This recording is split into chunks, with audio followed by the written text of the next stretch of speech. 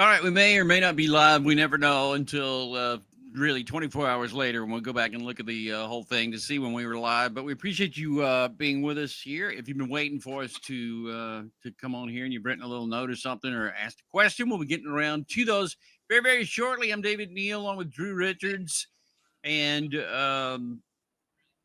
B. Dean Barry. Has anybody talked to B. Dean Barry? Not today. I think he's gearing up for tomorrow. All right.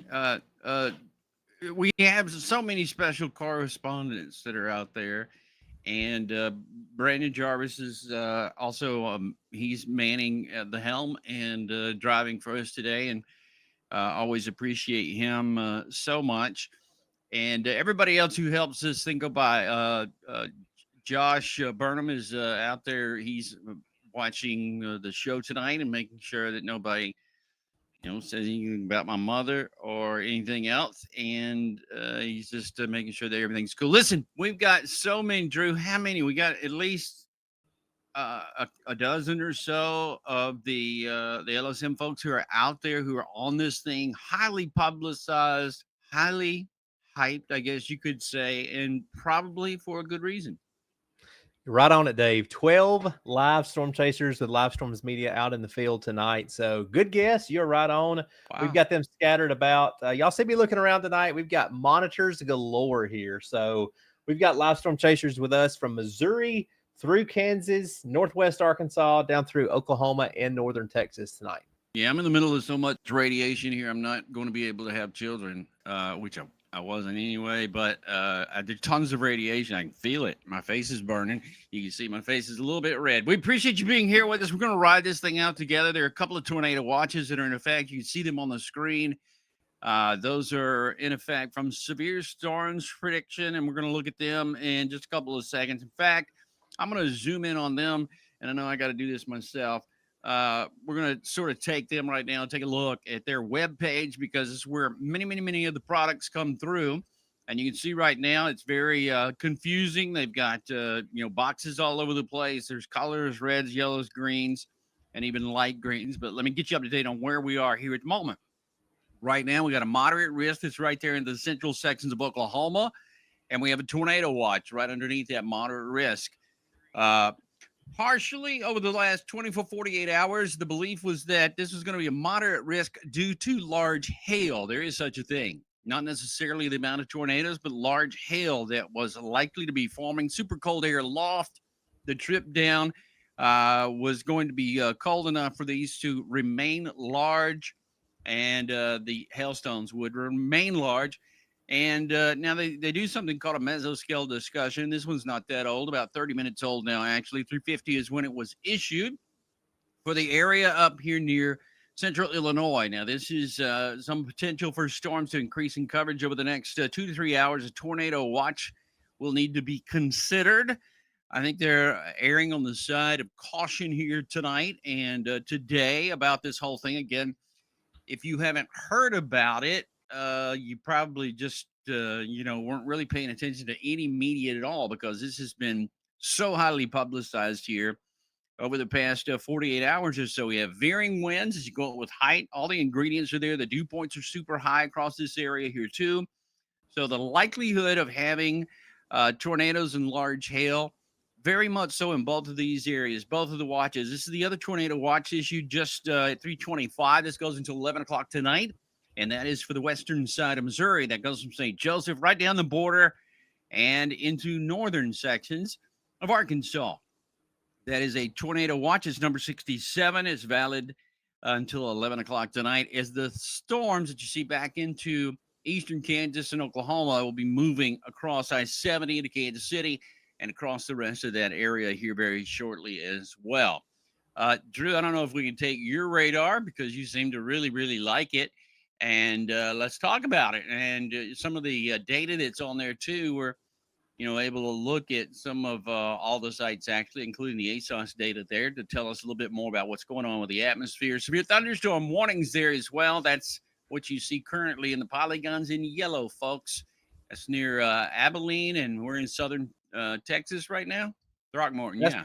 Yep, that's correct. Around the Abilene area. And then earlier we had 2.75-inch hail reported in Jones County, Texas, 3 miles south of Nugent. And then we also had a 71-mile-per-hour wind gust near Blackwell, Texas within the last hour or so. All right. And all this remains in an area that we've been looking at over the past 24 hours that we knew was highly volatile here. We go back to the other radar I can show you again, up and down the line, the Abilene storms that we're looking at right there. In fact, let me just put in a composite radar here basically to show you what I'm looking at here. Most of what we do see is going to be linear a little bit further down to the south. Those are linear thunderstorms there. Got a few cells that are developing. And then what we have across northern sections of, let's see, Bartlesville over to Coffeyville. This is right there along US 75 coming in from the south to the north. These are, sort of getting a little bit more of a linear direction here, if you will, meaning that they're together. They're not just single cell supercell thunderstorms. These two are for sure that are right there on the border. And those will all be moving into this separate box that you can see from Kansas City down to the south. That is your other tornado watch box. And also looking for some winds of 70 miles per hour. We started out today with severe thunderstorm watch boxes. There's still one in the eastern side there, Emporia down to Winfield and Wichita. And a couple of severe thunderstorm warnings to the north as well that we were looking at. These along I-35 and I-29 coming in. Not yeah, it is 29 coming in from the north end, moving on eastward there too. So all of these thunderstorms that we're looking at have the potential to rotate. I think many of them are, so we'll be kind of looking at that as we move along as well. These are strong thunderstorms in their own right that'll be producing some very large hail. I believe in the hours to come, especially from here on out. We're at max heating of the day right now at 4:30 into the afternoon. And sun setting now after 7:30 or so, between 7 and 7:30 out there, I think. And things should really start to heat up more or less through the rest of the afternoon, and there will be more thunderstorms there in those areas there too. What you got as far as um there's a possible tornado? I see a tag on that. Yep, possible tornado warning in Kansas now. So we'll go up and look at that one here. Dave, if you want me to load that one up, I can. That was Mr. B that just called. Sorry, guys. I had to go on mute for a minute and talk to Mr. Brett. So he is getting ready to rock and roll for tomorrow. Dave, he said if we can hold the fort down for about an hour, he'll be in here maybe within the hour. So 5:15, 5:30 Central Time is what he's looking at right now for being able to join. That's not Central Time. That's called BAT. That's Brett Adair time. That's correct. Brett Adair time. So that's so Jarvis. Anywhere. I think, yeah. Jarvis, do you have my source, my radar? For the love of God, take his radar. I think you do. So, yeah, there you go, Dave. That's what you're talking about going into Kansas right now with that severe thunderstorm warning with a possible tornado tag on it. Is it the southern one or that one? Yeah, it's the one still in Oklahoma at this time near Hula, Oklahoma, just south of Caney, Kansas. It looks like going to be crossing the state line, going towards Coffeyville, Liberty, and Jefferson in the next 30 to 45 minutes. And there's your area of rotation. So where you see that little red on radar, that takes out all the rain, takes out all the noise, and just shows you where there is spin in that thunderstorm. And there is your area of rotation just north of Bartlesville, Oklahoma. So we'll have to watch that as it crosses the state line into Kansas and see if that may be our first tornado warning of the day here in the next few minutes. Definitely need to be watching that area as well as some of the other areas that we're looking at too. And one of the things that I like to do, especially when this time of the day, is take a nap. Let's see. But other than that, hold on. There we go. Is look at some of the satellite imagery, and I love the ghost stuff. We're going to go back here for about 60, and let's put this into motion. I'll show you what it looks like right now. Some of the thunderstorms just now developing this afternoon. Been watching those coming in from the south. But over Iowa, you're looking at 80 and 70 right there. And as it loads, it should begin to show us some of the developing thunderstorms, the towering that is occurring now across those areas in northern Missouri. coming into Illinois on the western side, even back over to Indiana. And here's some of the new storms that are just now starting to fire. Check them out right there, just to the west of Kansas City, and the others that are coming into play there, right on the border of Kansas and northern sections of Oklahoma too. And those are reaching well up in there. You can sort of see if you look at the breaks here in the cloud cover here, Drew. I love this stuff because the resolution's getting higher and higher now in satellites, and the next goes will be functional here pretty soon. So we'll have the whole, well, at least half the disk covered with both the west and east. And this is showing you here that we have winds down at the, somewhat closer to the surface with those little cumulus clouds coming in from the south. And then we got an upper level wind, obviously driving a southwesterly, driving the rest of this along a jet stream that's pretty far up there too. So already you can just look at the satellite image, see shear that is occurring here within this system. That combined with the fact that we know the dew points are starting to climb here across all of this area also. So we're sort of looking at that and following that, and we'll be doing so over the next little while. If we've got somebody who's got some rain or something who's riding along, I'd love to see it. If you can pop somebody up who's got a little bit of precipitation or some clouds that we can look at, because that's the story here. It's not about Drew and I talking heads. It's about the fact that we actually have at our fingertips the ability to take live people who are out in the field. Yeah, I see that, Jarvis. Thanks for Shut up. We got 4? We do.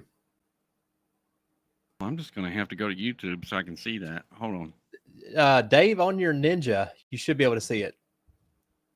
So go to your... Yeah, but it's teeny tiny. I want to see what we look like. Put your mouse on that, and you should be able to make it full screen just for me and you, because that's what I've been watching. Really? Yep. Put your mouse on it, click that little box in the top right-hand corner, and you'll see that full screen, and let's say live output. There you go. Holy cow.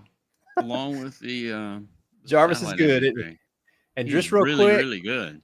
While we're looking at that chaser video, just a quick heads up, that rotation in northern Oklahoma and about to move over into Kansas continues to get stronger.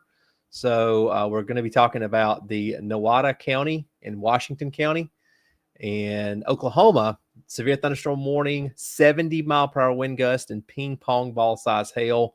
And again, possible developing tornado if that storm continues to strengthen. That was always the toughest thing for me to say on television was ping pong ball size hail. That, and we turn you to your regularly scheduled program. It was always the most difficult things for me to say. But yeah, we can see it on the radar imagery, what we're talking about there. And everybody who's riding along, now I don't know, Drew, and you probably know who is who out of all those videos there at the top of the screen. And everybody is doing a terrific job this afternoon. Brad Arnold is out there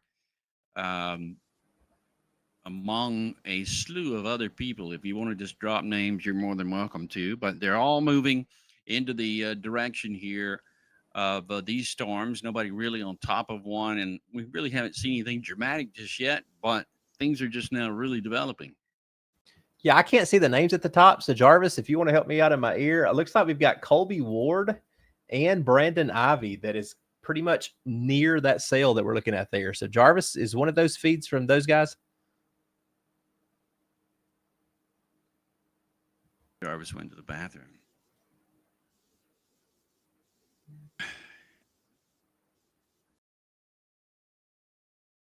Colby Ward. And that's fine. Let me see what we got on those. So right now, Dave, they're both on it. But yeah, as you said, a lot of heavy rain, and I don't see anything great. Trying to bring, so Jarvis, if you want to take my secondary monitor source, if you have that pulled in, that is Brandon Ivy's feed. A lot of rain, but not really a lot of structure that I can see right now on that thunderstorm. He's in Kansas, so he's on the Kansas side of the border looking back south into Oklahoma. And from the direction he's facing, it does not look too interesting. So we'll see if we see anything here over the next few minutes with Brandon Ivy. All right, so that's That's going to be really interesting. Can you pull any of those up full screen? Are you able to just? I'm asking for stuff. I don't know. Let's see somebody full screen. Let's just see what's going on here, because whoever that is next to me, right? Crap! Look at Brandon. There you go. There you go. He's near Osage. That was quick, Jarvis. Good job. It was very quick. Yeah, Brandon's already. You can see he's already prepared. He went ahead and cracked his screen down the bottom left-hand side. He did that before he left, just so he could fit in. And obviously, he's doing so. Driving the speed limit. I've got full control of how fast they can go here at my desk. So there's a lot of stuff going on behind the scenes that you don't really know about. That's Brandon Ivy right there. Beautiful shot there. Great quality. Always appreciative of Brandon Ivy and everything that he does out there. And hey, Dave, yep. I pulled his location. The reason we can't see structure is because he is in the bear's cage. So he is literally in the hook echo of the storm, moving back east now. So not able to see what's dropping because it would be directly over his head right now. So, yep. All right. What else we got? We got anybody else? Just pull them up. They're all going to look good. There we go. Yes. It looks like Bryce is in Fulton, Missouri. So near Fulton, Missouri at this time on the storms that are severe but not tornadic up in north central Missouri. See those silos over there? That's all there is there in Missouri, in that area there. You see them. I felt like when I saw that, I felt like I've been by that place a gazillion times because of all those grain silos that they have. Again, Bryce Shelton, who's a veteran of storm analyzation, whatever you want to call it. There's some guys out there that are chasers, and I'm not fond of the word just because of what's happened over the past couple of years, with inexperienced people. I guess anybody could really chase, but when you're able to analyze what you're doing and not just, follow a crowd or something, it's a whole different sort of a thing. But nonetheless, Bryce has been, I think he's got a big old truck too, doesn't he, Bryce? Anyone that's got the huge truck that I believe so. You see sometimes in the shot. Got all the lights on it, and I'm pretty sure so. So. Hey, real quick, Dave, that storm we were just looking at crossing into Kansas, 70-mile-per-hour wind gusts recorded in Caney, Kansas, and that's in Montgomery County as of 5 minutes ago. 5 minutes ago. All right. Let's do a couple of things here, too. We can, we were talking about dew points a few moments ago, and I've pulled those up here. Just to kind of show you what they look like. The dew points presently into the 60s. And you can see that goes well off to the north. We got 60 plus around Kansas City. We still got a 64, 66 degree dew point reading there. We got dew points that go all the way over to Springfield that are above 60, and Decatur. Champagne's at 54. So there's very distinctive warm front that exists here along this border. From St. Louis northward, it looks like it goes all the way over to just about Champaign. Terre Haute at 66, and then the dew points get considerably lower the further you go. So there's your warm front, and the cool front is hanging a little bit further to the southwest. Looks like it's gone through Lawrence and Topeka, the cold front has, and still just back to the west of Kansas City and beyond, where we do have some of those conditions there as well that we were looking at. And if we look at let's just see if I can pull up the wind gusts over the last little while here, because you said we had a 70. And they just issued a destructive severe thunderstorm warning for that cell. So 70-mile-per-hour winds and baseball-size hail, Montgomery County, Kansas. I've heard that terminology rarely. Every time I hear it, it kind of makes me go, okay, I hear that now, but I hit the wrong button. Relatively new. They didn't do those until just a few years ago when they added the considerable and the destructive tags. Used to a severe was a severe, And, in the wording, it would have the details on it, but not always those destructive tags. So pretty cool. Doesn't necessarily show up there in the data just yet. And I love this app, by the way. It's a little bit slow, but National Weather Service there, and you get a lot of information off of that. But wind gust is not. I don't see a 70 there anywhere, and it's in my screen, shouldn't it be? I think so. All right, let's go back to the radar and we'll take a look at it. This is what it currently looks like here across this area once again with the big storms that are moving on from the southwest to the north and east. We got a pretty good movement on these storms too. We were moving at about 45 a little earlier. Still have 2.75 observed, it says, hail being reported. That's 70-mile-per-hour wind. And as Drew was just saying a few moments ago, they've now put a destructive annotation here on this Montgomery County storm. They're in central sections, well, the southern sections of the state. Very destructive storm for Tyro, Coffeyville, and Liberty. It says baseball-sized hail on I-70. Oh, no. Let me try that again. Baseball-sized hail and 70-mile-per-hour wind gusts. Other than a tornado, can it be any worse?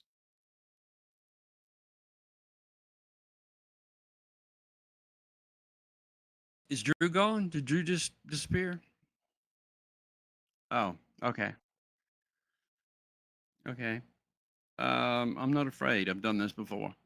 Um, so anyway, that's currently where we stand with what's happening there. That's just outside of Coffeyville and moving on east. Coffeyville used to be known for having the largest hailstone ever. Like when I was much younger, that's what Coffeyville, Kansas was known for, to have the world record hailstone.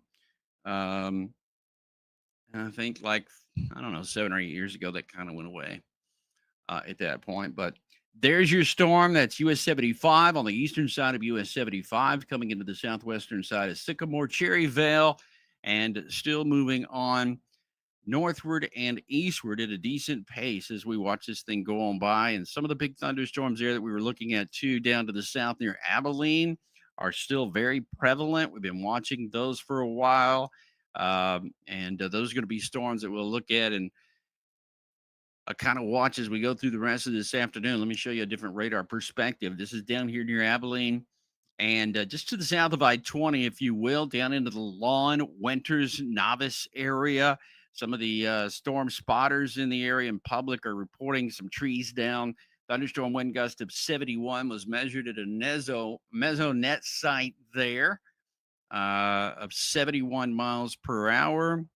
Looks like Fort Chadburn, the mesonet there, reported 71-mile-per-hour gust when the thunderstorm went through there just a few moments ago. And then up to the north into Albany, over to Breckenridge, got another area of thunderstorms. There's an 88-mile-per-hour wind gust. Says who?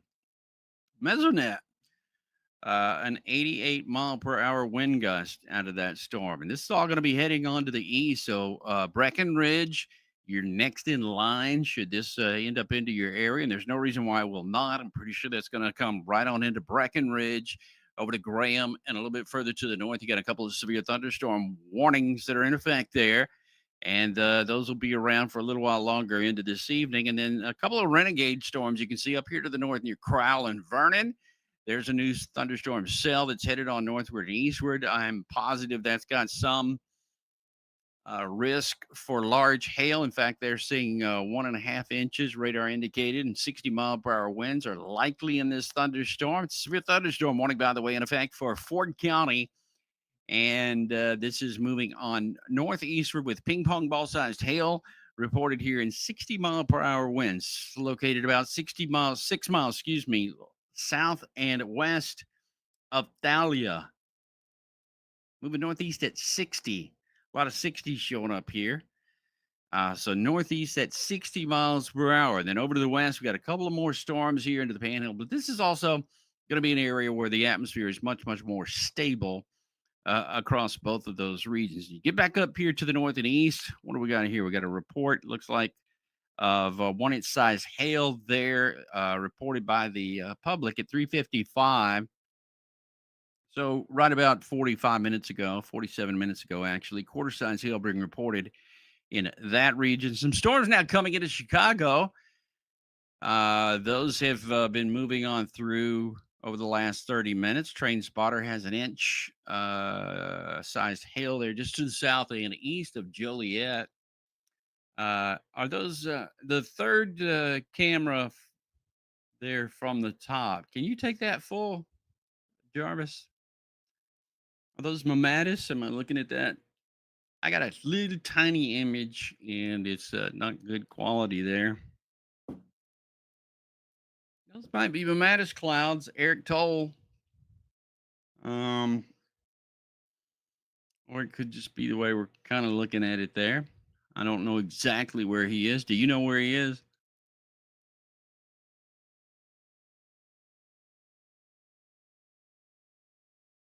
Graham, Texas. All right. All right. So that's the big picture here at the moment with another couple of thunderstorms far, far to the east. This one's just south of Cincinnati that you can see. That's going to be in a severe thunderstorm warning, by the way, in Cincinnati.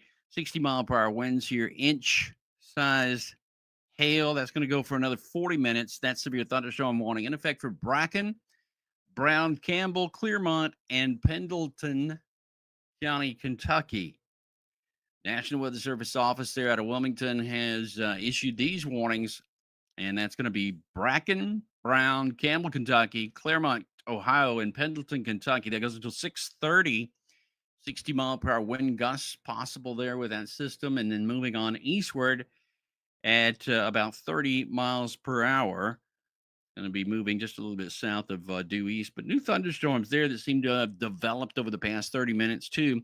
They were looking at, although the severe weather that is going to be taking place there into the Ohio Valley, you should be prepared for during the day tomorrow, especially mid to afternoon. Tomorrow is when that is expected. In fact, we'll look at our modeling here in just a few moments and take a look at what the models say. Brand new tornado watch, by the way, just now coming out that does include St. Louis. This just a few moments ago being issued for St. Louis. This goes, well, let's just read it together. It's number 68, tornado watch outline from the Severe Storms Prediction Center out of Norman, Oklahoma. And they are telling us that a lot of counties are involved there, but you can see the box that we're looking at, which goes ahead and tells us that this is going to go all the way over into Indiana, actually. Radar on there, and we'll see. We don't have anything just yet. Notice there's new storms, though, that are popping up just to the east of Jefferson City near Bell and Lynn. A couple of new thunderstorms that have just popped up there over the past few minutes. So we now have 3 tornado watch boxes there across the central sections of the country in an area that was progged as moderate down to the south. The Oklahoma is the moderate area for the day today. But then off to the north, we were still in an enhanced risk, and we'll look at that shortly as well and talk about what's happening in the big picture there with some of those other thunderstorms. But you can check this out, and you just see a multitude of thunderstorms that have really popped up. I haven't used this. Let's just go to the eastern CONUS and see what the satellite looks like here. And we do have that satellite, which doesn't say a whole lot, except that it's very, very cloudy. Very, very cloudy. And you can see some of the breaks that are showing up down into Oklahoma City, down to Abilene, Central Texas. There are breaks that show up there, but you can also see quite a bit of development that's taking place out ahead of all that, too. In this area right in there, you got new thunderstorms that are popping up along the region. Those will last for a little while longer. And the new storms cells that you see up there near Tulsa and Oklahoma City, those will be included as well. Now, I don't know if we've got like a, I'll tell you what, let's do this. Um, yeah, that didn't work very well. I just don't like my clouds to be purple. I don't know about you. My shirt's kind of purplish. This is really freaking me out, so I need to quit that. Let me find something else here. How do I see it? I'll have to figure that out in just a second. Jeez. I'm just now noticing that I've got satellite stuff here that I can look at. That's pretty interesting. You're looking at the infrared imagery. The satellite imagery is infrared, meaning that it can determine the temperature of the ground and then everything else that goes along with it. So it's got a ground temperature, and then it also notices that the cold cloud tops, the ones that have the hail in them, those are showing up very well. And very consistently now you can see the blossoming is right about here. That's where the new thunderstorm development is going to be. All that's still headed on to the east, kind of like that as we go through, east northeast as we go through the rest of this evening. And then the other separate area, if you will, is a little further to the north, up near Coffeyville, Pittsburgh, Joplin to Kansas City. And now there's new development there. You kind of got three areas of developing thunderstorms that are taking place. Not kind of. You do have three areas here. There's one there, there's one there. And I guess you could say there's probably one up near Des Moines. And you got this little thing that's going on over here near Cincinnati with a few thunderstorms there too. But that really doesn't develop until the day tomorrow there into the Ohio Valley, where there is a moderate risk for the region that will be there through the day tomorrow.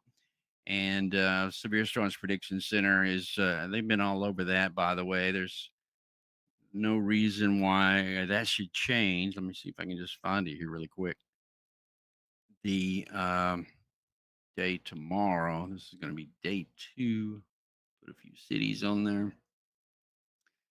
And what's that? How'd that happen? Stop it. I just saw that. I got too many monitors. I'm just telling you. Have you got my mouse?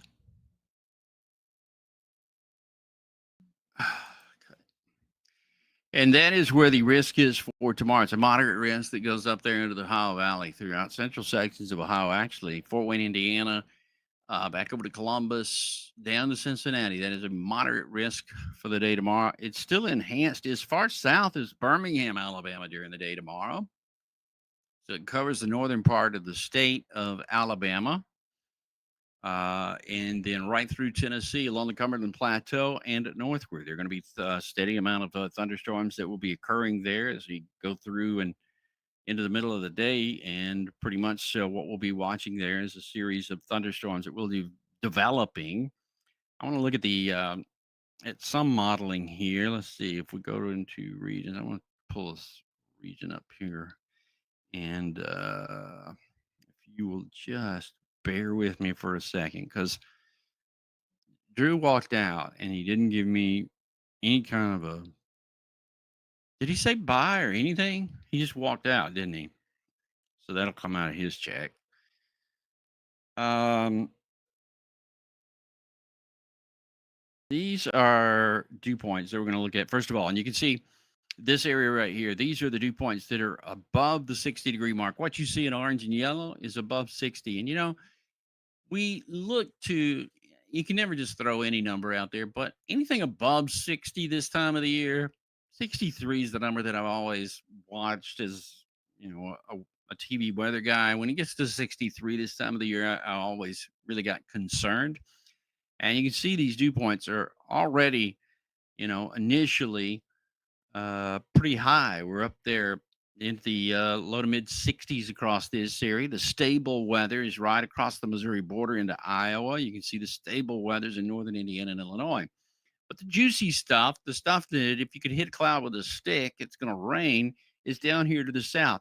Look at some of these dew points down here into the Gulf Coast. We're talking about 70s now showing up along the Texas Gulf Coast, Louisiana, back over into Mississippi. Your day comes tomorrow, by the way, is all that heads further and further to the east. Now, this is the HRR. It's a rapid hourly model that updates itself hourly. And so we can look at it and actually look at what the precipitation might look like during the day today. And let me see, how far does it go out at the moment? It doesn't go out very far. So let me back it up 1 hour to get a better run. And now you can see what has developed this afternoon is basically down here into Texas. It's pretty close, I think, to initializing correctly. And there are your big storms. I got what?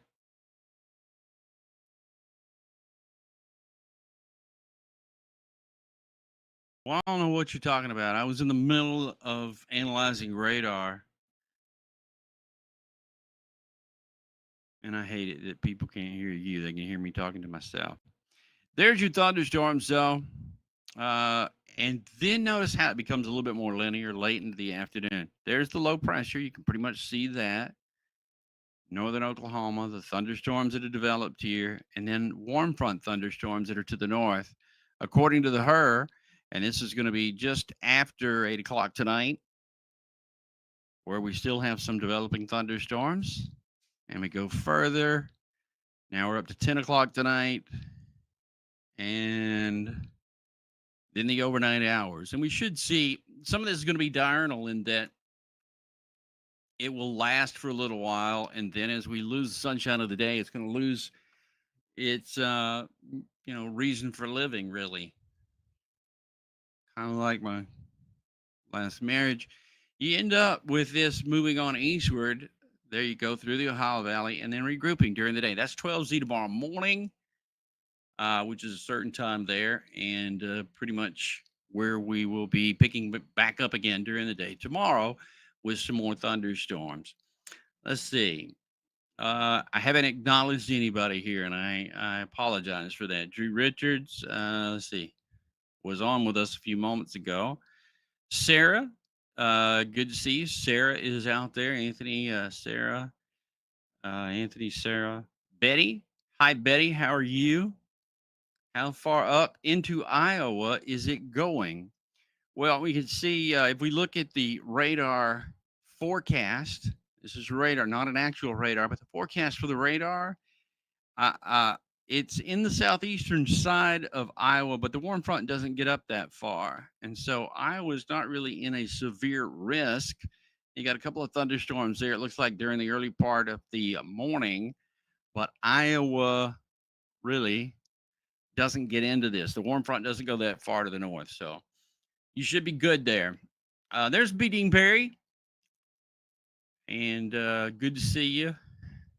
I've I've never gotten his name correctly, but and Brett says, "Hello guys, Brett here. Jumping on David soon. I'm about to pick up the car to head to Ohio." So we're going to be talking with Brett along the way, and it'll actually be kind of cool that he's in his vehicle because he can sort of tell us about how that works. What's going on in his vehicle is state of the art kind of stuff that he can keep you up to date with. So it's all very cool. Let's see, Sarah. Are Anthony and Sarah the only people on with us? See a lot of Logan is with us there. Hi, Logan. And Suzanne Jordan says hi. So ask a question and we'll, if I don't know it, I'll make something up that's believable, or we'll just ask Brett because Brett knows everything. Some of the other parameters that we're looking at, Cape values. This is the potential energy that is out there in some of these thunderstorms. I'm going to look at those and see what we got. And much of this is above 1,000 as far as the forecast goes. And this is kind of just now coming to fruition. The HRR model, if there's anything about it that is, we call it the HER, if there's anything about it that is a little bit of a cheat, it's that it only goes out 18 hours every hour, except on the big hours of 0, 18, 12, 18, 0Z, and then again at the midnight hour at 06. So normally when it comes into play, it's got, decent data. It's not like the GFS or one of the models that has to go out, 10 days, 360 hours. This one has a short time span. One of the things that it does too is it tells you about the max value of everything that you see because it's all pretty occluded there when you look at the mass. But somebody has a max value of over 5,000 joules per kilogram squared, which is just a fancy way of saying the potential energy of that air mass right there is very high. You see, it cuts off according to the warm front. There's the warm front to the north, and then everything down to the south is a little bit different there too, westward. But you got super high Cape values here, and they go all the way to the north. Uh, wow, all the way to the north, right along the border. Very convenient for all that to happen there. And then all this moves on to the east as we go through the day tomorrow. Let me see the Ohio Valley. So let's look at that. If we can get into the day tomorrow a little bit, 18 hours doesn't take us very far. Actually, it only takes us to 9 o'clock tomorrow. So I had to go down here and I'll have to pick 18Z, which then goes out 48 hours. And you see it picks up again tomorrow, and it picks up again right there into the western side of Ohio. And that's going to be right there midday, 3, 4 o'clock into the afternoon. So as you look at it at that point, I think we do some of the big storms again tomorrow in both of those areas, and that's why the moderate risk is there into the region, and it's an enhanced risk all the way down to the south. I think we can look at the radar imagery too to show you kind of what we're looking at with the bulk of the storms. There's two things that we're looking at here. One is that probably by noon tomorrow, there'll already be some thunderstorms adjacent to and out ahead of the cold front. There'll already be some supercell thunderstorms. It looks like here in the southern sections of Ohio during the early part of the day. This is noontime tomorrow. Brett, you better get on it. And then a sort of a linear deal that comes southward all the way down here into the Tennessee Valley of North Alabama. And that's why the enhanced risk goes all the way down to the south into Birmingham. 19Z. Now you're getting into 2 o'clock into the afternoon. 3 o'clock daytime heating maximizes right about here. And that's a mess way down here into the Tennessee Valley. You can certainly see there's some big thunderstorms there that are moving across that region, coming into northwestern Alabama around Florence and then moving on eastward. It does look a little bit more linear there than it does, you know, single cell supercell thunderstorms, which the reason we talk about that is because it just makes common sense that if you've got a line of thunderstorms, then you're using the energy available there within the whole line. Not just one cell has the ability to fuel itself. So you get quite a few thunderstorms that form across the line there and beyond. This is all wrapped up in a low pressure center, by the way. It's going to go off to the north and east and be a snow producer. But look at how huge this cyclone is. Look at it spinning there. Wow. Kind of cuts off there around Lake Michigan and just wraps up. Look at these banding features that come in around the low pressure.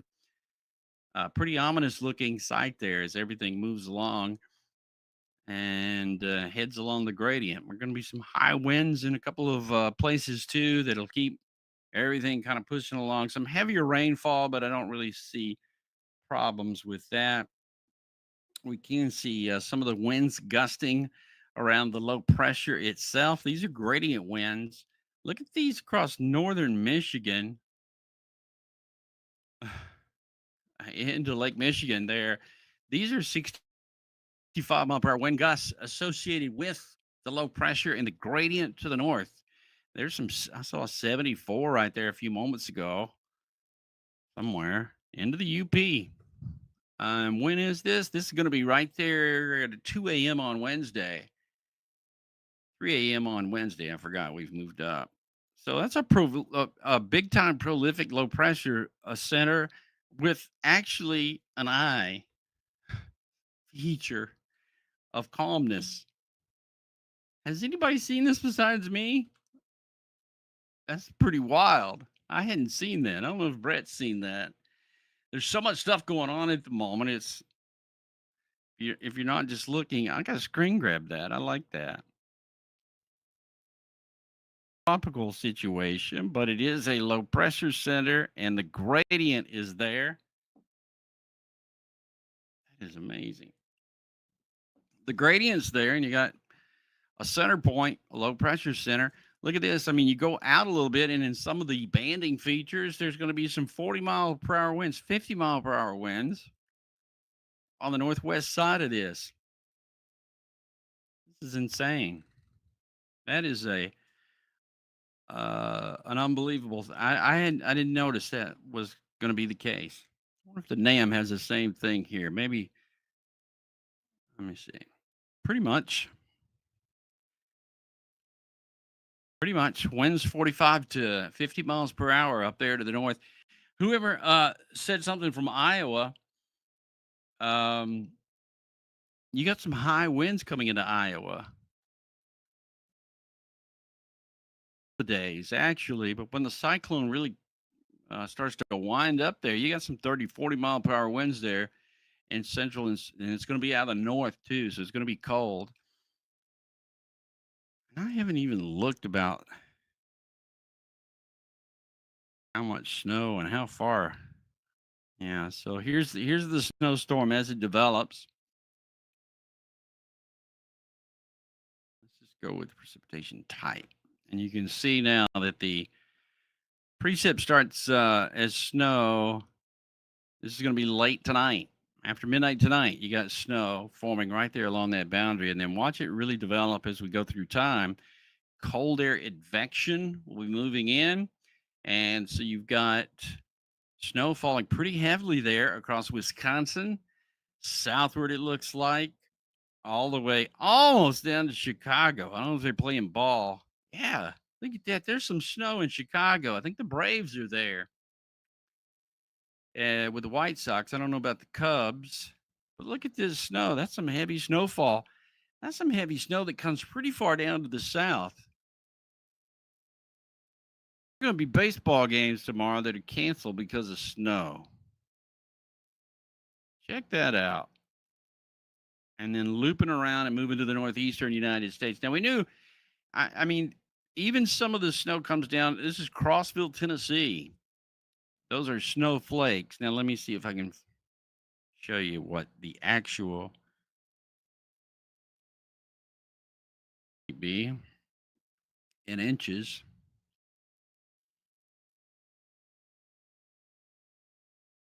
This is calling for snow to actually accumulate on the eastern side of the Smoky Mountains. There may be snow over there, and then everything that you got all the way up into Canada and beyond. And this ends up being a snowstorm that doesn't get down to the big cities, stays pretty far to the north. I think I can go to New England here and show you what I'm talking about. Boston, not any longer. Yesterday, it looked like there was a pretty big accumulation for Boston. This is now looking like a southern Maine sort of a thing, and pulling out, pretty quickly overall there. So that's an amazing thing that's happening here at the moment as well with the weather. That's why I love the weather. Stuff happens sometimes when you least expect it. But pretty much everything that we're talking about here has been verified by the overall ensemble forecasts that have been coming out for the last little while as well. Let's go back to the radar and take a look at what's happening here again. I'll get rid of the satellite. We'll put up the radar imagery once again to show you some of the big thunderstorms that are still moving on through. I don't see a tornado warning just yet, but we got a series of severe thunderstorm warnings that have popped here. All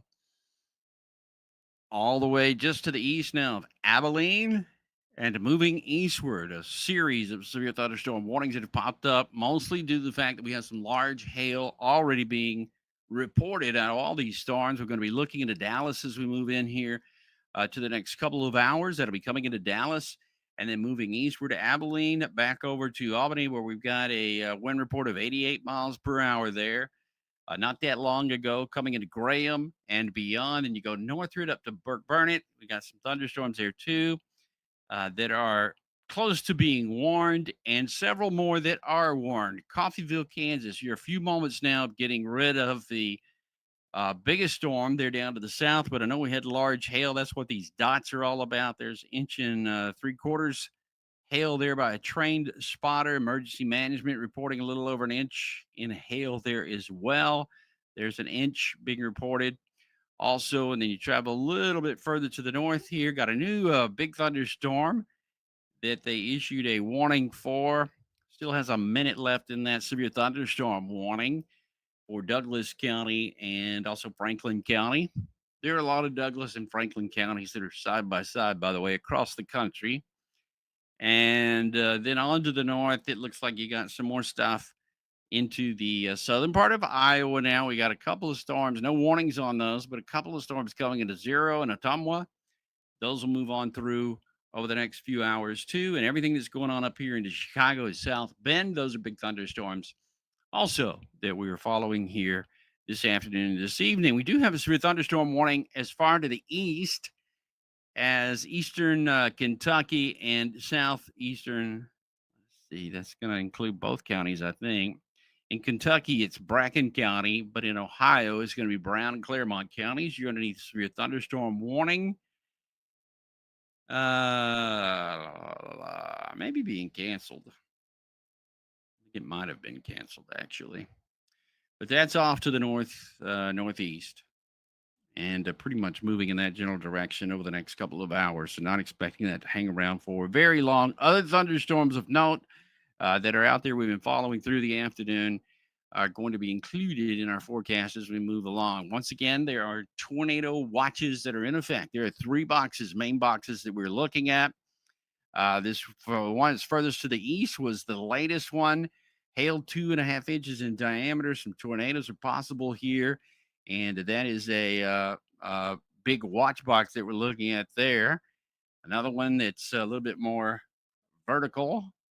Tornado watch box number 67, and then down to the south, you got the Oklahoma City, Tulsa, and Wichita Falls watch box that goes for a little while longer. That's number 65 that we were looking there. We don't have tornado warnings, and I don't know. I wasn't here for the entirety of what we've been doing, but I don't think we've had a tornado warning just yet out of everything that has occurred. Now, the actual reason for the tornado watch today, or the moderate risk today, some of the reasoning that was suggested was that it was going to be mainly a moderate for hail, for large hail. They do that. Just because there's a moderate risk doesn't necessarily mean bunches of tornadoes. In this case, they were thinking more along the lines of damaging and life threatening hail, actually, baseball size stuff. So, pretty much what we're looking at there throughout most of this is the threat for large hail over the past couple of hours has been taking place. I don't know if we can take video number 3, but that looks like a pretty hot chase going on right now. You can take the third video, and I don't know who that is. That's going to be Eric Toll. Eric is on a storm at the moment there. You see a lowering off on the far right-hand side of his screen. He's at the edge of a big thunderstorm, and he's actually stopped at the moment, so you can get a little better picture of what's happening, what's going on here at the moment. He's in Breckenridge, Texas, and we were there just a few minutes ago looking at what was happening there. Let me change the graphics over Breckenridge. Guess in the future we'll have to do a little. I wonder if he let that go by him because he's right here. It looks like the storm is now kind of by him. He might be on the edge of it, or the bulk of it may be just above him. But that's Breckenridge, Texas. There was a report just to the west of him, actually, of some high wind there near Albany. And that's where the 88-mile-per-hour wind gust was reported just a little while ago. Eric Toll following that storm as it moves along County Road 67 onto the east. Just north of I-20, it looks like at this point, and headed for the Dallas-Fort Worth area as we go through the remainder of this evening. Some of those big thunderstorms as they come into the Dallas area, we'll have to watch out because that's going to be, still some traffic out there, I'm sure, into Fort Worth, especially Weatherford. This could be around 8 or 9 o'clock, I think, probably. 7:30 or so, probably. They just reissued new severe thunderstorm warnings. You can see those now for Ranger, Strawn, Eastland, right along I-20, basically. 2-inch size hail. And the damage threat is considerable now in this severe thunderstorm warning. This is out of the Fort Worth office where they say 2-inch hail and 65-mile-per-hour wind gusts are possible. Cisco, Lake Cisco, around 5:15. These are your ETAs. Eastland at around 5:20. Ranger at 5:30. And Palo Pinto Mountain State Park at around 5:35. Strong thunderstorm there coming in from the west. Speaking of the west, there's still 26 minutes on this with a possible tornado tag to it. Let me see if I can find back.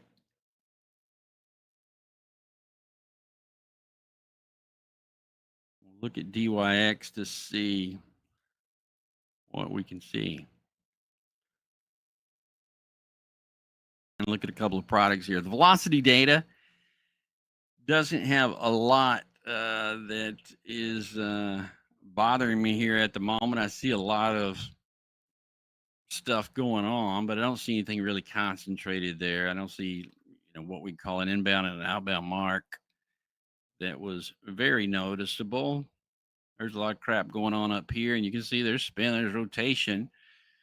This is an outbound area right here going away from the radar. This is coming toward the radar, but notice there's a big gap between the two. That's just going to be south of County Road 67, south of Graham, there in between Graham.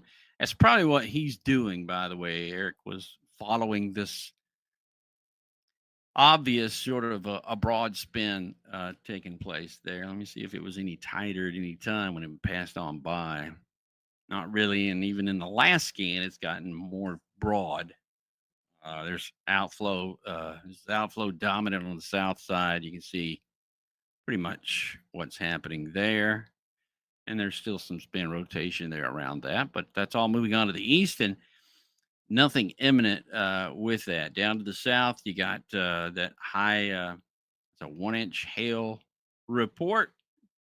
So that's basically what we have that far down to the south with everything that's happening in both of those areas. A composite radar, let me look at that again and see.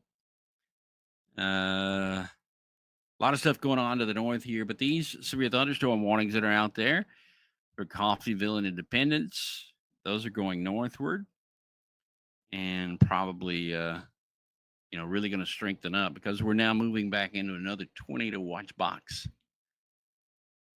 And I think that's what we're basically going to see going into the next few hours. It's a brand new watch box there. We had 3 tornado watch boxes, no tornado warnings at the moment. We're not normally on, by the way, until there are tornado warnings, but we had a plethora of people who were out and about. So we decided to come on and, run through some of the videos, the live streams, so you could see what we see. Basically, and that's everybody there at the top of the screen. That not everybody. That's 4 out of the 12 that we have.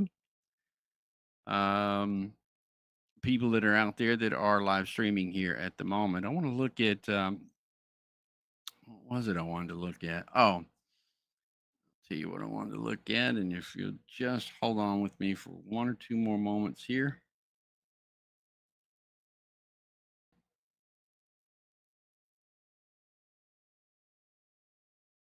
It's a thunderstorm outlook.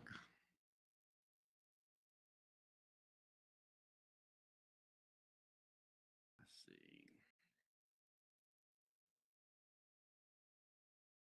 Let's see what we'll do here. Easier for me to shift this off. I'm going to bring you back to the other radar for just 1 second because I want to look something up. There's where your watches are, by the way, the tornado watch boxes, and now the new radar that's coming into play there. But surely, exactly zipping through. There it goes. There are the warnings that we currently have and what you're watching, and then I want to take a look at some of the other pictures that we have that are out and about. We're going to be watching what happens in Dallas as we go through the next couple of hours. We do have Dallas camera there in Dallas that we'll be looking at here momentarily. Um,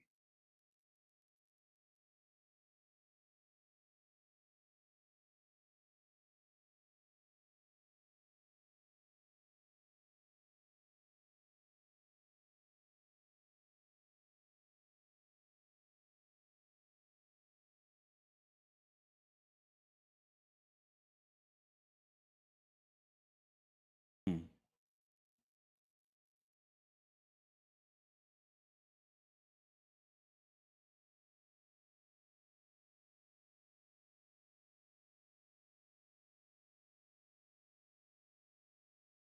okay.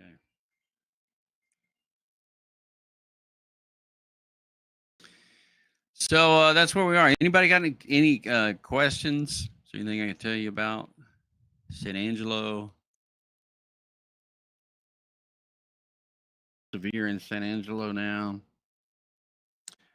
New warning here that we'll be looking at. That's further down to the south here with some of the other areas that we're looking at. San Angelo. Let's see. Oh, that's a new box there. That's going to be for the next, what? Probably, well, that's actually old. It only has 5 minutes on that warning. That's going to be Concho and Tom Green County, northwestern Concho. Tom Green County. I know Tom Green. I didn't know there was a county named after him. And that's your storm. That's currently the storm as it goes southwest to north and east. So already, Cristobal, we're getting a couple of thunderstorms that are pretty far down to the south there that are coming northward. Ballinger up into the Cross Plains region near Putnam. Some large hail being reported up here, an inch in diameter, and even further to the north.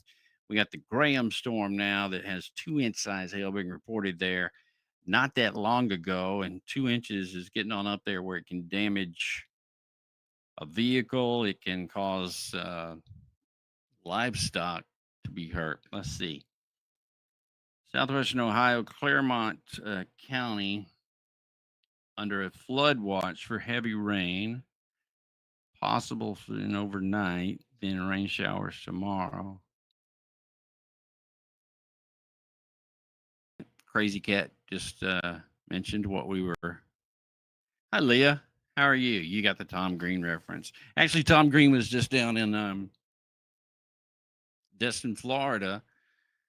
He was doing stand-up comedy in Destin, Florida last weekend, or at least that's what the sign said. Okay.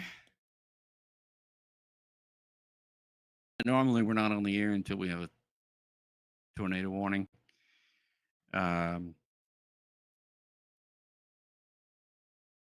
Because other than that, there's just not a whole lot to talk about. Take video number 2 up there. That looks interesting.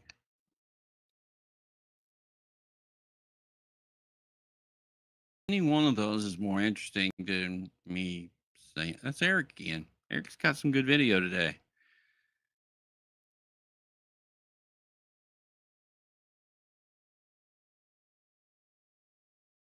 Look at that. My screen's a little. Yeah, look at that.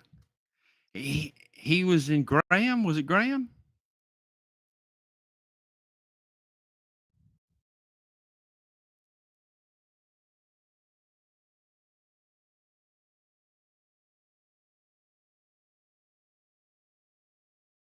Well, that is Graham. That's he's looking. I think he's looking at it from the south now.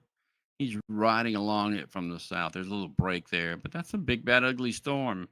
I've not seen any lightning strikes yet, but I don't know if you'd call that a wall cloud or not. It's very broken and fuzzy on my end. Yeah, it is. Yeah, it is. Let me see if I can let me get rid of the composite and see what I can find. DYX. It had old data a few minutes ago. Yeah, I think he's still watching this little and first of all, the one thing that I noticed that there it goes. First thing I noticed is all the lightning. I don't know if you can see, but there are lightning strikes all over the place on the radar image. And I haven't seen really any in his video. What is that right there? It froze and I can't tell what it is. Yeah. But you got a little bit of pixel to pixel kind of stuff going on here. Um,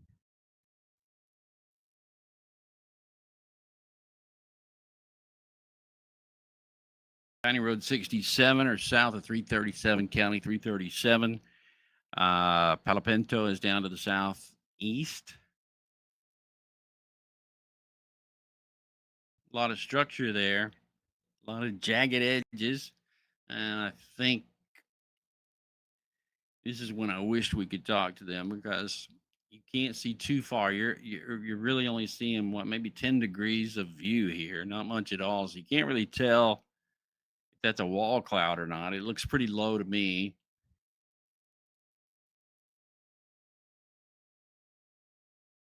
I was thinking the other day about I'm about to invent something that looked like hail over there on the right hand side of the screen. It looked a little aqua like, or is that just me for a second? Yeah. That looks really low to the ground off into the distance. So there's certainly potential there.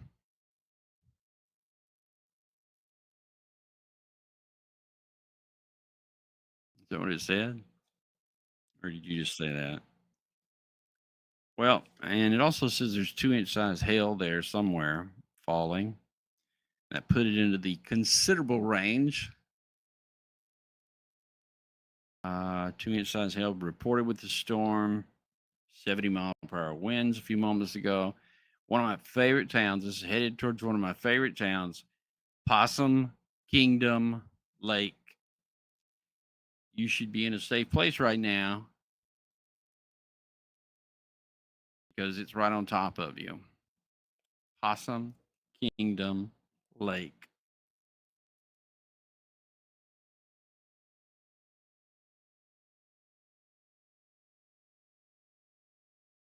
Yeah. Yeah, that looks a little odd on the right-hand side again. I don't think well, at least on my end, I don't think I'm seeing 30 frames a second, but a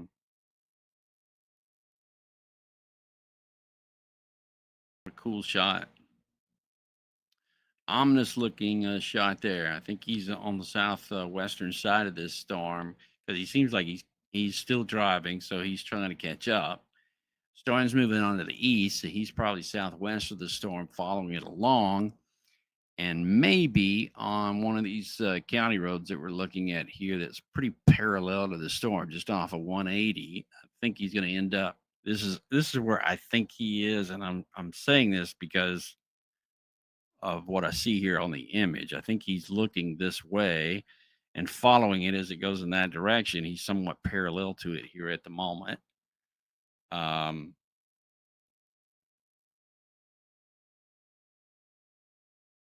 I believe that's where he's at. If we had him on the phone, he could be on this road and it's still off into the distance, but he seems to be keeping up with it there. You got anybody else that's got anything ominous looking?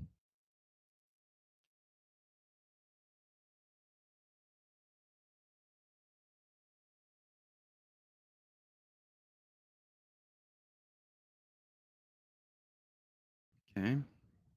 Like I said, we got a lot of people out there, probably at least a dozen, but maybe more that are out there through the afternoon, and they're going to catch whatever is around. All right. Here's some other individual thunderstorms that we've been looking at, and this is kind of, if I don't know if you joined us last night, but this is sort of what the her was projecting last night into the forecast data was a couple of supercells moving across Missouri. That's what caught our attention when we were talking about it a little bit earlier. And Brandon Ivy, Vanessa, somebody says Brandon Ivy's got a good shot.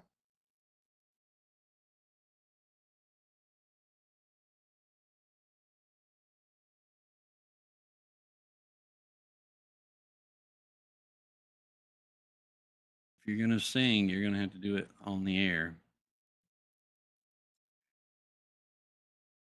Somebody's singing in my ear. Right.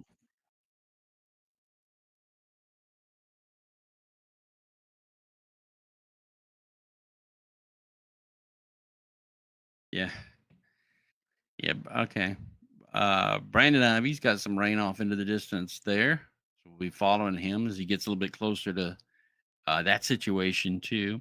The severe thunderstorm warning there in the Missouri is for Franklin and Warren counties. Franklin and Warren got an inch and 3/4 hail being reported there. 60-mile-per-hour winds. Radar indicated 60-mile-per-hour winds, and the damage threat is considerable now, according to the Weather Service. That is a considerable situation there. You can see that is a supercellular thunderstorm. It's already rotating. It's got a meso associated with it like this, so it is spinning in this direction. It's got a little outflow with it that you can see as well, and this is going to be where the high winds are expected.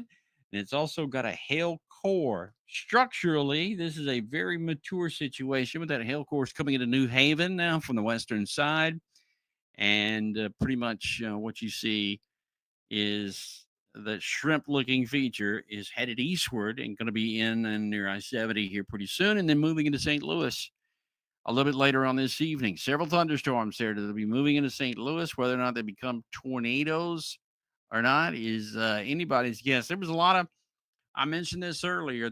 I'm not going to say it got out of hand, but early in the day today, quite a few people discussing the fact that this would be a prolific day, maybe even going back 10 years. I saw somebody quoted and said this is going to be the worst outbreak that we've seen in central Oklahoma in 10 years. Somebody said that earlier today. I don't have the cojones to say anything like that. I never have in my career of 40 something years. I never said anything that was definitive because it's the weather. For the love of God, we got no buttons back here to push to make something happen. And anybody who claims they can look at a situation and know for sure what's going to happen is a liar. They has to be smoke coming out of their pants because they're just lying. It is not, I hate to use the exact science, but you know, I know some people who are better forecasters than others, but in general, we all have the same information and it's what you do with it. That people tweet out and stuff is really kind of upsetting in this day and time because a lot of people are going to remember that. In fact, a lot of people probably screen grabbed that and won't let that die for a while. So be careful. Anybody who does that, sort of thing, um, just be careful of them. Don't give them your credit card information. That's for sure. Lined up here, it's not a prolific tornado outbreak. It's certainly a severe thunderstorm, hail sort of a situation for everything that we see today. We don't have that tornado threat just yet. Whether or not it comes or not, I don't exactly know. Everything is sort of in place there for a couple of areas to have tornadoes, but they're not spinning, they're not rotating that much. And then we're just going to be following what happens into the Dallas Fort Worth area as we get into, more population. Then we'll have to be worried about what's, pretty much happening there. Um,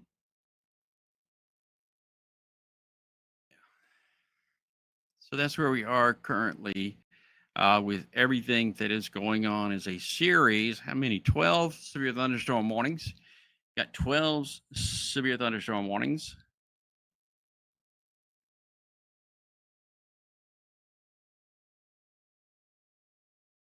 Uh, the Yeah. I don't think this goes away. I don't think that this suddenly just dies out. I don't think that it's all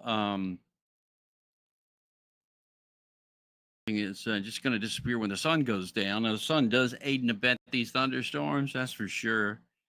I mean, we'll see a weakening later on tonight, but right now the jet is about to pull in here, and the jet will help this whole thing to serve as an engine and evacuate some of this at the higher elevations, just like over a hurricane. When you get an anticyclone, you allow it to evacuate air that's rising, so that just pulls in more. Um, so that's kind of where we are at the moment with everything that is popping up there across central sections of the state of Texas, just to the west of Dallas and Plano, and coming in at about some of them over 60 miles per hour from or moving 60 miles per hour. Inside them, they have 60-mile-per-hour winds, so you can actually add the forward motion and come up with some really high wind speeds that are showing up here. Now, coming into Kansas City from the western side, some of the big thunderstorms there that don't have any kind of warning with them. I'll be honest with you too. There's a huge, not a bias, but a degree, a learning curve maybe, that out to the west, where they deal with these sort of situations all the time, they don't pull the trigger as quickly as they do in some portions of the east when it comes to issuing severe thunderstorm warnings. They see this kind of thing often in some of these areas, and so they don't exactly just trigger severe thunderstorm warnings or tornado warnings for everything. This is a Reno storm here at the moment. Lawrence, Kansas, Reno over to DeSoto and down to the south along the river, over to Kansas City and Overland Park. Big set of thunderstorms that'll be coming on through. Quite a bit of lightning here. Now you can see a lot of this is involved in the jet, and you know that because of how rapidly it's moving on to the east and north. There's your main flow into the upper atmosphere. And pretty much, as it goes on to the northeast like this, you're going to see fast movement. I don't know if we've got any of these. These Jefferson City, let's see how fast they're moving. That Jefferson City, severe thunderstorm, considerable wind, blah, blah, blah. Moving at 40. Golf ball size hail being reported there with 60-mile-per-hour winds into Jefferson City. That was just a few moments ago. So that's kind of what I'm talking about there. And this is a new area, by the way. This is what the computer was suggesting yesterday or last night when we were talking, is that some of these thunderstorms would get larger about this time during the day. And these are your supercells. I think these are the ones that truly, these two right here, you got two of them going on that are prolific storms and growing. These have just really come up over the last 30 minutes. I don't know if we can go back 30 minutes and see there was nothing there virtually. And now you got two big honking storms that are coming into St. Louis, O'Fallon specifically. I think these are going to go just to the north of St. Louis. Both of them will. If you just draw a line like that, you can see St. Louis down here to the south. These are moving along or away from the line that I just drew. So that's pretty much a good indication that these are going to be moving to the north, but up near O'Fallon and coming across the river in that direction.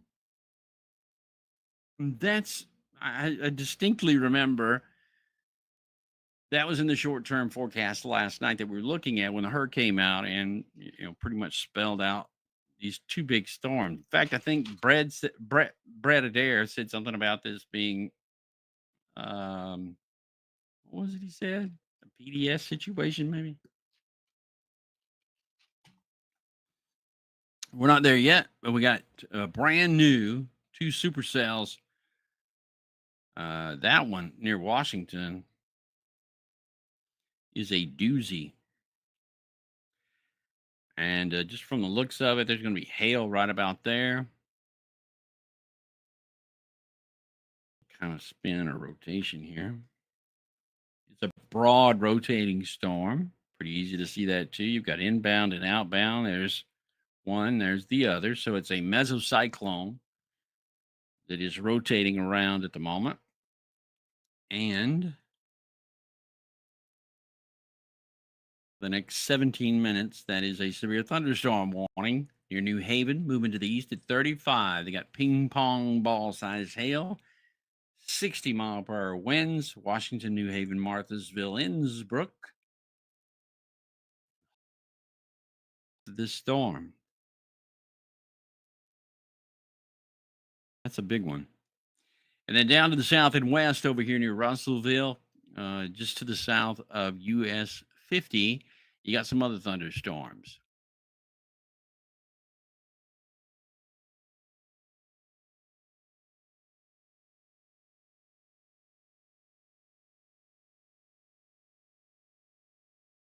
Josh Burnham is on the line.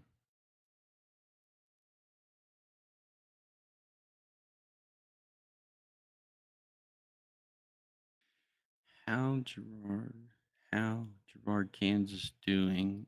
I got loved ones there in Gerard, Kansas. Let's just see.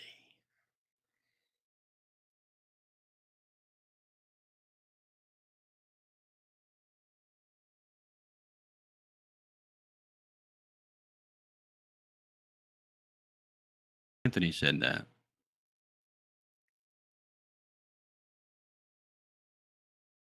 Oh, I don't know why mine didn't show up, but hold on.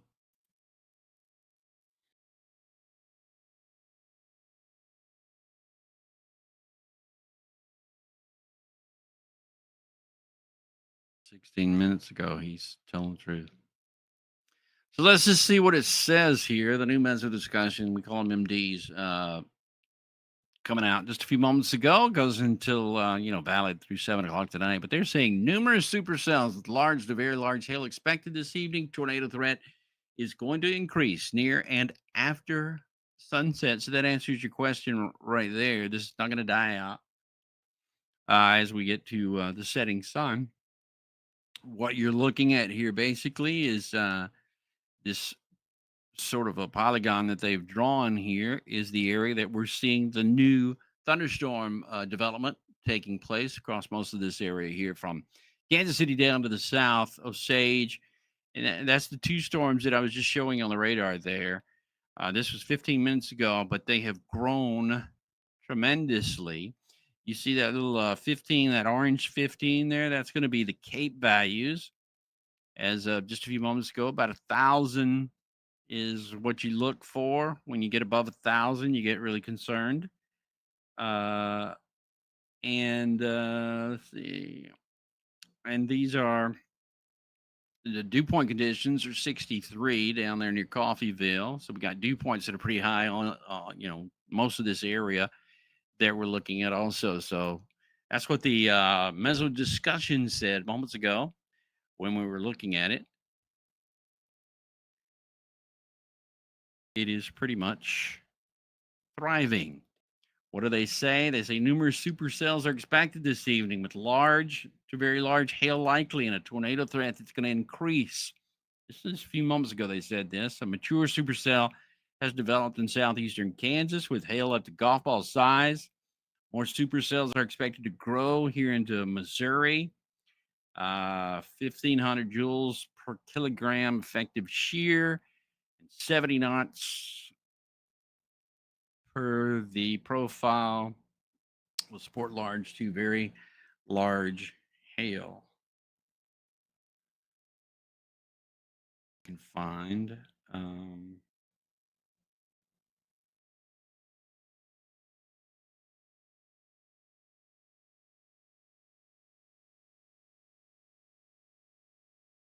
it's just terrible.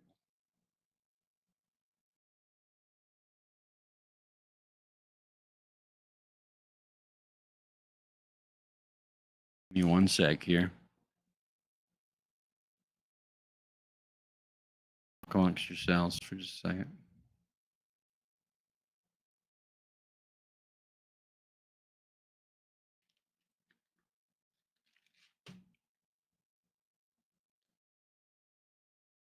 Well,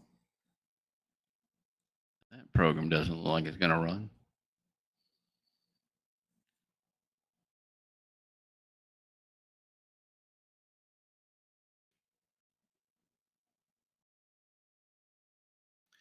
We look at the satellite data here again, and I want to throw the satellite up here with lightning data attached to it. This is again just over the past couple of hours. Great new data now coming in from the GOES system. And now you can see the developing thunderstorms, those two in particular that were just mentioned in the MD, watch them suddenly grow and mature right there in front of our eyes. Right about there. You got the two that were coming in out of Coffeyville back to the west, but you've also got this right here in the central sections of Missouri. There's two big thunderstorms that headed just to the north of St. Louis, and a couple of more that are out there. But I think those are the two biggies here at the moment that we were following and really, really concerned about. And they do both now have severe thunderstorm warnings attached to them.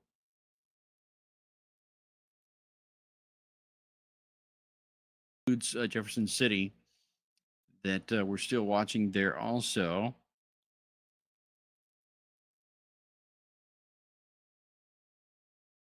What else have I got? I've got this.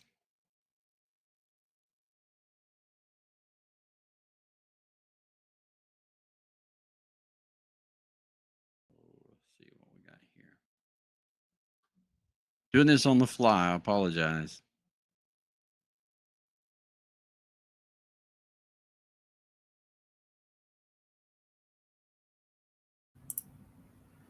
Well, guys, let us know where you're watching from. I've piped up my audio here. Producer Jarvis in the background running the show.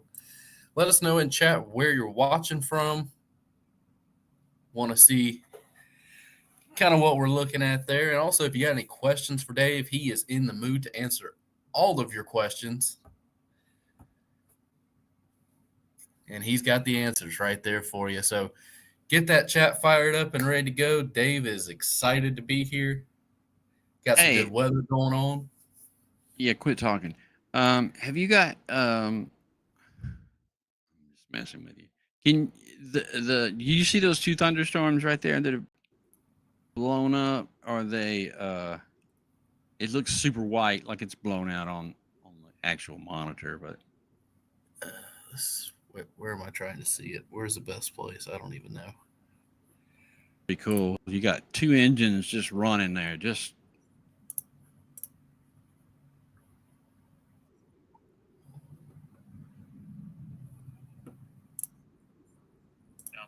unbelievable.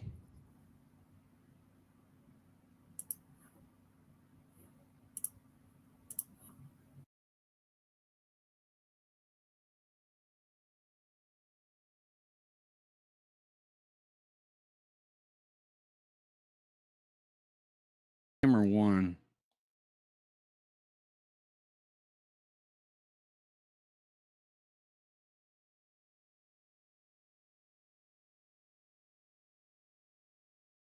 James McCullen. Is he on a bicycle?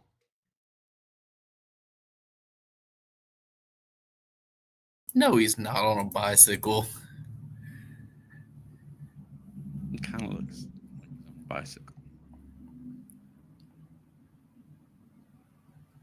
Going through some construction there. High base. Where is he?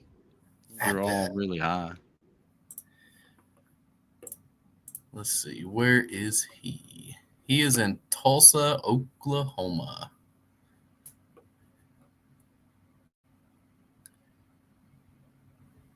Oh, New thunderstorms. Yeah, new thunderstorms headed that direction.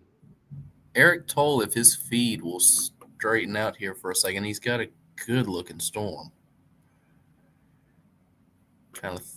We'll go to that here.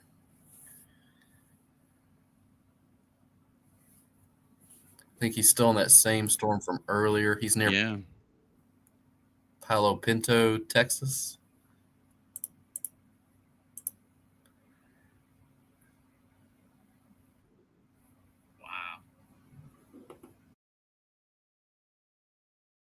Trees, I think I'm going to see something on the ground there. Super low compared to the other video that we have from Tulsa. These are low cloud bases. And what is that right there? Boy, it'd be really tough. Somebody would have to tell me they saw a tornado. I'd never be able to see it here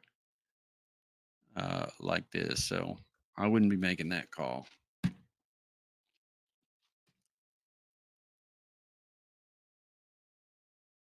Again, if you look at the satellite image, I'm always, you got radar is one thing, but the satellite imagery too is super good. And notice see these two huge storms that popped up, the two red dots that show up. Those are going to be the coldest cloud tops, the ones that are highest up into the atmosphere, and they show up very well.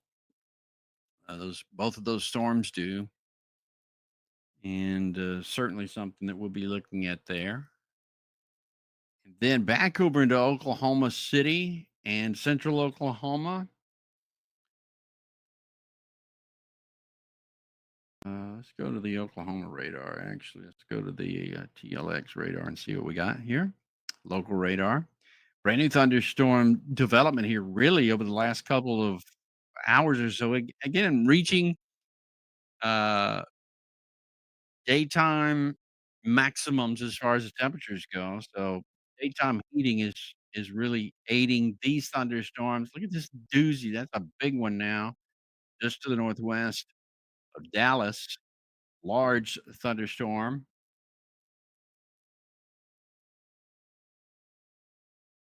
Big old honking area of straight line winds associated with it from west to east. Moving across 281 here shortly.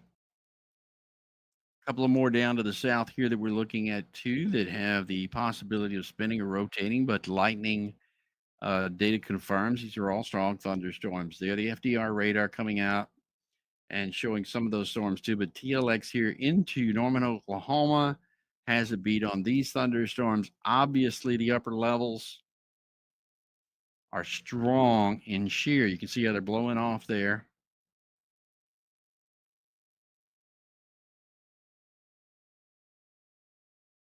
.35, by the way.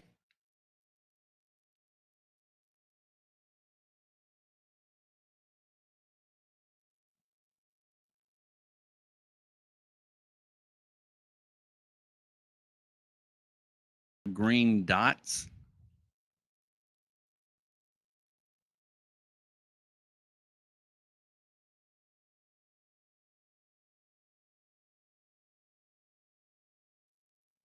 Just telling you what I heard.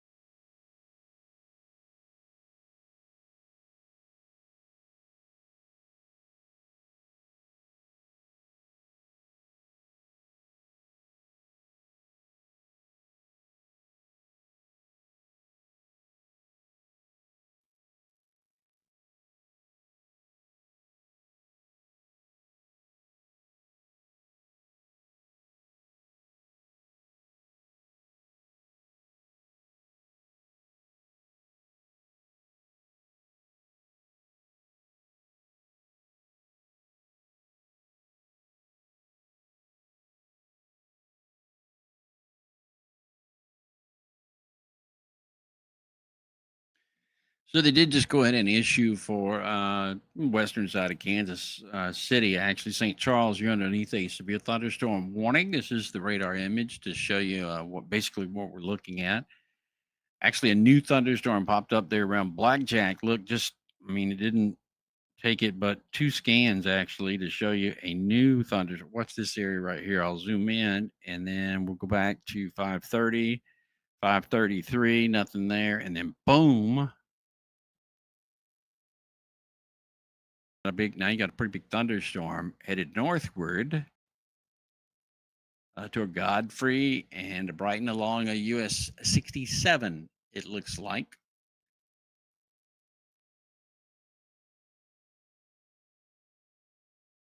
So this is a severe thunderstorm warning that's in effect here. Radar indicated 1.5 inch in diameter. Hail being reported. It's Franklin, St. Charles, and St. Louis counties underneath the severe thunderstorm warning with ping pong ball size hail and 70-mile-per-hour winds affecting the area here. Interstate 44, Missouri, between exits 272 and 274.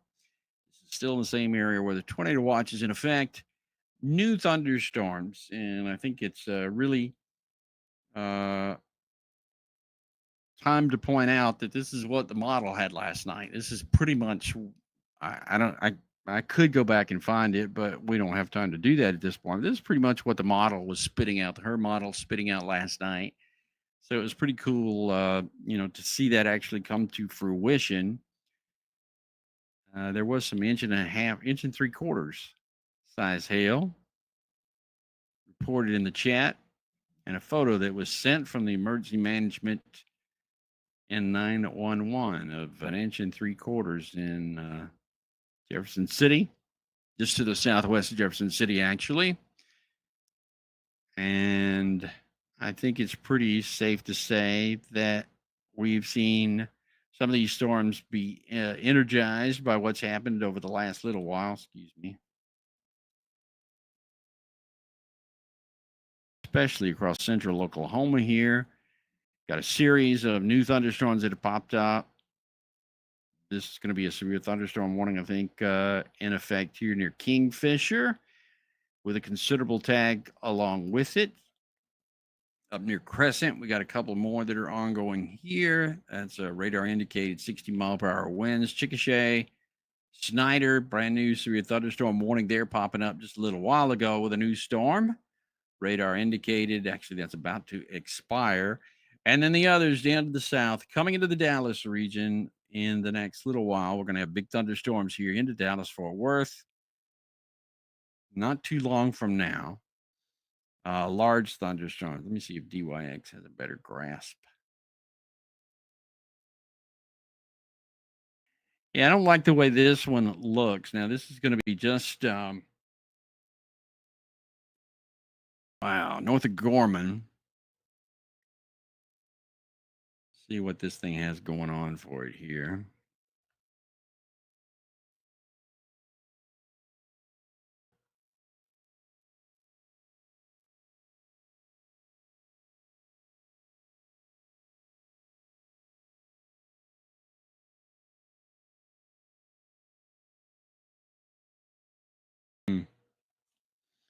That's ugly.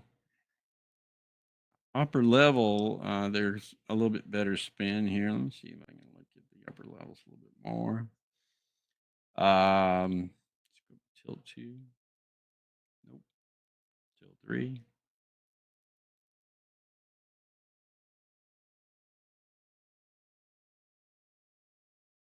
A little bit of rotation. That's obviously an outflow boundary that's moving along this thing like that.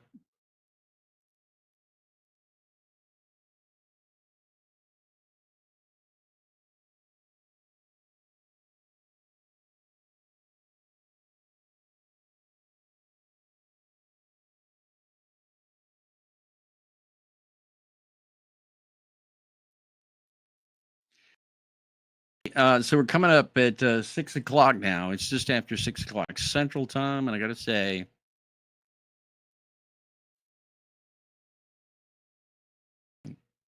cool with it. Obviously, don't want that to happen to anybody, but a bit surprised that we haven't had one, and I really haven't seen anything that called for one that I thought they were missing. I don't think they're missing a thing. But I don't think it's going to go away either. So there's plenty of time for that to happen. I guess I should have knocked on wood, but um,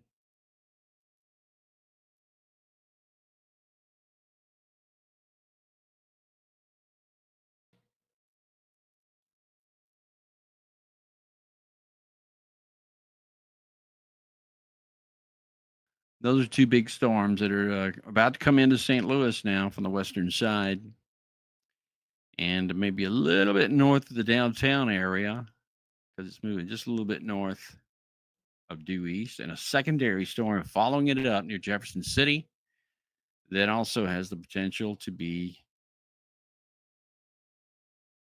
big.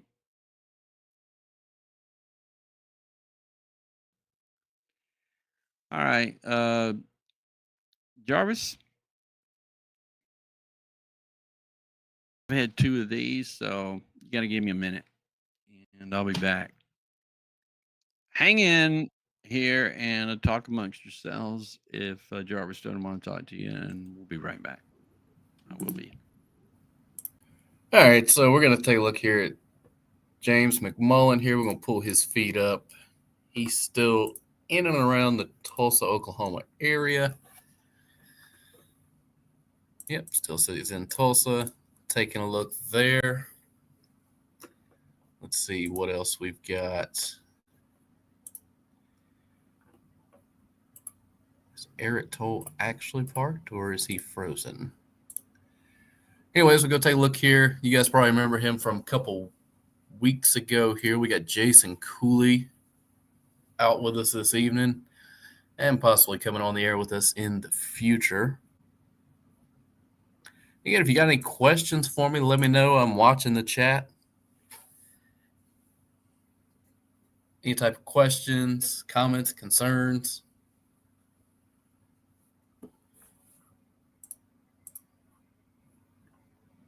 There's a fellow chaser there. Live look there at Eric Toll in Texas. Looks like he's sitting outside maybe a Casey's gas station, which, by the way, if you're ever in the Midwest, you got to go to a Casey's gas station and get you some Casey's pizza. It's good, greasy.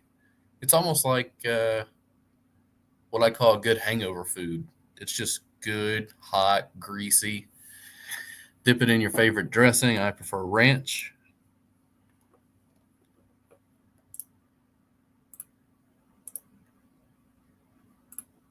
And also, oddly enough, I find I can get Mountain Dew Baja Blast in the Midwest versus the Southeast. I don't know what that has to do there, but just kind of interesting there. Take a look at Brandon Ivy. I think he's still up in Kansas. Believe. If I can find him on the list. Yep, still in Kansas. While long waits for stuff to initiate up there.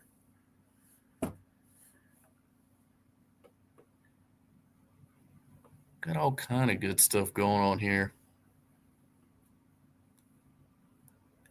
Let's see, does he have audio? He does not. Who is this with audio? Oh, come on, computer. There you go. All right, so we'll pot up Jason Cooley here for a minute till Dave gets back. Enjoy.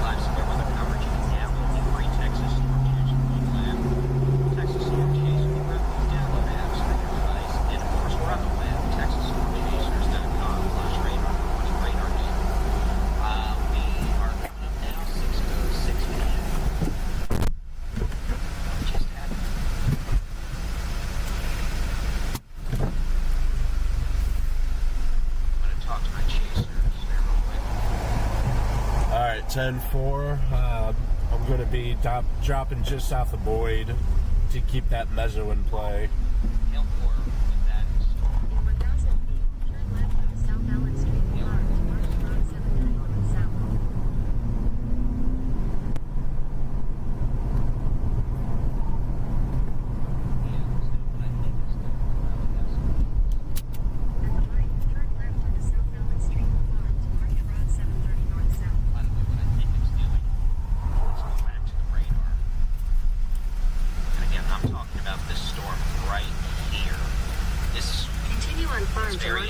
About 30 minutes ago, for 12 miles.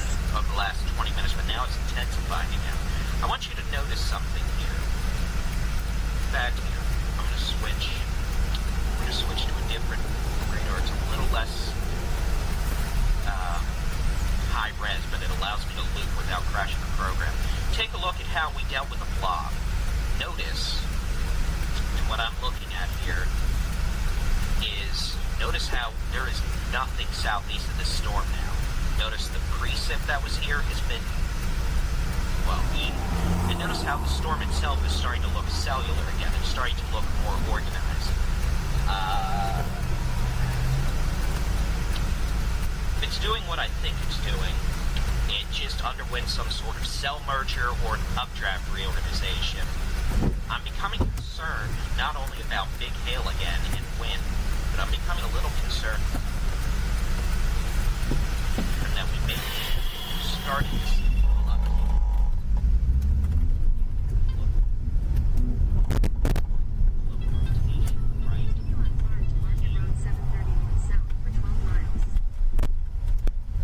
Switch over to the which way the wind's blowing mode. And what I'm going to be watching for the next several minutes is if it look around for the appendages to the south right now. About to get lower. Switch over by them. When it does stop between that appendage starts to move horizontal left to right. This is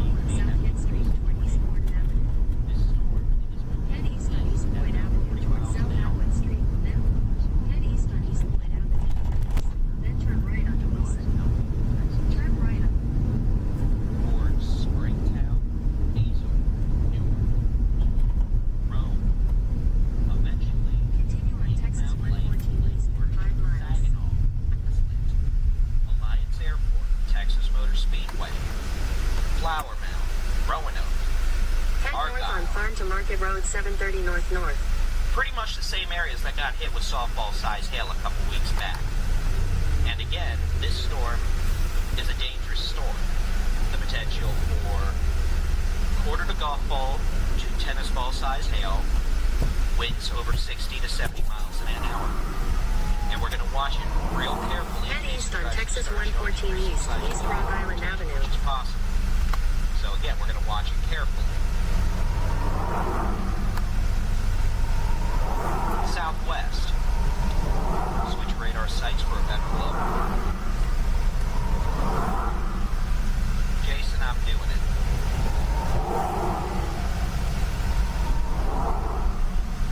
The potential for severe storm, strong southeast ranger.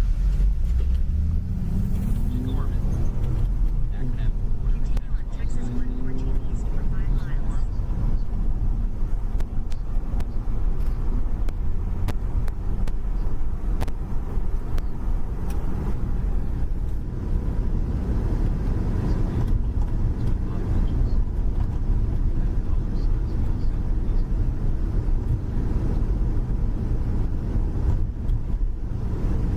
And then if we continue southwest, we've got storms Gorman to Lake Brownwood to east of Santa Ana to Banks. That'll be moving into Brownwood shortly. Grace North will be made. And then northwest of Brady. Again, all this activity is moving east 30, 40, 50 miles an hour. The most intense storms right now. This storm northeast of Gorman, that could have very large hail, strong winds. That's generally moving northeast. That's going to be mid-Granbury, I-710 and I-7. Storm up northwest of Brickley here. All right, so I'm positioning near Rome, just south of Rome, for this severe thunderstorm coming in from Poolville. Southwest of Banks. They're about 10 miles southwest of Springton. That's moving east at about 50 miles an hour. And remember what I said, we were watching for the look. So, I want to be abundantly clear. There is no tornado. This is not something we're talking about a tornado right now, but we are watching at this point. Hail, wind,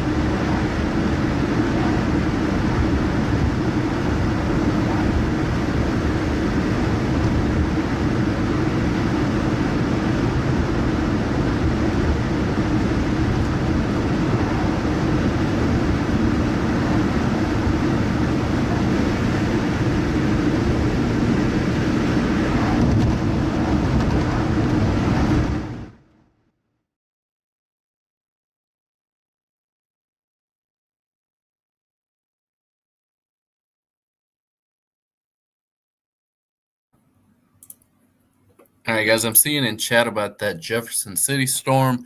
Just bear with me here for a minute. I am on the road as well, so let me try and pipe in a radar for you.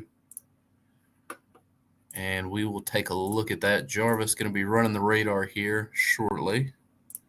You can just bear with us as you're watching Jason Cooley live in Texas. Give me just a few moments and I'll be right back.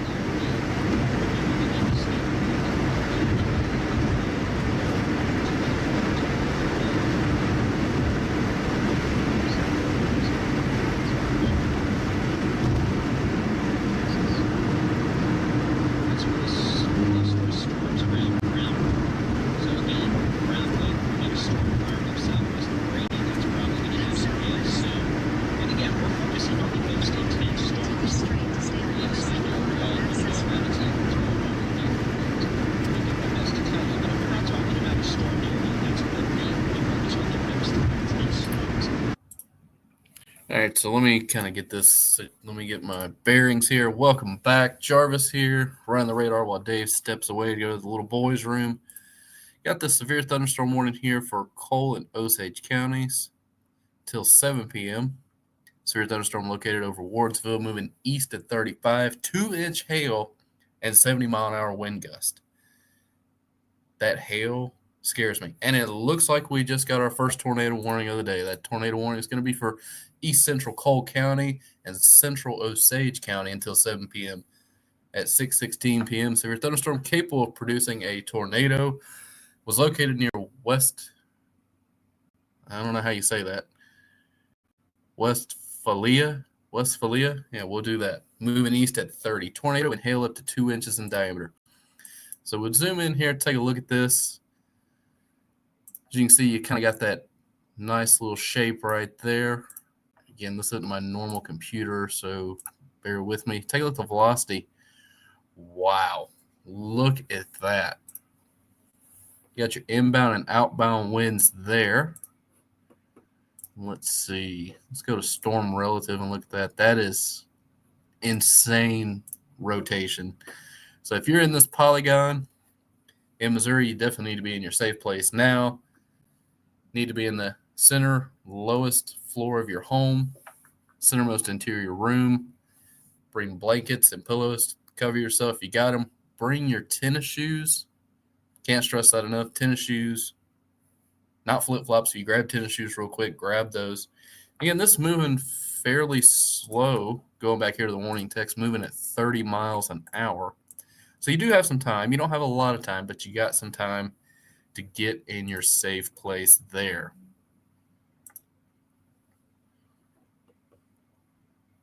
Yeah, Anthony, she's chugging. She's chugging, all right. So gonna keep that there. Look at that. I wish I had my 2 box so I could see radar and velocity at the same time. But as this thing moves forward, it's going to be heading towards St. Louis over the next couple of hours. And we also need to probably watch that storm near St. Louis. I know it's right over the radar, but still want to take a look at that. And that's got golf ball size hail within 60-mile-an-hour wind gusts. So, again, if you're in this polygon here, Chesterfield, Harvester, Weldon Spring, Defiance, Clarkson Valley, balling town and country, need to definitely get inside because that golf ball size hail is nothing to mess around with. Been out chasing a couple times and seen that and lost a couple windshields and got some nice dents in the truck. Going back here, we're just going to kind of sit here and follow this. Again, look at, okay, so latest scan, not showing as much rotation. Take a look here at the correlation coefficient. Doesn't really match up with the rotation. Again, that could be, looks like some contamination there with the radar.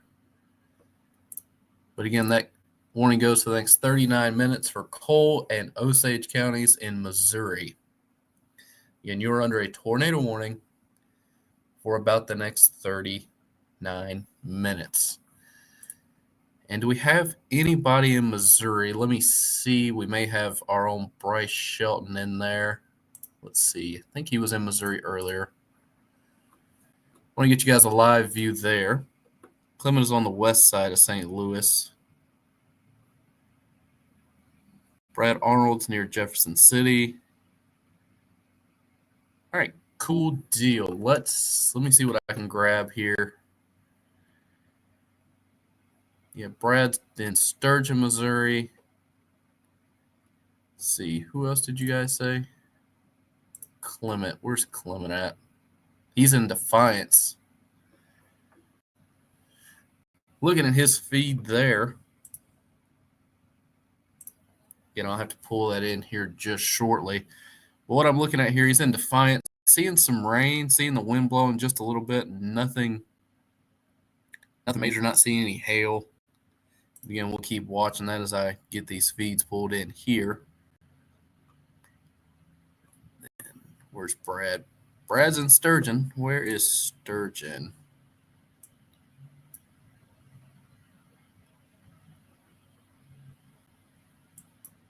You guys got any idea where Sturgeon is?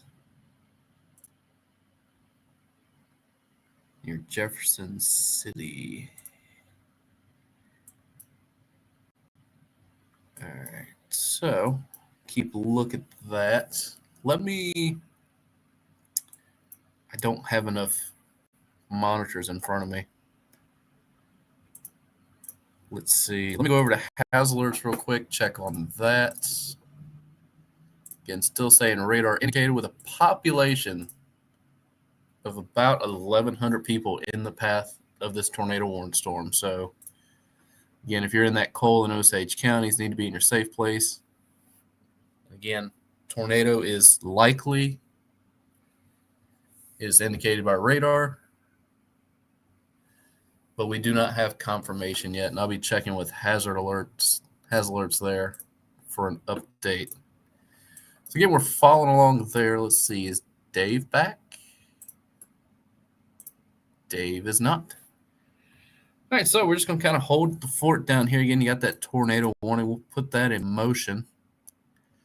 Kind of see over the past couple of scans there.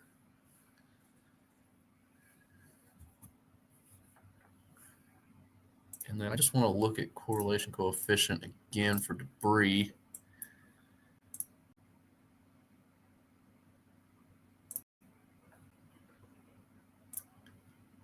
And then we'll go back to storm relative velocity, try and get just a different view. So yeah, guys, we'll keep an eye on that. Again, there also is a severe thunderstorm warning for the next 35 minutes in the yellow polygon there. Then moving back to the east again, that St. Louis storm. Let's go back to our reflectivity. That expires in the next 20 minutes. And that's going to be for your St. Charles, Franklin, West counties, and St. Louis, West Central St. Louis counties. Helps if I can read. So that severe thunderstorm was located over Defiance, moving east at 40 with golf ball sized hail. And again, I'm following along with Clement. Kind of run out of space here to put things in, but we'll get to it here shortly. Take a look at the broader picture here. Got some severe thunderstorm warnings back over in Oklahoma firing off. Again, just going to be north of Guthrie, looking at Perry, Orlando, Crescent. And that expires in 19 minutes for Noble, Logan, and Payne counties. And then down to the southwest, that one expires in the next 35 minutes. That's going to be for Noble, Logan, Payne, and Garfield counties. And that's got 7-mile-an-hour wind gust and $50 size hail. Zooming out, take a look at the broader picture here. We drop down to Texas. Texas becoming active this evening here. Just north of Weatherford, severe thunderstorm warning expires in 34 minutes. That's going to be for Wise, Jack, Parker, and Tarrant counties until 7 p.m. Hazard, 65-mile-an-hour wind gust and $50 sized hail. So we work our way down the line. Got another severe thunderstorm warning for the next 35 minutes. That's going to be for eastern Eastland, Palo Pinto, and Comanche counties. And 70-mile-an-hour wind gust there with ping pong ball size hail. Got to stop and sound that out there. Down towards the end of the line here, those two look like, got that one there expiring in 33 minutes. That's going to be for Brown and Coleman counties in Texas. With that storm there, 70-mile-an-hour wind gust and quarter-size hail. Going back out to the broader picture here, let's see what chat's saying. Bryce Shelton in defiance with hail. Let's go to that. Take a look at Bryce's feed. Where is Bryce?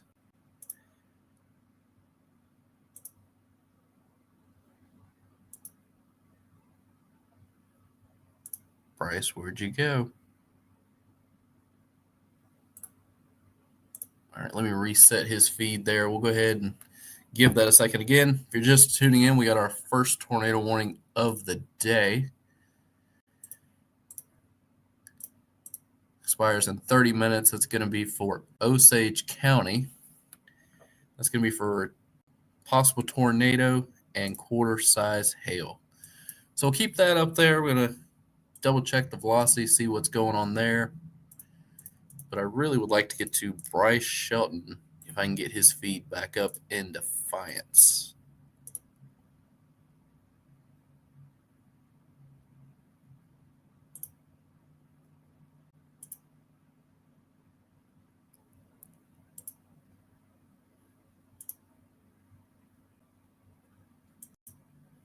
All right, we're going to take a look there at Bryce Shelton. He's in Defiance, where that severe thunderstorm warning is.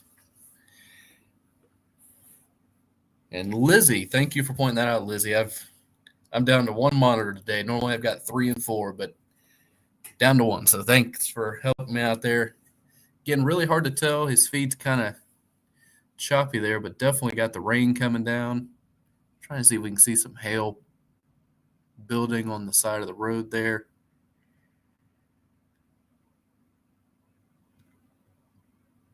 Again, Missouri is a very tricky place when it comes to chasing. Cell service can be very spotty in places. If you're trying to chase in like the Branson, Missouri area, I did that one night, and it was challenging to say the least. But got to see some good lightning that night. So again, right along there with Bryce Shelton. Kind of see what's going there. While that's up, I'm going to go back and look at some more feeds here, see what we've got, anything new in the can.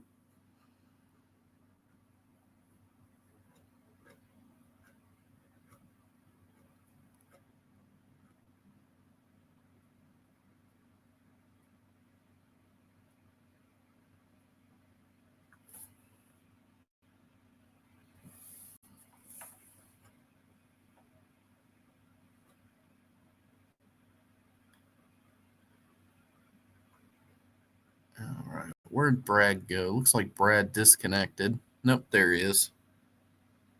Still not seeing anything on Brad's stream, but we'll keep an eye on that. Getting right along with Bryce Shelton there as he's trekking along. Drew said he's going to be back probably in the next 20 minutes. National Weather Service reporting inch and 3/4 hail at their office outside St. Louis. Thanks, Josh, for that. Anthony, wish we had a live cam at the St. Louis airport. Cell is moving right over it. Yes, I need to get with Drew and Brett about that and see about getting a camera installed out there. Josh, I've heard Branson is miserable. I'm sure it's a great place if you just want to be tourist and go hang out, relax for a weekend, but chasing there through the mountains, I mean, literally, I had to climb the top of a hill and got a visual of a funnel cloud for about 10 seconds and then jump back in the car.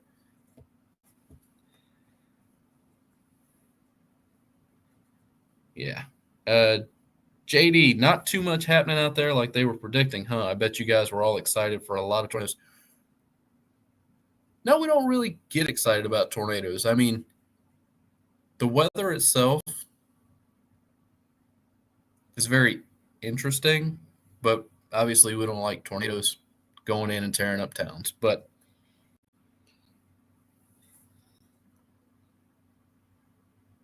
JD again, I wonder how many miles, wear and tear, and gas the storm chasers put on their vehicles every year. That would be interesting to know. I know one year when I was chasing, I think I put probably 40,000 miles on my vehicle. And of course, that comes with having to get new belts, a new tensioner pulley, the oil changes, etc. And of course, gas, it fluctuates every day. Chris Jackson has texted me. Let's see what he's up to. Again, let's see. Pull back up the radar.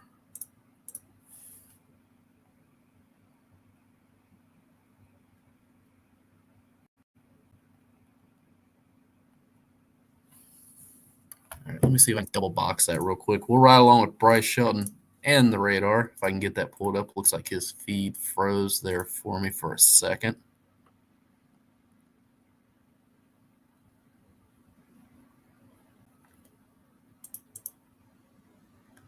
See if I can double box the radar real quick.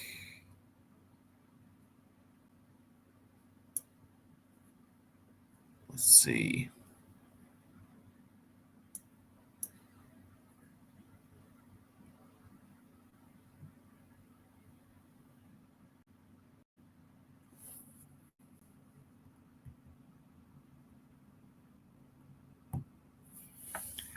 Guys, bear with me here.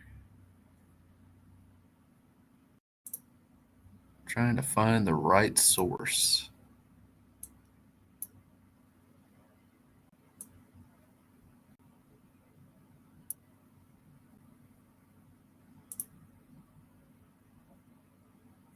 I tell you what, I'll just do this real quick.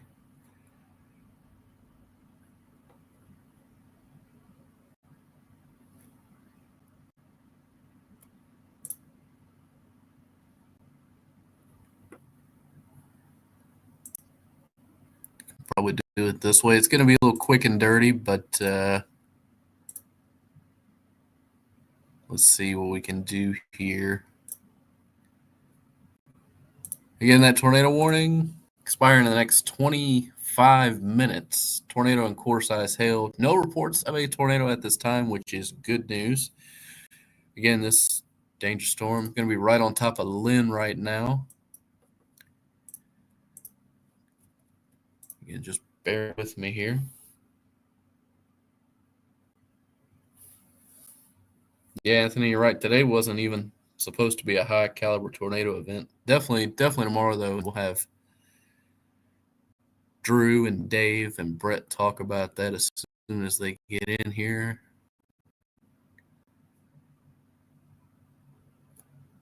Come on, computer. You can do it.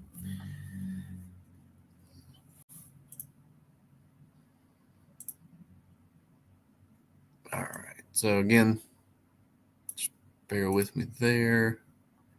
Nope, that's not it. Oh, I remember what it was now.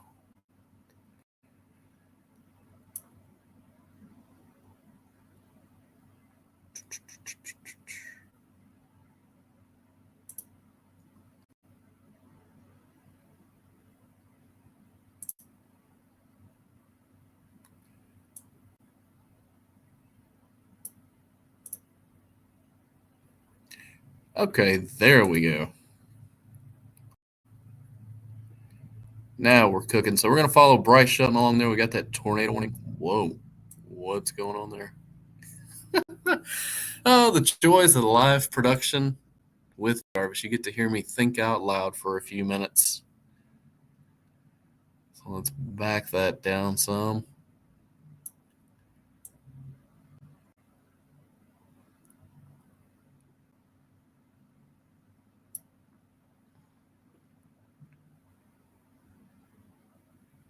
St. Louis is under a warning. Okay, we will get to that here in just a second, Josh. Thanks for messaging me that. Again, trying to work through all of this here.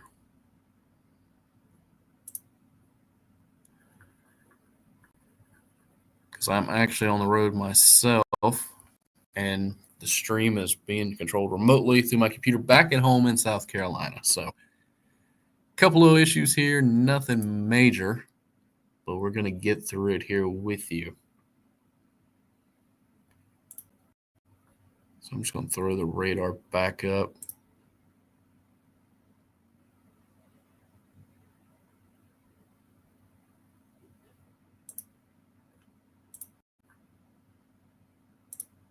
All right, so again, got that tornado warning there. Again, Lynn, and that's for Osage County for the next 23 minutes. St. Louis, you're under the gun. For the next 37 minutes, tornado warning issue for St. Louis City and central St. Louis County in Missouri till 7:15. Severe thunderstorm capable of producing a tornado located over Chesterfield, moving east at 30. Hazard's going to be tornado and golf ball size hail. Chesterfield, Maryland Heights, Overland, Town and Country, Crystal Lake Park, going to be near you around 6:40. University City, Clayton, St. Anne, Bridgeton, Richmond Heights, Brentwood, Warsaw Woods, Breckenridge Hills, Veneta Park, Sycamore Hills, 6:45. The storm will be heading your way. St. Louis, Berkeley, Maplewood, St. John, Normandy, Woodson Terrace, Bell Ridge, Rock Hill, Pagedale, and Wellston around 6:50. If you're in this red tornado warned polygon, you need to be in your safe place. It's going to be indoors, the lowest low of your home, and the centermost interior room like a closet or bathroom. And just wait until the warning has passed. Take us with you on your phone. Keep us tuned in. Again, no confirmed reports of a tornado, but you are under a tornado warning, so go ahead and take those precautions. Let's see. I think Bryce Shelton was still there on that. Looks like he's going to get stuck in traffic on the interstate. That's never good. And also, if you're in the path of that storm and you're on the interstate there, definitely pull off, get into a gas station or another sturdy structure. Being in your car is not the safest place. Let's see.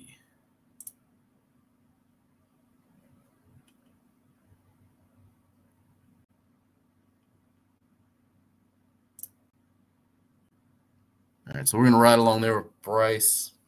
It's kind of choking up a little bit, but we're going to keep an eye on it. Again, 2 tornado warnings now for the day. I'm so sorry if you just heard that. So again, St. Louis City expires in 35 minutes. Population of 613,000 people and 1 3/4 size hail. We've got a tornado warning in Oklahoma. All right, let's jump to that. That just came out just a few minutes ago. Yeah, let's jump over there. KVNX. Taking a look at that. Again, that one is going to be for the next 20 minutes for Noble and Payne counties. Take a look at the velocity there. Seeing some rotation. Nothing jumping out completely at me there. But again, that warning's for the next 19 minutes. Then we've got our tornado warnings back to the northeast.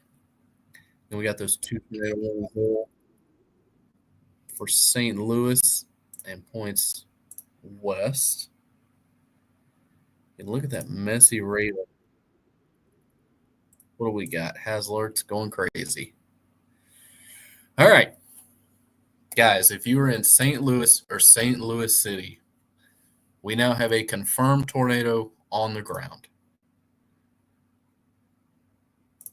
This has been confirmed. You need to be in your safe place. You're anywhere in this polygon, we have a confirmed tornado on the ground. So you need to be taken. You need to be in your shelter now. I was telling you a few minutes ago to get in your safe place. You need to get there now. Again, what is this moving at? Just out of curiosity. East at 25. So it's moving slow. So you got some time if you're out ahead of it. Let's go to correlation coefficient. Oh, that is so messy. Good grief.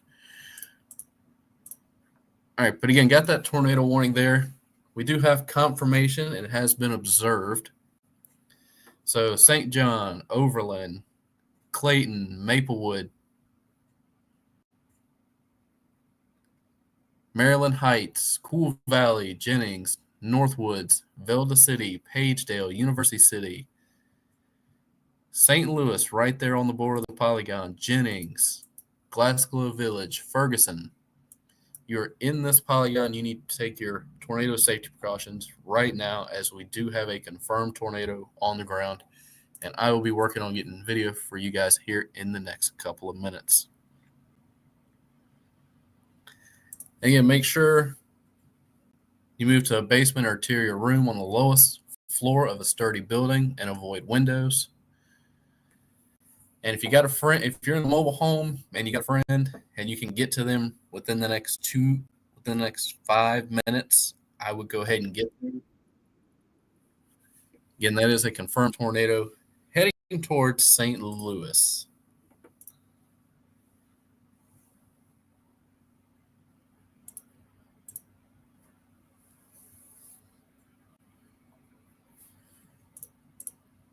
Let me see. See if I can find that. Do I have GR on this computer? All right, so that's confirmed. Again, nothing else confirmed tornado-wise with those other supercells. So we're going to stick right here with this. We're going to put it in motion there for you to watch it over the past couple of minutes.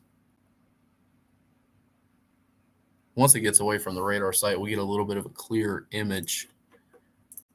Take a look at velocity there. Anthony, Josh, if you guys are still with, oh, there. Chat needs to update. Cool.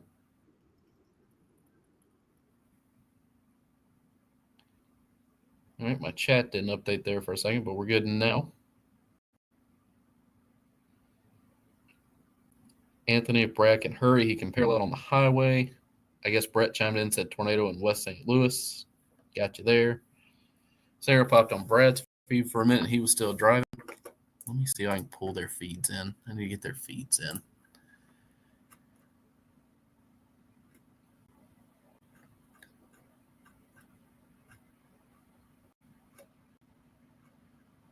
Okay, Brad looks like he's down on my end.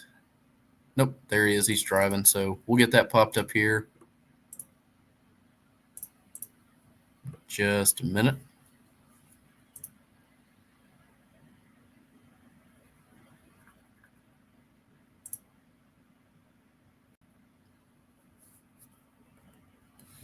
Yeah, Anthony, I had a glitch there for a second. I'm reading the chat on my phone, and for some reason it didn't update. So, but let's go back to the radar.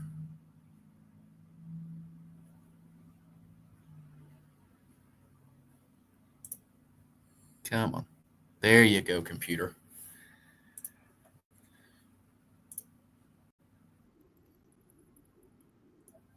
All right, what's that there with Hazlert's? Let me just check that. Severe thunderstorm warning for Osage and Pawnee in Oklahoma for the next 44 minutes.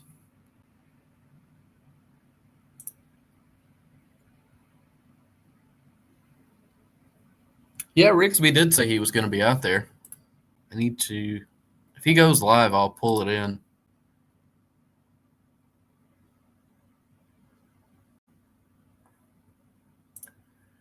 Trying to get a feed in from the St. Louis area so we can get a better idea of what's going on. Just bear with me here.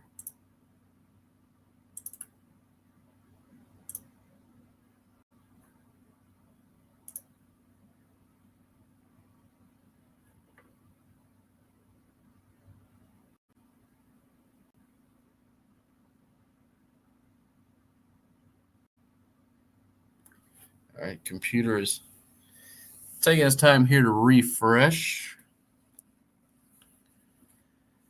But it should be up here in just a second.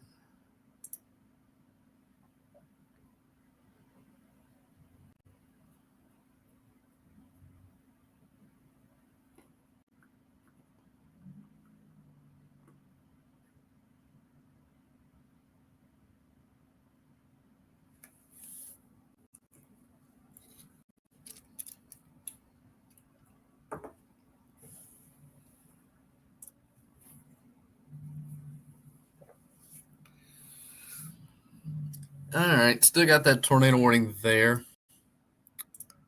Hopefully you can see it. Yep, there it is. It's still there. All right, I'm going to go on mute for just a moment. It looks like Brad has audio, so we'll just listen to him for a second.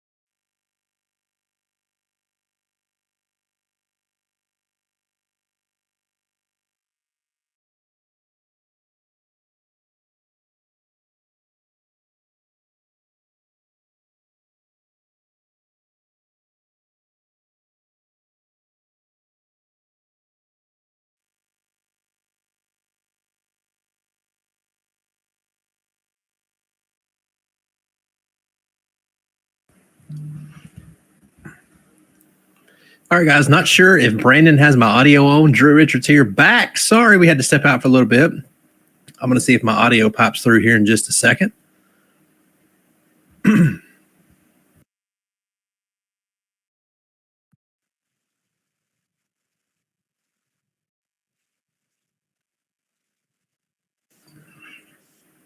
Copy that. All right, guys. Not sure if Brandon has my audio on. Drew Richards here, back. Sorry, we had to step out for a little bit. Let's see if my audio pops through. All right, looks like he's got my audio coming through. Still tracking a tornado warning in and around St. Louis, Missouri. The only tornado warning in the country right now is for St. Louis.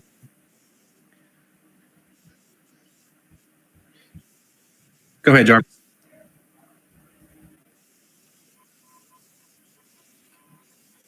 Mm-hmm. Nice. Okay.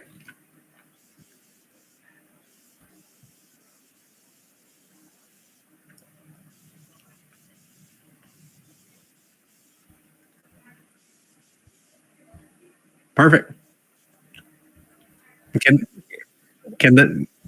they hear you on stream? Or I thought in St. Louis they may allow to expire. We've got a new severe thunderstorm warning across the river for Madison County in Illinois. So we'll talk about that here in just a second. Give us maybe 60 seconds, and we'll be right back with updated weather information.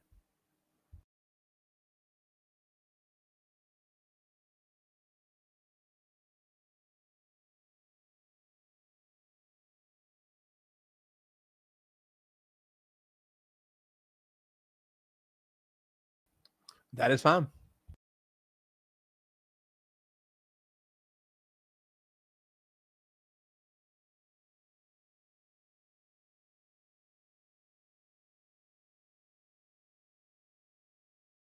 Yeah, we look good. Got my radar on, so I see that. Let me check my audio, make sure. Yep, my audio, still looks good. All right, guys, again, top of the hour, 7:02 p.m. Central Time, coming to you live, tornado warning. And again, in and around St. Louis, we have had confirmation just recently that tornado was on the ground. Jarvis was talking about that confirmed tornado warning. Went right near the airport. Looks like the airport right now, thunderstorm off to the east, winds gusting to about 25 miles per hour. And look how that hook has really fallen apart near Ferguson, Missouri, Spanish Lake, Blackjack, Missouri, and that storm is about to cross the river into Illinois. There's a rotation. There's a rotation product. So very happy to say that this storm is cycling now. And as we go back, cool thing I can actually do with this radar product, I can turn on the rotation history that shows you, notice some of that's noise back near the radar site, but some of it's not. Some of those hotter colors are where we had the very strong rotation just about 15, 20 minutes ago.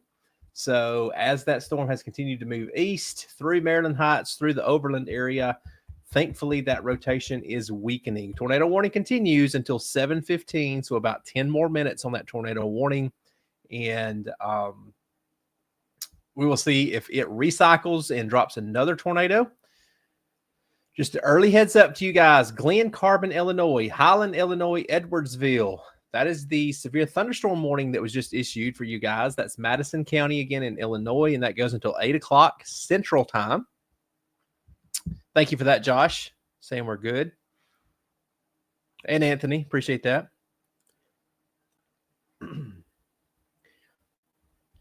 And we will continue to watch that sail again as it crosses the Mississippi River into the Pogue, Mitchell, Granite City, Glen Carbon, Edwardsville, Guard, Hamel, Grant Fort, Marine, St. Jacob, and Highland areas over the next hour or so. We're about to get a new radar update. I'm still finishing my dinner. Guys, it's past dinner time for some of you guys. Let me know in chat what you guys are having for dinner tonight. We always like to talk about food, especially as we're coming off a confirmed tornado. We got just a second, as we don't have it as serious as what Jarvis had it a few minutes ago. So hit me up in chat. Let me know what you guys are having for dinner tonight. Looks like we got Brett jumping in on the backhand system here. So you won't be able to see him for a minute, but we'll see if Jarvis can work some magic and get Brett in here where y'all can see and hear him in just a few minutes. Jarvis, I'll let you do what you need to do. And let me know if you need anything from my end, Jarvis, to get Brett in here. Yes, Brett, got you in my ear.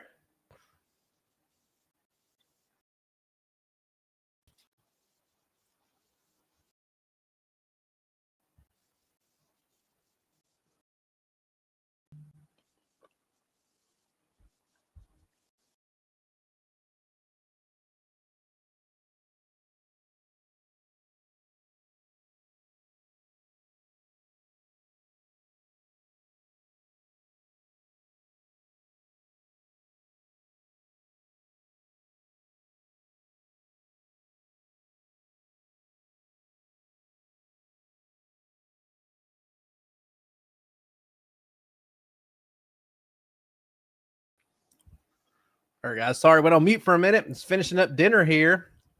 Crazy Yankees fan, fresh caught fish for dinner. That sounds good.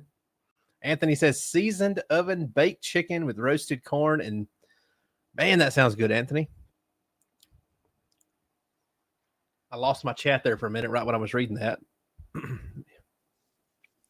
But again, guys, rotation seems to be weakening north side of St. Louis. Cannot say whether or not this thing will drop another tornado in the coming 30 minutes to an hour. There's your latest radar. There's your rotation product that we always look at. Very, very kind of a ghost of what it was 30 minutes ago with that strong rotation with a confirmed tornado on the ground. And here's your storm relative velocity, which again doesn't show a whole lot. So very, very good news there. Notice the little hook north of Jennings. That's what's left of that rotation. So Glasgow Village to Mitchell across the river in Illinois. Spanish Lake, you guys are probably getting trashed with some very large hail right now, at least quarter size, possibly ping pong ball size hail coming through the Glasgow Village and the Spanish Lake area. They are north of downtown St. Louis. Crazy Cat says ham, green beans, and scalloped potatoes. That sounds good as well. And Crazy Yankees fan says it looks like what was a funnel is gone now. Yep. Good to hear that. All right, let's zoom out and let's do one. I like this radar, but I'm going to switch up on you guys. So we're going to go black just for a second as I'm going to switch my radar program around. We're going to switch to our national radar product so we can look at all of the country at once, look at some of the tornado watches that are out, look at some of the composite radar data and some of the hail track. So give me just a second. Again, you're going to just lose the screen momentarily, but we will get that right back for you.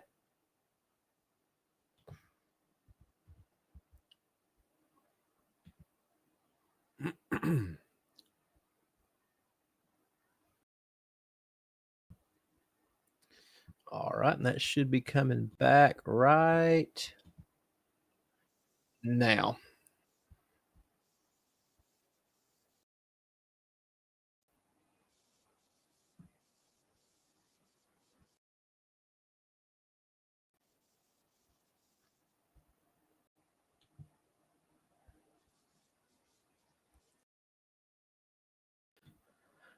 All right, guys.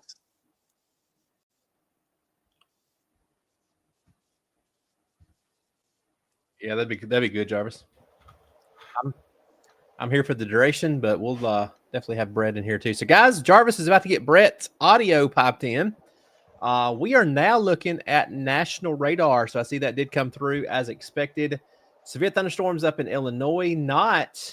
We haven't been talking about them a whole lot because they're not tornado warned, but up near Sullivan, Illinois, that's a severe thunderstorm warning for 1.5-inch hail. Sliding back down to the St. Louis area, a lot of hail reports in and around St. Louis. Looks like we've got a 2-inch hail report in Ferguson, Missouri. Spotter measured 2-inch hail at his home. So that's the largest hail report I see so far. Looks like we've had some wind damage. Tree limbs down with 40 to 50 mile per hour winds in St. Charles, Missouri. And earlier we had a 61 mile per hour wind gust reported in Weldon Spring, Missouri, west of St. Louis with this thunderstorm. So that's what we've been talking about for the last little bit. Sliding on back to the west, the sails coming out of Greenfield, Missouri, El Dorado Springs, and Bolivar, north of Springfield. Those are considerable severe thunderstorm warnings, 70 mile per hour winds. So watch out in that area. Joplin, those storms generally stay north of you guys.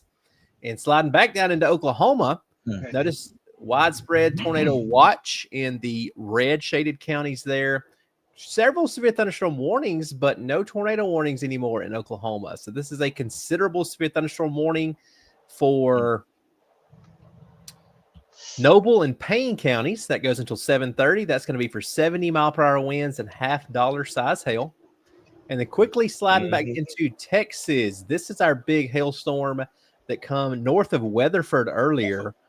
2.5-inch hail, tennis ball size hail near Springtown, Texas earlier. And we've still got golf ball size hail in New Fairview. This is north of Fort Worth. So that is a considerable severe thunderstorm warning for 2-inch hail moving east at about 30 miles per hour. Those are your most impactful severe thunderstorm and tornado warnings across the country at this time. Jarvis, do we have Brett's audio popped in? Nice. Good deal. So, guys, without further ado, the world famous Mr. Brett Adair. Brett, where are you and what's y'all's plan for the rest of the evening? Drew, we're riding. We kind of skipped out on today after we had numerous things that ended up occurring. So we have now just departed. We are in the great city of Birmingham, Alabama. We're about to jump on the Red Mountain Expressway down here, and we are moving toward the north. We're going to hit Interstate 65 and head through Tennessee, through Kentucky, and by about 3 a.m., it looks like we'll be sitting in Columbus, Indiana, is where we're going to get a little bit of shut-eye, and then we are going to get up, get ready, and be prepared for what looks to be a very busy day across portions of northern Kentucky, eastern Indiana, and Ohio, as we have a moderate risk for a considerable tornado outbreak that looks possible with a deepening surface low that's going to move through there, and it's associated with a system that's going on right now in Oklahoma and Missouri. Yeah, tomorrow is, as you said, I think definitely the bigger tornado day of these 2 days. As obviously today we've got the chance of a few strong tornadoes as indicated from the SPC, but I think between today and tomorrow may end up winning that tornado count if things go as expected. Yeah, it's quite possible, Drew. That's that's been our concern, at least this afternoon, as we were looking at some of the data. And again, today is no slouch either. Right now, we've got 13 active severe thunderstorm warnings across numerous counties. You got a couple million people under active alerts. Tell you what, that one down Denton, Tarrant, and Wise County down there in Fort Worth, that's got 2-inch hail, and it's considerable damage tag now on that particular severe thunderstorm. It looks like all of our tornado warnings right now have dropped. And that looks to be the most destructive storm. Everything else is 60 to 70 mile per hour type of winds across portions of Oklahoma and portions of Missouri as well. But that's going to be the continuation of what we're going to deal with tonight. That's the reason we're headed to the north, and we're likely going to run into some of this activity as we get up into northern Kentucky, southern Indiana later on, because it's going to be a while before we get there. So, we've got everything here in the vehicle ready just in case we have severe weather that we have to contend with a little bit later too, Drew. Yeah, for sure. And I just noticed, Brett, on that sale in Texas that you mentioned, grapefruit size hail reported by a National Weather Service employee in Briar, Texas. That's Wise County, Texas. So again, grapefruit size hail reported 5 miles northeast of Springtown about 30 minutes ago. So by far, that 4.5-inch hail report is the largest of the day so far. Yeah, we expected there to be the likelihood of some very large hail. And to be honest with you, I think the tornado threat is still going to increase here in the next couple.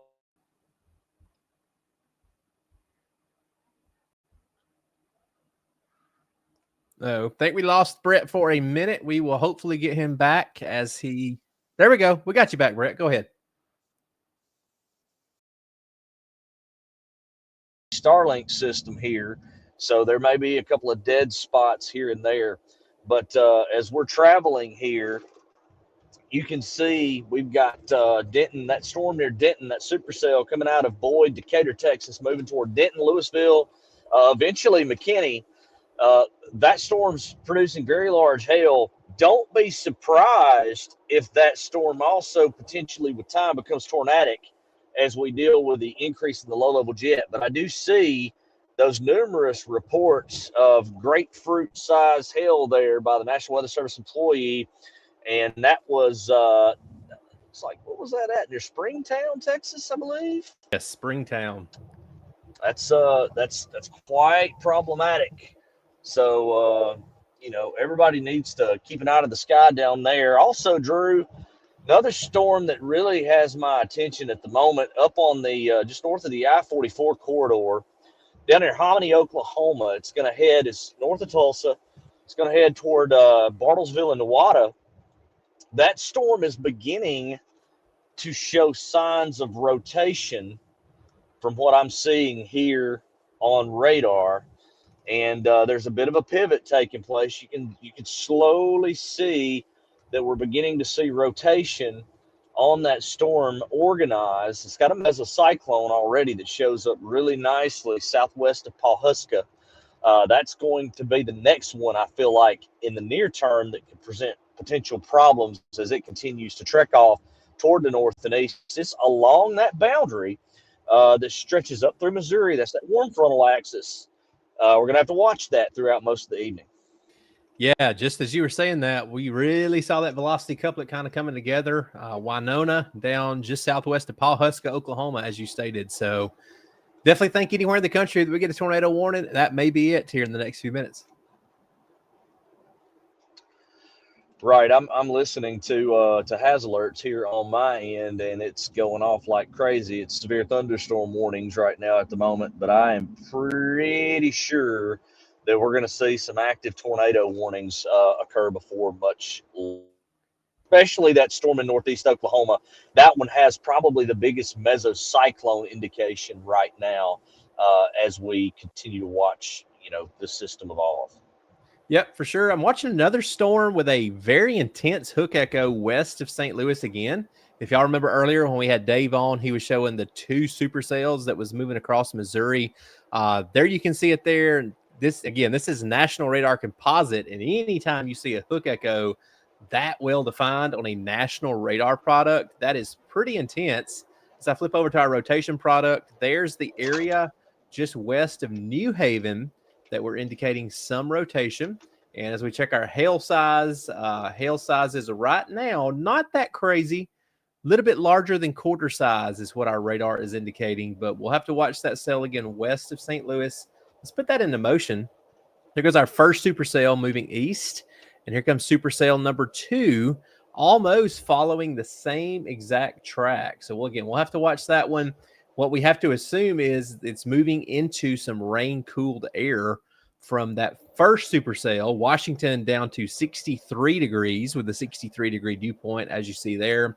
And then just to the south, Sullivan, Missouri, still at 73 degrees. So we'll have to see if maybe it's that first supercell took some of the juice or some of the thunderstorm fuel out of the atmosphere and see what that storm does over the next hour or so. Let's go to Brad Arnold's live camera there. I believe he's on that particular supercell that you're talking about. Jarvis, if we can take Brad live, let me see if we can get some radar to go with that video feed, but it looks like he's definitely on it as we speak. Yeah, that's a good looking supercell, and those are the ones that we've really got to worry about with the development of tornadoes as we go into the evening hours, because that is right along that warm frontal axis. Anthony, thank you for giving me the heads up on Brad's feed there. I'm trying to pull that up on my end even just to take a look here, see what he may have. Looks like he's in some pretty blinding rain there at the moment. But and then Bryce is on the east side of St. Louis. Yep, Brad's on the north side of that supercell thunderstorm as it's moving toward him there. It looks like he is in Jonesburg, the east side of Jonesburg, between Jonesburg and Warrenton, Missouri at this point in time. We don't have a tornado warning active on that cell just yet, but good night. Looking at the radar there, it's a little bit of a broad rotation currently, but in terms of structure, it definitely has the look that we would be looking for if we were going to expect there to be some kind of development of tornadic activity. And it's still got a lot of juice in front of it. So some of the colors that I've turned on there, that is the Supercell product. Basically shows how much thunderstorm fuel is still in the atmosphere. It takes kind of a composite product. It takes CAPE. It takes several other products. So according to that, we still have a very good environment that thunderstorm is moving into. As I turn on the tornado parameters quickly, not as impressive. They're there, but not quite as high as what they were for that first sale. So we'll have to watch and see what happens to that. And as I turn on your thunderstorm fuel, just your CAPE values, notice the very high CAPE values that you saw at the beginning of that loop there in your St. Louis, some of those orange colors. I definitely think that had something to do with that thunderstorm being able to produce a tornado right as it moved into St. Louis. And now it's moving out of some of that higher CAPE value as it continues to move east into Illinois. So we'll have to watch again all that to see how it plays out over the coming few hours. Yeah, I think Jarvis has got us Brad's feed up there. He is, again, east of Jonesburg. If we can zoom in on that cell, we'll talk a little bit more about it. I've kind of went up through the tilt levels there. You can see it's got a flank there, a tail flank. Brad is moving to the east. He's moving eastbound to try to get out in front of this storm. Sorry, guys, we're working on another monitor over here too, trying to get it set up for some live. Heath, he's going to kind of watch us as he's going down the road here just a little bit off and on, but yeah, you could see that flank there on that supercell on the composite radar. It shows it really, really nicely. Let me see. I think Jarvis has pulled my radar in. Let me go up here. And I'm going to show you the storm Brad is on. Brad in this vicinity right here between Jonesburg and Warrenton, right here on Interstate 70. That storm right now is down near Berger. You can see we've got 2.8-inch hail indications right there, northeast of Berger, about to cross the county line, moving into, moving into Warren County. So that's going to be a very destructive hailstorm as we go in time here. It's showing on the warning 1.5-inch hail. That's actually a little on the low side based on these late vertically integrated liquid there off the scale. The build density product is also pinging very high. That is an extreme look for hail from that cell. And again, cloud tops going very high up into the atmosphere.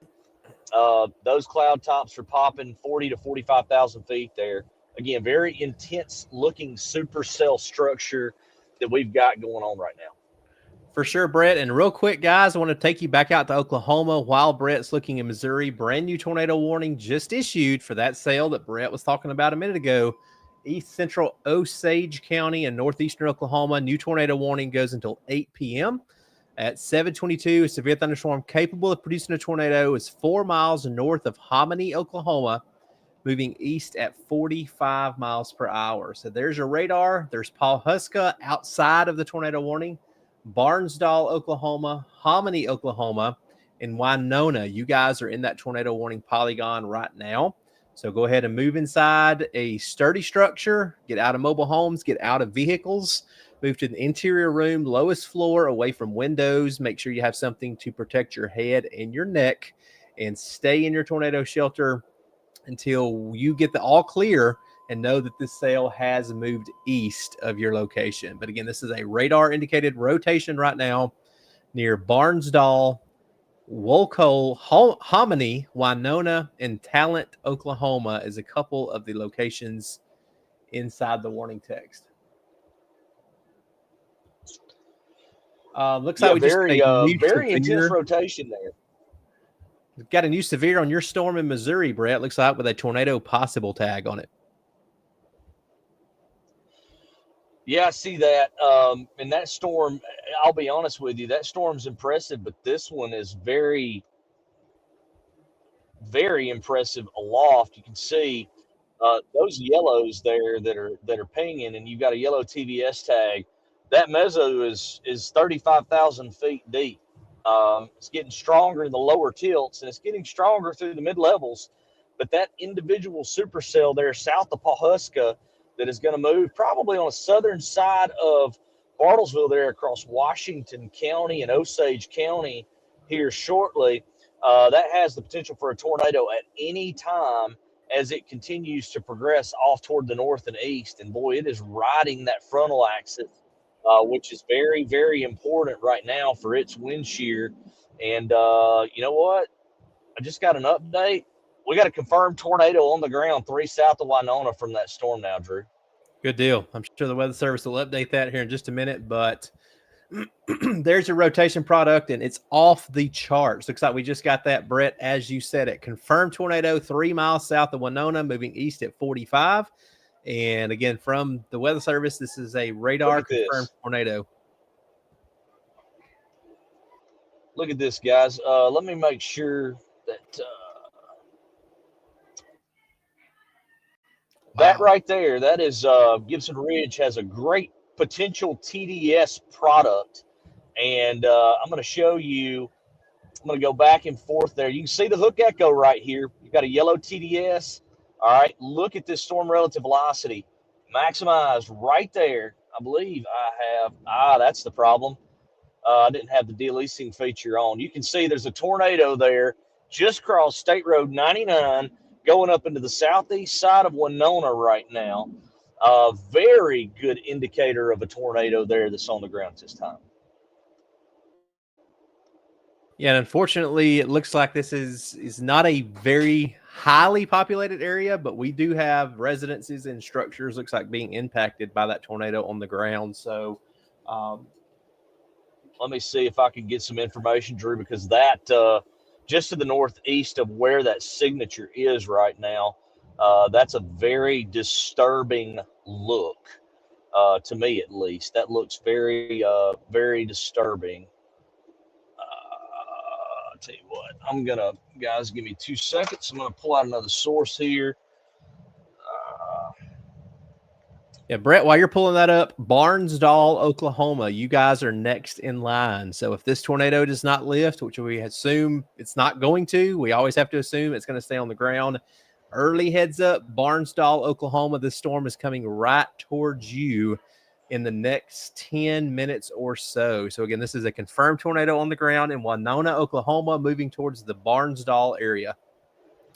Yeah, I'm working on getting some specific towns or some specific streets there that are a problem. Looks like we've got M-Finger Jarvis. I don't know if you have him to pull in, but Anthony saying in chat, M-Finger's about to be on it. Nice. So Anthony, he is working on that right now, trying to get his video pulled in. County Road or Farm Road 2665, you are in the path of this potential tornado on the east side of Winona there. It looks like it's a lot of fields, so that's great news. But if you live along 2665 there, that would definitely be a problem for you. This tornado is going to continue to go toward the north and east, toward Pershing, Oklahoma, Talent, Oklahoma. It's going to move up there toward 2420, road 2420, and then it's going to pass over that. Maybe it's I don't know if that's County Road 11 or State Highway 11 there to the northeast of Winona. That is west to east highway there. This storm is moving very, very rapidly, and it looks like we may have lost our debris signature, at least for a short period of time, waiting to see if this thing recycles. All right, we go ahead with that, Drew, since you brought that up. Yeah, so basically, there you go. Thanks again, Anthony. Jarvis has got that feed right above Brett's head. Notice there, I'm monitoring it off screen as well. It's going to be hard to see anything because that is literally a wall of wind, rain, and a confirmed tornado just a second ago. As you heard Brett say, it may be starting to cycle. We don't know that for sure. But notice he's looking southwest into the circulation part of this thunderstorm.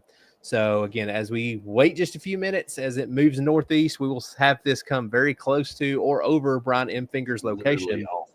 And he is up near Bartlesville, Oklahoma, from what I can see. Real quick, guys, I have to pass it. Yeah, he is just north of Bartlesville on his location. He's in the direct path of this thing as it's coming that way, Drew. I'm going to share another screen here in just a second, Jarvis. Yep, and Jarvis, when you get a second, I don't have it ready yet. I need to talk about Dallas, Texas. We've got a considerable severe thunderstorm warning for Hood, Johnson, Parker, and Tarrant counties. 1.2 million people in that warning for golf ball size hail and 65-mile-per-hour winds. So we'll talk about that here in just a second once we get off this Oklahoma. Actually, Jarvis, I see you just took it right there. So let's quickly go in and look at this storm in Texas. Then we'll go right back to Oklahoma. Again, this is Johnson, Parker, Tarrant, and Hood County. Severe thunderstorm warning until 8:30. This is not your average severe thunderstorm warning. Again, this is golf ball sized hail and 65-mile-per-hour wind gust. 1.2 million people inside that polygon. Just a few of the locations impacted: Fort Worth, Arlington, Grand Prairie, Mansfield, the Benbrook area, Forest Hill, Granbury, and the Joshua communities in and around the south side, downtown Fort Worth, and point south all the way down to about Cleburne, Texas. Again, big time severe thunderstorm warning coming in there. Well, we have we actually have a debris signature on our storm again that is up there in Osage County. This is going to, again, go between Pershing and Bartlesville, Oklahoma. Showing a weak CC drop at the moment. Still got a very intense hook echo there. I'm trying to see what Brian is getting into in terms of his direction of travel right now. Looks like this tornado, Anthony did point out, it's definitely wrapped back up again on velocities here. You can see that signature. That, folks, is serious business. Very strong inflow coming in. Rear flank downdraft on the back side of this and the hook of that supercell. That is your convergence area. That's where we call the occlusion point, just south of where that yellow triangle is. And that's the area where we're looking for the tornado, and the correlation coefficient would kind of confirm that. But it's getting very close up there to State Road 11 now, just to the southwest of the roadway. And that's something we're going to have to watch out for the next few minutes. And that might be rain wrap too, because there's definitely some rain out here in front of the hook. Very dangerous scenario evolving along that Highway 11 corridor there. Yeah, we're going to have a bird's eye view if M. Finger is able to stay in his location. Oh, wow. Was that That's a wall cloud back there in the back for certain. That full screen again? Yep, Good right back there in the flank. That could be a tornado down in there, folks. That's very impressive. That's coming off Brian M. Finger's dash right now, and that is a very good look at what could possibly be a tornado down in there somewhere. Looks like that's coming off his dash. Brian's one of the very good drone pilots that we house at Live Storms Media, so I would not be surprised if we start seeing some aerial images from him at some point, if that's actually what's taking place. But goodness gracious, that is a heck of a shot right there, guys. Yeah, notice too all the heavy rain and probably some very large hail. All that area right in the middle that you're looking at, guys, and to the left, all the white shade, that is precip wrapping back around the hook in the storm, just south of the Winona area. So where you would be looking, as Brett said, just to the right of all that heavy precip, kind of right where that lightning strike was, just to the left of that is where we would have our, there we go. And he turned the camera. So right in the center of your screen, just to the right of all that precip, you can almost see the circulation. Brett, check that out. You can see that rain sucking back to the, from the left to the right around that rotation. I do see that. He's still sitting on the north side of Bartlesville, Oklahoma. That's more or less what I was just trying to look at. I'm trying to get some cross streets here for where Brian's at. He's sitting just south of Farm Road 2431, just southeast of there, as this storm continues to move in his direction. He's got a great view of it right now. Just got an update from the Weather Service on that warning. A tornado warning remains in effect until 8 for east central Osage County. At 7:34, a confirmed tornado was located near Bartlesville, Oklahoma, moving northeast at 45. Again, this is a radar confirmed tornado. Locations in the path include Bartlesville, Taliant, Avent, Pershing, and Woolco, Oklahoma.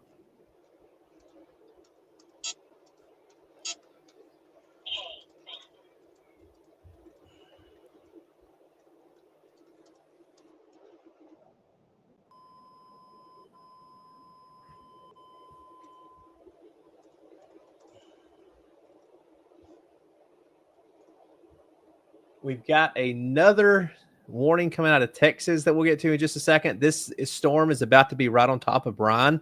So let's keep it with our Oklahoma sail. You can see on Brett's radar there, impressive hook echo. And seeing that little orange upside down triangle or yellow, I can't tell what color. I think it's yellow now. That is the radar basically saying, hey, this is where our center of rotation is, just southwest of Bartlesville.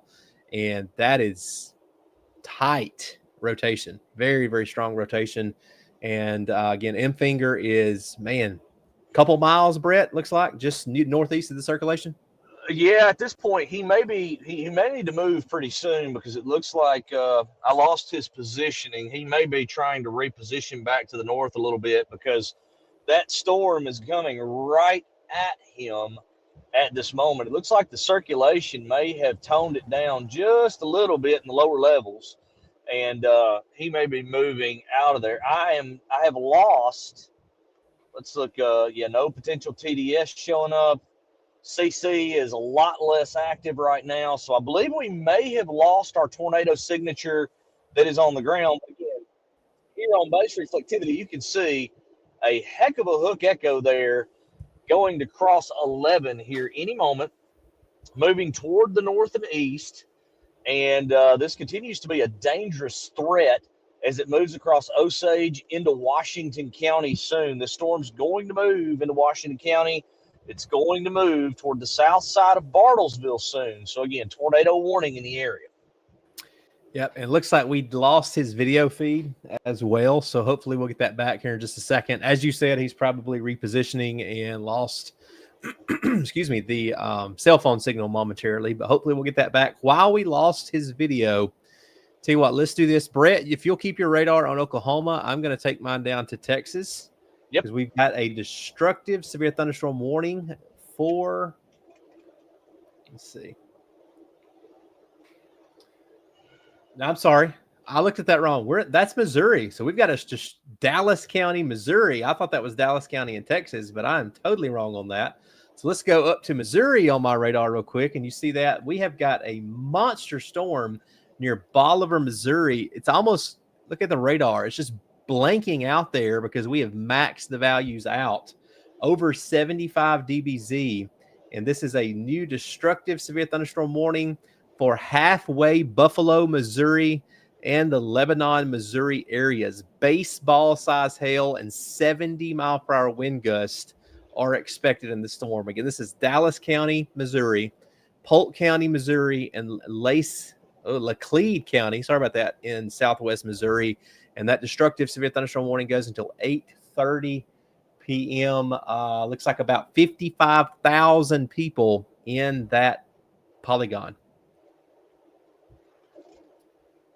That is very impressive with what we've got right now.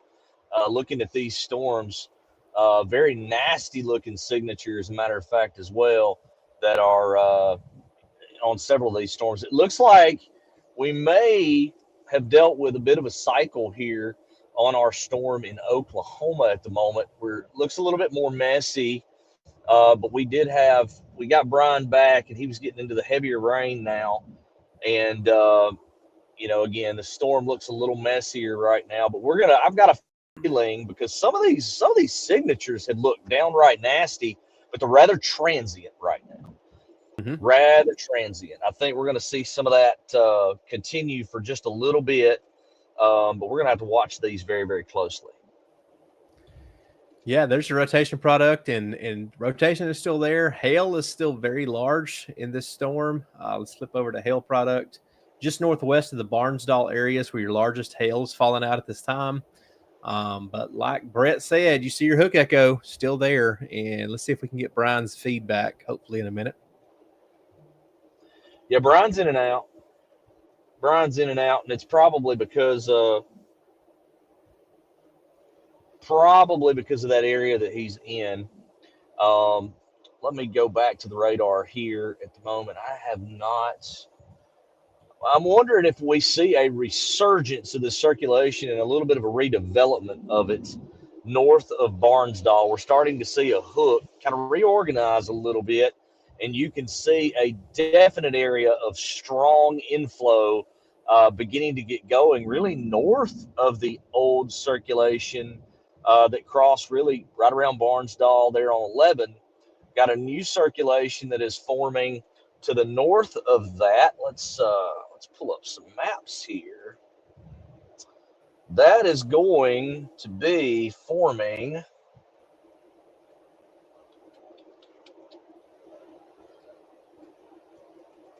and headed toward the Woolarock Wildlife Preserve. It looks like Okessa areas southwest of Bartlesville. The gun with this newly developing circulation here that's going to cross into Washington County here in just a little bit. It's going still across portions of east central Osage County.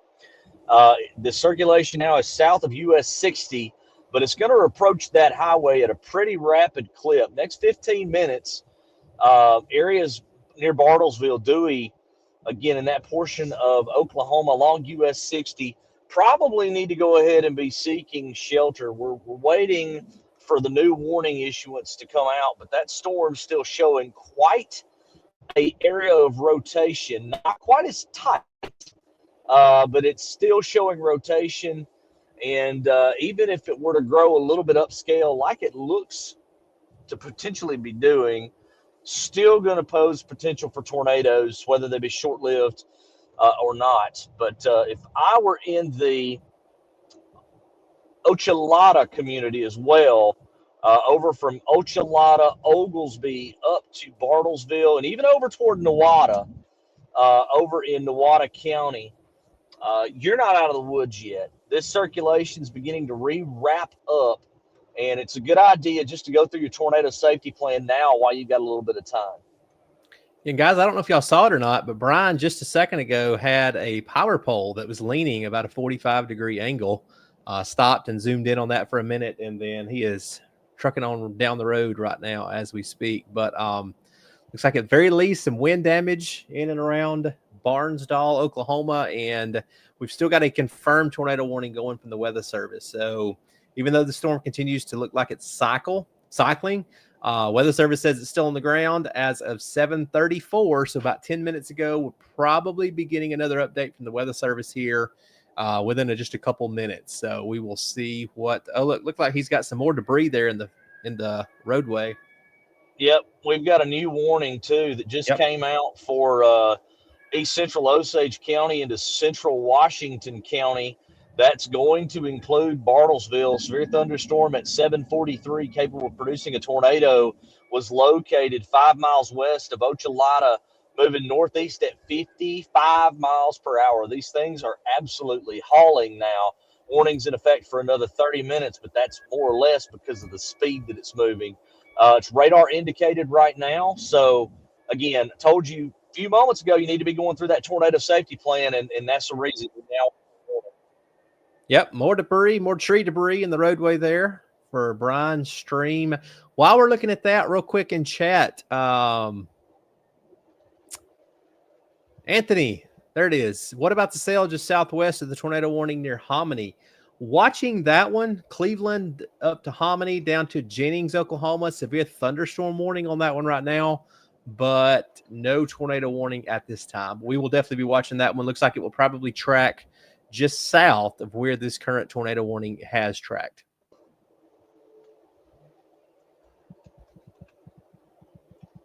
Oh, looks like we got Dave coming back with us. Just saw a text message from him. A new tornado warning for our sail in Missouri.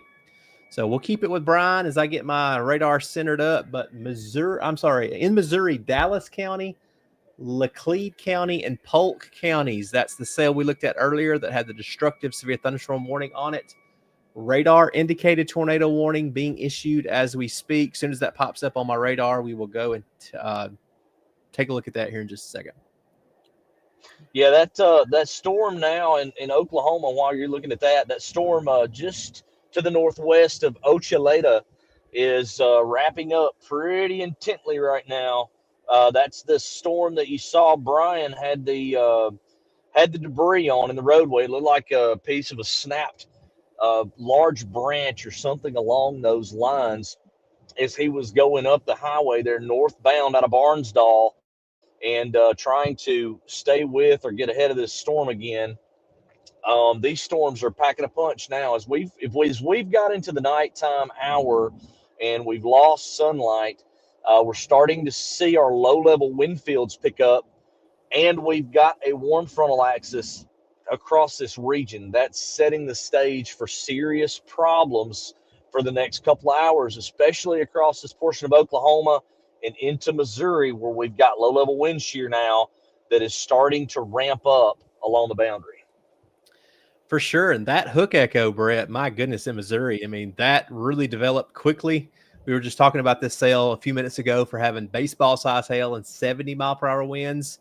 Lebanon, Bennett Springs State Park, Buffalo, Missouri, all the way over to the Evergreen and Falcon area. This is a radar-indicated tornado warning, goes until 8:15. And this is for a tornado and baseball-size hail with this thunderstorm. This also includes I-44 between mile markers 113 and 144. So if you have anybody traveling in that area, make sure you send the link to this stream, and we'll keep them updated as this tornadic thunderstorm approaches the Lebanon, Missouri area over the next hour or so. I think we just got another warning come across too, Drew. Okay, that's the Missouri warning. Sorry, it just buzzed in my ear for an update. Yep, looks like Coryell County, Hamilton County, Lampasas. I can never say that one in Texas. Lampasas County, I believe it is. And thank you, Dave. And Mills County, new severe thunderstorm warning coming out for you guys. About 30,000 people in that polygon. And I believe we've got Dave piped in. Jarvis, let me know in my ear if they can hear Dave or if we can just hear Dave.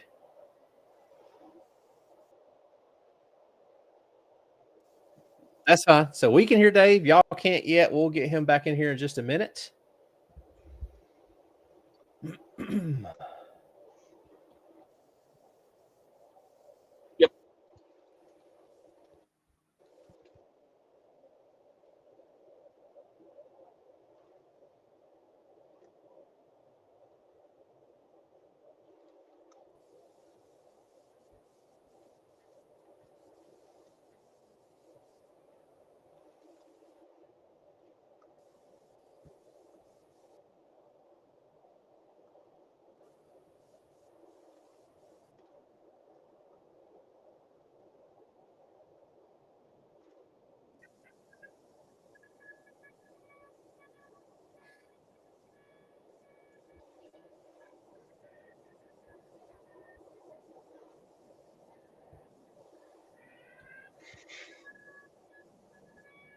Hold on, guys. We're trying to get David's audio piped in here for you guys on the feed. We can hear him on the backside, but I know you guys can't hear him yet. We're talking about a very dangerous storm there that showed up on the Springfield radar with baseball size hail indications there. The one that is Buffalo, Missouri, isolated supercell thunderstorm now. Man, it's got 3.5-inch hail indications on it now, David, as it continues to move toward the east. And that one's going in the I-44 corridor. That may be one of the most dangerous storms of the moment. Yeah, I think so.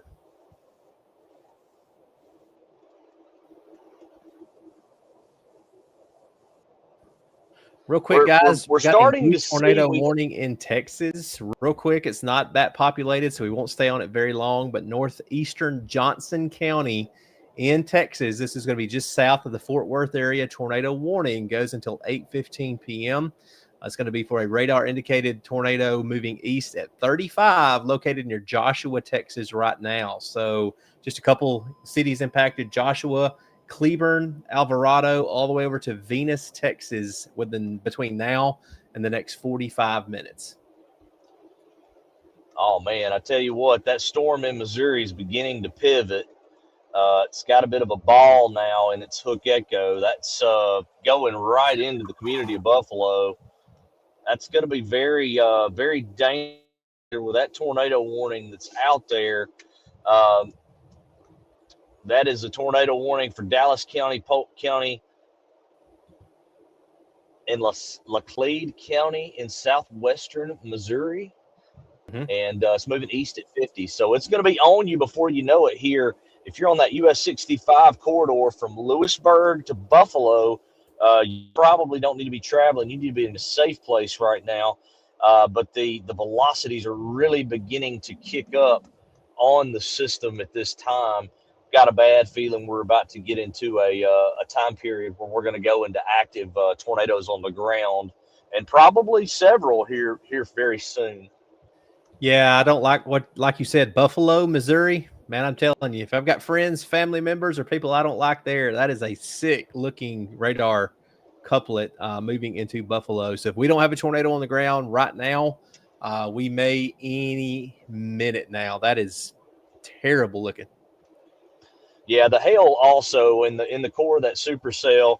The hail, we just got a report in from amateur radio just west of Lewisburg of golf ball size hail. So we've at least got golf balls falling in that core.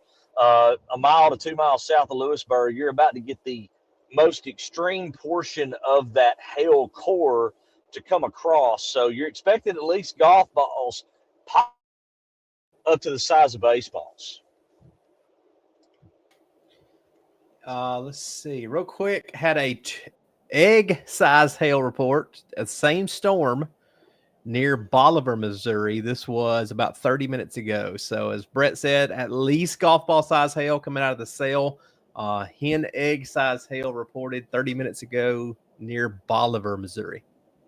Well, you can see that right there. That's top of the scale. The white, that's top of the scale. You're getting bills above 70. If you go any higher than that, that's a problem, guys. And then our maximum hail size there is showing greater than 2 inches here.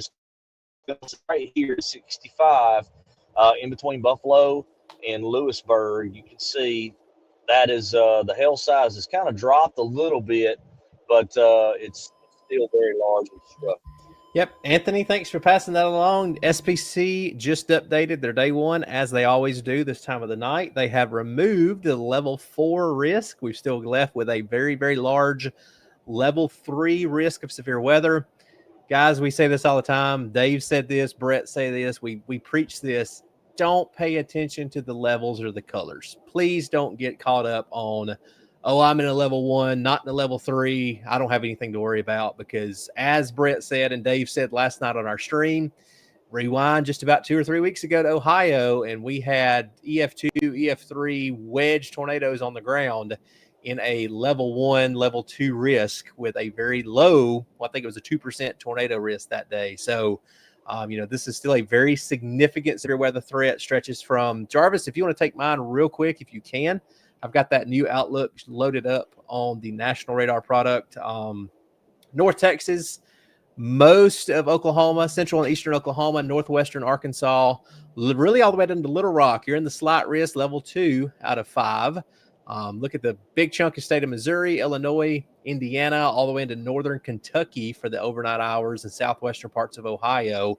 Again, anywhere in or around the yellow or the orange shade, that's your highest risk of severe weather from now all the way through tomorrow morning. This outlook goes through about 7 o'clock Central Time tomorrow morning. Do we have Dave piped in now?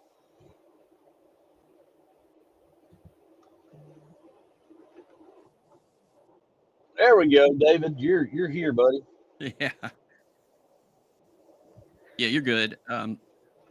This, if you think about it, Brett, I was just thinking about last night when we were looking at the 0Z her that came in, and does it not kind of emulate what we were looking at last night now with the supercells that have, popped up over the last couple of hours now? They're across central Missouri. It made a believer out of me there. It does, and that concerns me now as we go into tomorrow. That's one of the aggressive cams that are showing, big problems during the day tomorrow now, and with supercell thunderstorms later in the afternoon. So yeah, I'm kind of with you. That's an alarming situation, since at least face value it showed supercells, and as you see, especially with the storm that we've got in Missouri right now, that is one of the more classic supercells I've seen in a long time. No, I do not at the moment, but I can switch it. If you'll flip back, check out chat. Scotty doesn't know in chat reporting that Channel 6 in Tulsa has a spotter that is observing a tornado crossing Highway 75 north of, Dave, how did you pronounce that? Oh, yeah. And so not sure if they have an anemometer on their vehicle or if that was an estimate, but again, according to a spotter with a broadcast TV station there in Tulsa, possible tornado crossing Highway 75 north of Ochaleta, Oklahoma. Yeah, just one. I can see that. You can pull up my radar too if you wanted to. I don't know if we can. I think he's working on piping it in. Yeah. You see, it's piped actually in. Looks like US 60 that it's crossing at the moment. You said 75. What was 75? Oh, yeah, I see that. Highway 75. It crossed 75 north of Ochaleta. Yeah. Wow. I see the significance couplet there. Let's see if we have anything showing on the CC spectrum here.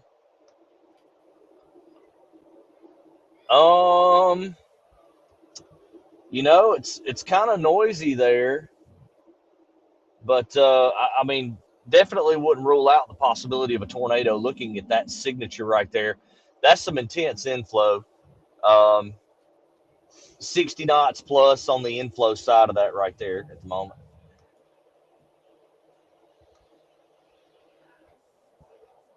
Linear area there too. It doesn't really look like it looks QLCS. It's definitely getting more of that look. It's got a little bit of an embedded little notch there, but overall, if we back out, yeah, you can see there's several cells that are merged together there. We're going to look at the echo tops here. So you can see where these cells are merged, but you can see the updrafts. You got an updraft there near Coffeyville, one back near Caney, and there's the big one near Bartlesville, and then further down the line there. That may be the one saving grace from getting many long track type tornadoes tonight, is these are going to merge up, it looks like, into a big mass QLCS with time. Certainly does, right? But now we go back into Missouri, it's a whole different story right now. Yeah. Let's go look at this thing again, because I've been was watching this one for a while as it came together. New tornado warning coming out, looks like we'll get that in just a second. Nevada and Washington counties in Oklahoma. That storm is the one that possibly produced that tornado down there south of Bartlesville. Strong low level rotation 7 southeast of Bartlesville as of 7:58, moving east at 50 miles per hour, and that is a tornado warning for Washington and Newada counties in northeast Oklahoma. Classic of a little ball, as you'll see on the end of that, and it's a heck of a signature there. The one just east of Buffalo now, moving along 46. Yeah, 44, excuse me. And David, it looks like right now, and these things tend to wrap up rather quickly over time, but it looks like right now that's the one thing it's lacking is some, low-level rotation in terms of its reflectivity. That tells you with that hook echo that you've got rotation in there. There's just not really strong low-level rotation right now, but that front's nearby. That front's really close. It looks like it may, like you said, be riding the front still, Brett. 70 over 63 in Lebanon right now.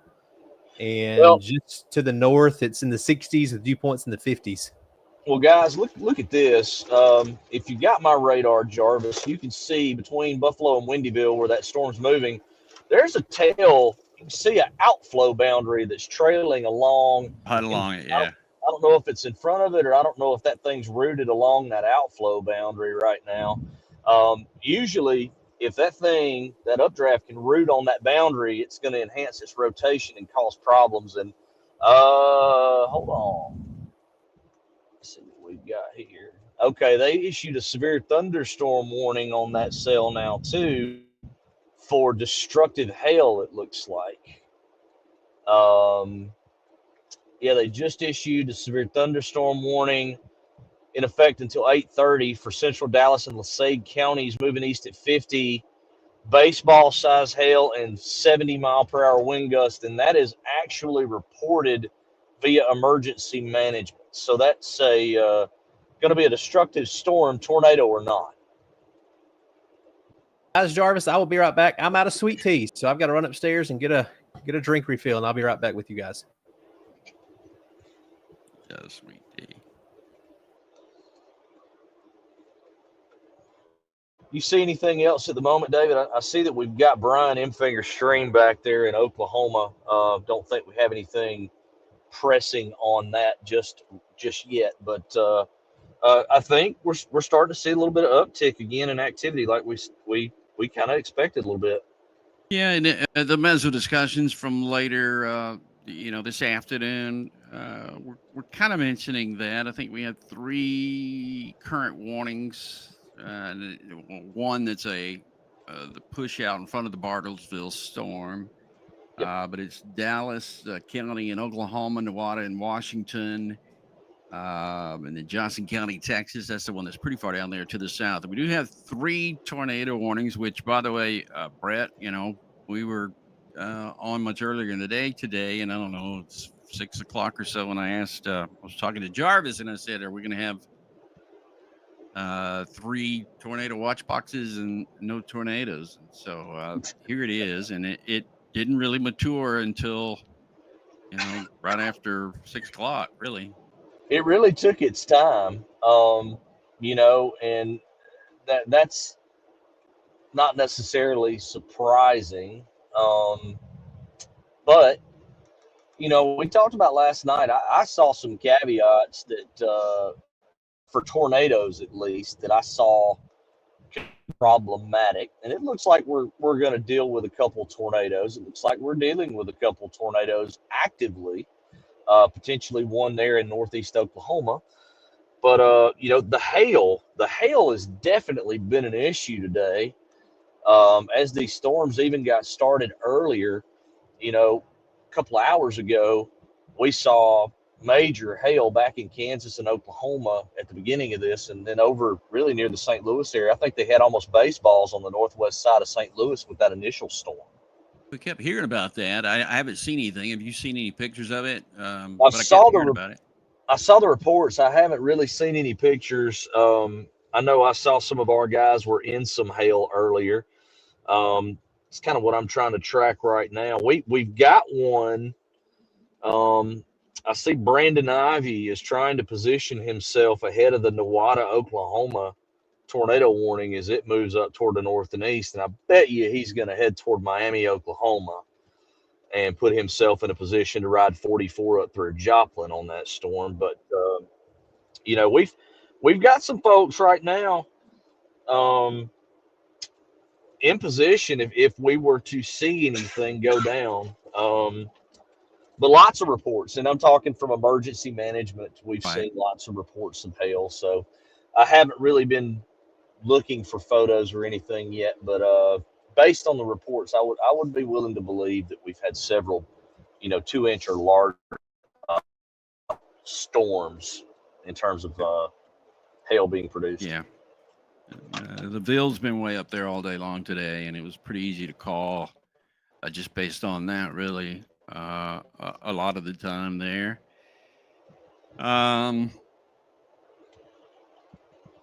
Wish, that account that we worked on today no longer works for some reason, or we'd be looking at that Dallas camera right now.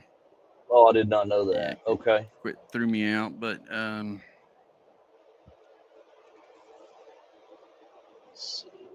just a series of severe thunderstorm warnings. There's all these hail reports that we were talking about a little bit earlier. There's an inch from emergency management there, just to the south of Stephenville. Inch reported by the public there. Just going through a few of these. Seems like an inch is pretty much the norm there. Look at all these hail reports that we have just north of Fort Worth, between there and Denton. Actually, a lot of hail reports. There's 2 inches by someone, doesn't say who. There's an inch and 3/4. So there was some big hail that went through with that, probably that one storm that went on through about 7 o'clock. The one that you're looking at that's now to the east of I-35 and still headed in that general direction over toward McKinney and some of these other areas there just south of the Red River. There are going to be more of these as we go through the next several hours, and no reason why there wouldn't be. And did they just reissue? I just heard. Yeah. It looks like they reissued Osage County. 805 severe thunderstorm warning, capable of producing a tornado 6 miles east of Hominy, moving northeast at 60. Oh, that's that second supercell thunderstorm down there. Let's see. I don't see a ton in regards to rotation on it right yet, but they did feel that it was enough, and it's got the structure, so they felt it was enough to warn it.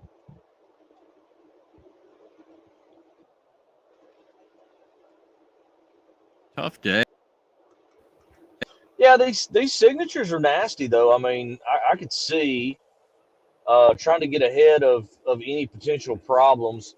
The one thing that I wonder, especially on the northern storms, if we're going to see some of these go more outflow dominant. And I'm kind of starting to see that on the radar potentially. The sale for Nowata in Washington County there. See some activity blow up on the east side of Nowata now and across US 60. And seeing some evidence of maybe this trying to blow out, and instead of that being a hook, being more of an apex to a bow now.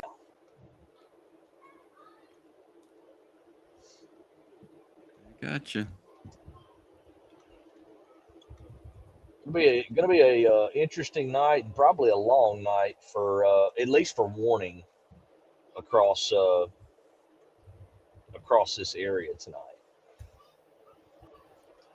M-Finger's been finding, I guess if there's any kind of tree damage or anything, he's going to find it no matter what road he goes on. I'm seeing him running around leaves and debris and sticks and branches every time he turns.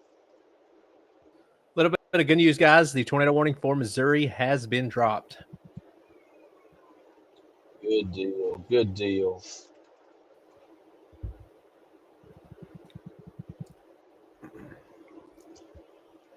Let's see.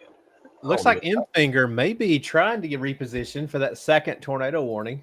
He is just northwest of that polygon, still north of Hominy, Oklahoma. So he may let that second storm pass and go down and see what he's seeing for storm number 2.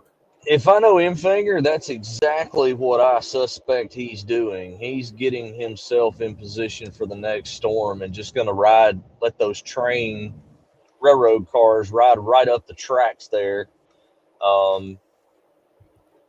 as each individual storm comes up that pathway.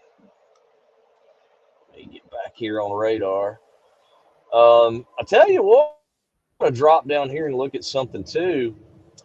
Don't sleep on this down here. This is the area down in southwest or southeast Oklahoma, south of Interstate 40. No warning on that storm yet, but look at that thing near McAllister, really starting to ramp up now.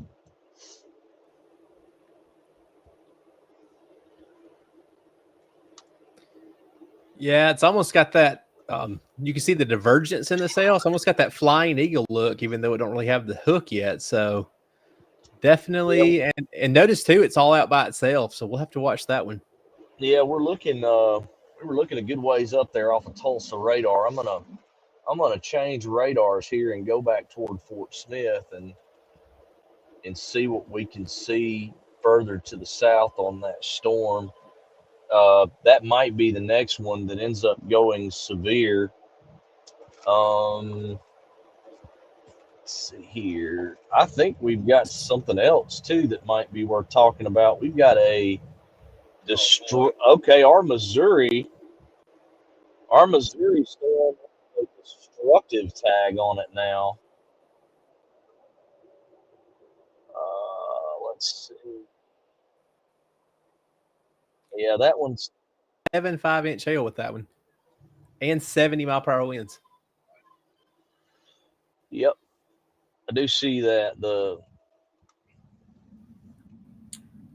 It's about to cross I-44 between 117 and 119 and 121 and 144. Those mile markers up there. That's going to be nasty as that comes across, if that actually does have destructive hail. That one's going to be the one that moves in the direction of Lebanon.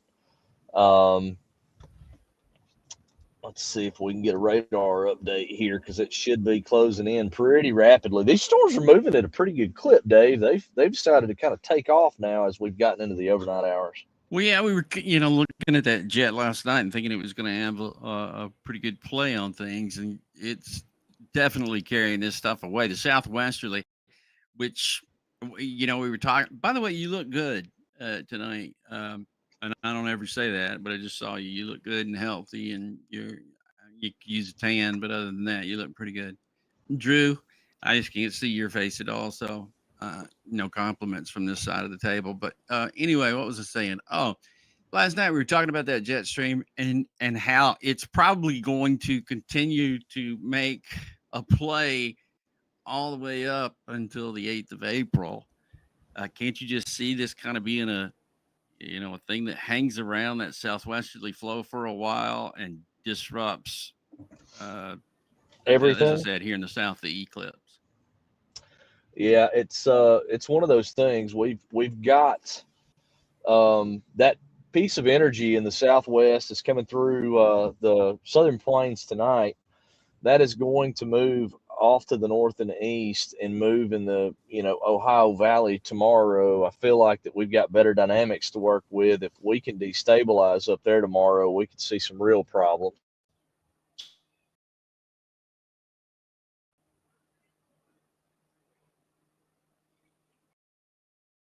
We lost Brett for a minute.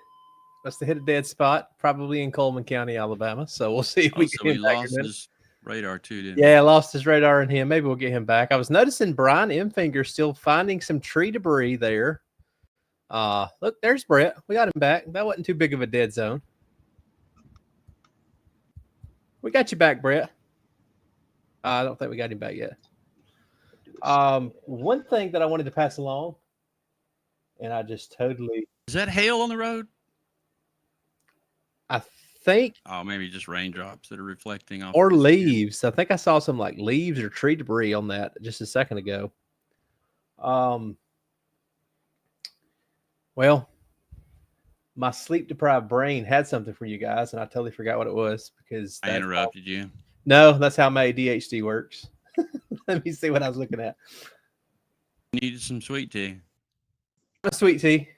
As Dean Barry says, I'm probably going to give me diabetes, but maybe not. Well, if it gives it to you, it's going to give it to me too. Oh my goodness. Sorry, we are stuck. What happened is we are operating here mobily, which is allowing me to be on with you guys with our Starlink unit tonight, which is a wonderful piece of hardware until you go underneath a bridge overpass and you can't shoot through concrete. So we are stuck. If you guys are interested at all, we are currently stuck. Looks like there is some sort of an accident on I-65 North right here before you cross the river at Decatur, Drew, right here close to Point Mallard, near Priceville. I don't know what's going on, but it's a mess up here. So we're stuck in traffic, basically at a standstill. Well, that's just horrible. I agree. Terrible. Oh, But you wow. still look good. Your lighting's good. Wearing your seatbelt. I'm proud of you. I'm trying to do Yeah. more, David. I'm trying to be a good influence to the younger kids these days. I know. So how is Heath? Well, he seems like he's doing all right tonight. Good. I told him over most bridges I would like for him to be wearing a life jacket, but I think he took me seriously. Oh, look at this. We've actually got a tornado report. Public reported a tornado on the ground down there south of Hominy, Oklahoma. I wonder if that may be what spurred that warning is the report element. I think so. That's a delayed LSR. It looks like that was at 7:07 Central Time. So that would have been from the initial storm that's up there near Delaware now. That is correct. Got it. We've still got a pretty decent signature up there on that storm. You can see there's a shear axis right there from north of Newada up toward Delaware where that signature is showing up. Still got a hook echo of some sort up there, central Newada County. And that thing's just continuing to truck off toward the east-northeast at 50 to 60. I mean, that thing is hauling. We got a new severe thunderstorm warning on that sail you were just talking about near McAllister, Oklahoma, Brett. Nothing crazy with it. 60-mile-per-hour winds and quarter-size hail, it looks like. Yeah.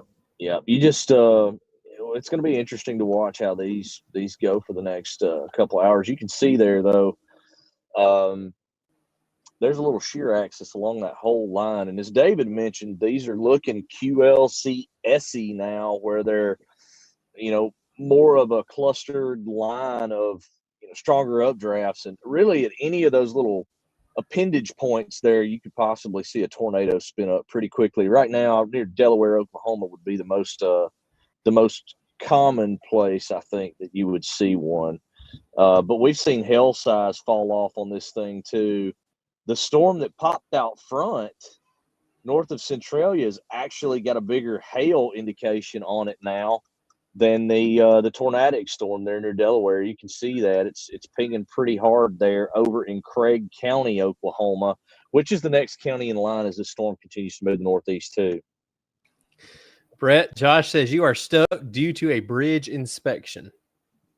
Oh, a bridge inspection. Does that mean a barge has hit this bridge as well? Find out shortly. That's insane. I remember what I was going to say, Dave. So earlier you were talking about how certain meteorologists in central Oklahoma was saying this was going to be the worst tornado outbreak in 10 years. Remember that? It's 2013 or something like that. Yep. I think he quoted. So if anybody's watching or anybody's nervous in Oklahoma City, time is quickly running out for that statement to become true. The front is already through Edmond. The front is through Yukon, El Reno. We've got northwest winds, 30 to 40 miles an hour coming into Bethany, Oklahoma, the Village, which is northern suburbs of OKC. So thankfully, the cold front looks like it's on top of Oklahoma City right now. That will totally squash your tornado threat. You may still have some high winds, may have some large hail with those elevated thunderstorms through the night. But with that front coming through Oklahoma City right now, we are thankful to say you guys look like for your tornado threat is quickly going down for the remainder of the overnight hours. Deal. Deal. Yeah, I totally agree with that. I think that that's one of the problems that we're seeing across many platforms nowadays. We're trying not to instill fear in folks. You really want to keep the terminology and wording down for the bigger days, David. Wouldn't you agree when we have really large? Do you really want me to answer this? Because you know how I feel about it. I just, in my lifetime, I never made a statement that was not, it didn't have any leeway in it, because I've been burned so many times with, it's the friggin' weather. We don't have any buttons back here. We don't have, I used to always say I'm in sales, not management. There's absolutely no way to control this crap. And that's a bold statement that was made today. And bless his heart, he's probably going to have to deal with it for a while because somebody screen grabbed it. And it's not a good look. But there was another guy. It was like during the winter when some of those people were talking about how 6 weeks from now, they were positive that everything from Alaska was coming down to the south. It'll be here in 6 weeks. Well, no. But, we tend to, if I found out anything in my career, it's that you can be forgiven. People love a, comeback story sort of a thing, especially if you hype the next one. People will forget that you blew the last one. This is the truth. Dave, you're on TV so many years, and I don't know how many. I know you can speak to this probably way better than me or Brett can, but I think the TV world these days has changed so much just in the last 5 years or so. It's almost like these certain TV meteorologists, mainly in your local markets, not really in the national sector, are almost trying to get viewers. That's what I thought immediately when I read that today that you're referring to. And it's almost like you have to hype it up because the weather's been so quiet. They've not had anything to go on. So let's make sure we, blast that this is going to be the worst thing we've ever seen in 10 years, even though it's not. So that's what makes me sad about it, because it's just, if it's a viewership thing, that's just bad taste, in my opinion. It's like anybody else. The guy who repos your car, he's just working. Mm-hmm. Yeah, it's a tough climate. It certainly is, and I get it. When I started not in Chattanooga, but when I started in Birmingham, you both know what kind of competitive market that was, and the edge was self-promotion. And some people are great at self-promotion. Some people can stand right in front of you and tell you how great they are, and more power to them. And then some people, and I'm going to say this, my friend Jerry Tracy, who I think is one of the greatest people, first of all, persons on earth, was so lacking in ego that he kind of got left behind a little bit in the Birmingham market because he couldn't self-promote himself. I didn't really know how until I got to the Birmingham market, and we do what are called proof of performances, POPs, where you tell everybody how good you are the next day. Mm-hmm. And that has sort of bled over. If there's anything from television that's bled over to the internet, it's probably a little bit of that. But, it is what it is, and I get it. Everybody's got to, you got to work. And I always told people that's about the only thing I was ever good at, was running my mouth. I couldn't have done hard labor. I did work at Surf Pro once. I cleaned carpets. I think we're down to a single tornado warning right now, guys. And I was even about to those talk weak- about how good it looked, and then it didn't. It didn't. It's got some stuff blocking it out front right Yeah. now. And to be honest with you, it looks like it's a giant outflow boundary all the way out in front of it right now. Yeah, it does. So, you know, Tell us about what you're going to do tomorrow, Brett, to set up. What are you thinking? I mean, the 0Z's out now. If you want to run through it, all right. First of all, let me go ahead and hit this real quick. The tornado warning for Nawada, it expires in 5 minutes. I don't see any real potential for a tornado there anymore. I think that damaging winds and hail currently the biggest issues up near Lenape, US 169. There's definitely some wind potential there and hail, but it looks like that mainly right now we're going more into a wind and hail threat for the near term across that 44 corridor from northern Oklahoma to Missouri. We've got still large hail in the Metroplex on the south side down there right now. But other than that, we have no active tornado warnings, I don't believe, at the moment, once this Nawada storm expires here in just a couple of minutes. In terms of what we're going to do, if we ever cross the bridge or if we don't jump off of it in the process of getting across it, we are moving up I-65. We're going to go through North Alabama. We're going to go through Tennessee. We're going to go through Kentucky. We're going to stop in Columbus, Indiana tonight, just off of I-65. And the plan is, I think we're going to get there. Their time zone, they don't change time like we do. They're on a standard time period all the time. So they're an hour ahead of us. We're about 5 hours from our destination for tonight. We're going to get up, 9 o'clock or so tomorrow and assess the situation. There's two options for us. We can drop south if it looks like that frontal boundary is going to, kind of sit stationary and wobble, or we can go to the north up into eastern Indiana and Ohio where, earlier model runs were showing the potential for some pretty serious weather. Well, I'm going to pull up Jarvis. zero Unless you've Z. seen it already. Pulling up the 0Z HER right now, which is the high resolution model that we look at for potential for severe weather and tornadoes and all of the things, which did pretty good in regards to the type of storms and the timing of storms today. It did pretty good there. I thought it gave a really good depiction of what actually happened when the stuff went cellular. Yep. And now the way it's going too, I feel like it did really well with that. Maybe not the placement exactly. There are a lot of singular celled storms in the radar depiction for tomorrow at 21Z. There are, and a lot of those singular celled storms are not in Ohio now. They're back over Indiana, I think, right? Yep.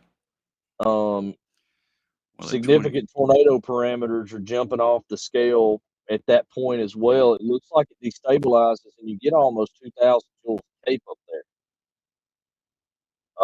Basically, right where we're going to stay tonight. So we may be sitting in the right spot, even though we didn't necessarily pick that spot for that particular reason. But it's very, very cold. We hit -41, -42 at 300 millibars, and I think that's been a factor this year. That's kind of been a threshold this year. Once you hit that's where we're seeing the significant activity take place. But that looks like the surface low up there, David. It's into the 980s tomorrow, so that's also concerning. Yeah. Was I looking at the NAM? Did you see the NAM earlier? How that thing wrapped up? And there's like 60 to 70 mile per hour winds there off of Lake Michigan. On the back And there's a donut like over Lake Michigan. that's totally rain-free, wind-free. I got to show you this if you haven't seen it. This is nuts. 3K. And let me go up here to the Great Lake. Yeah, check this out, dude. This is nuts. And I think I found it in the wind gust. Yeah, watch this. This is insane. Starts wrapping.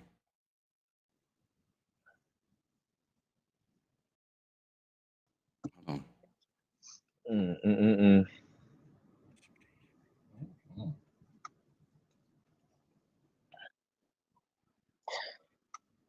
Man, Has Alerts is going off in my ear, man.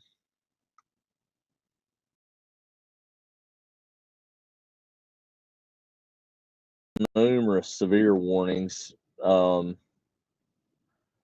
Dallas County storm, 700,000 people. Dallas, Ellis Hill, Johnson, and Tarrant, 1-inch hail, 70-mile-an-hour winds possible with that particular storm.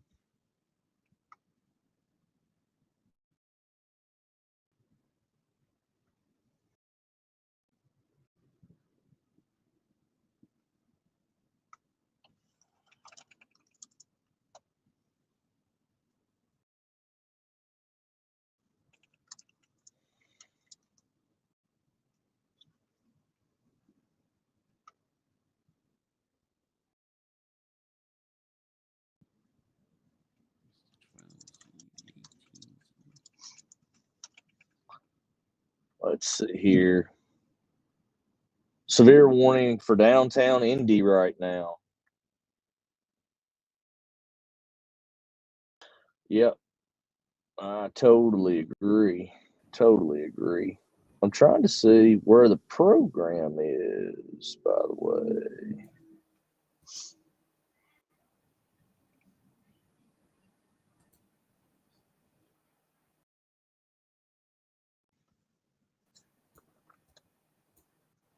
Oh, it is live. Okay.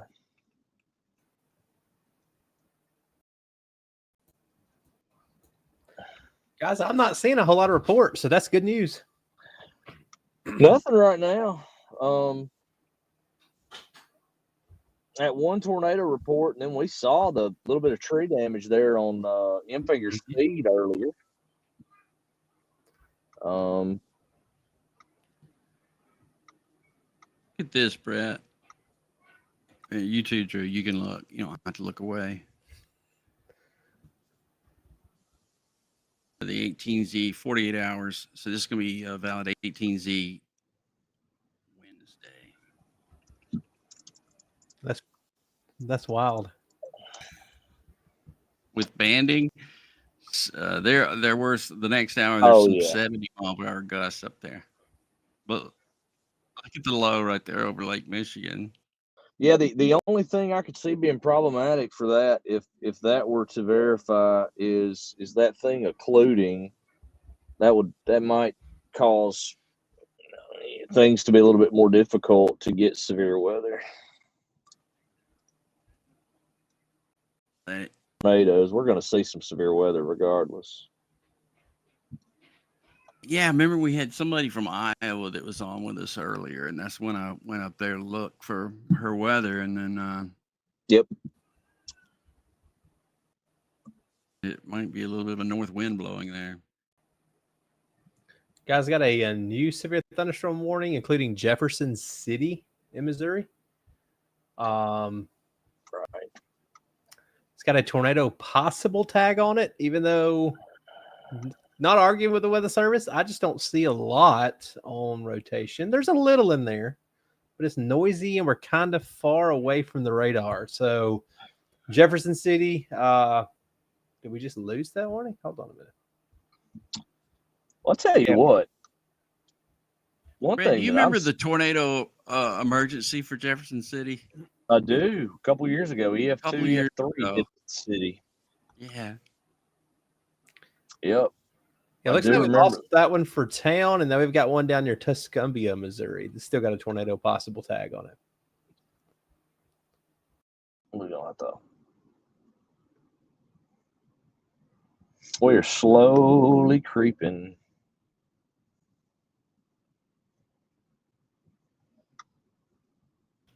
Speaking of which, how's Heath?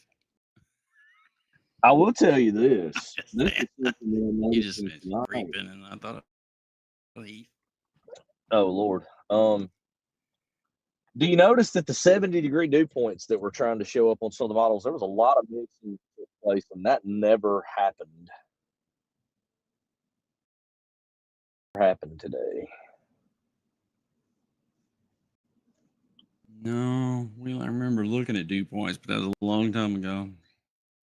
Yeah, we never got anything close to that up into this area today.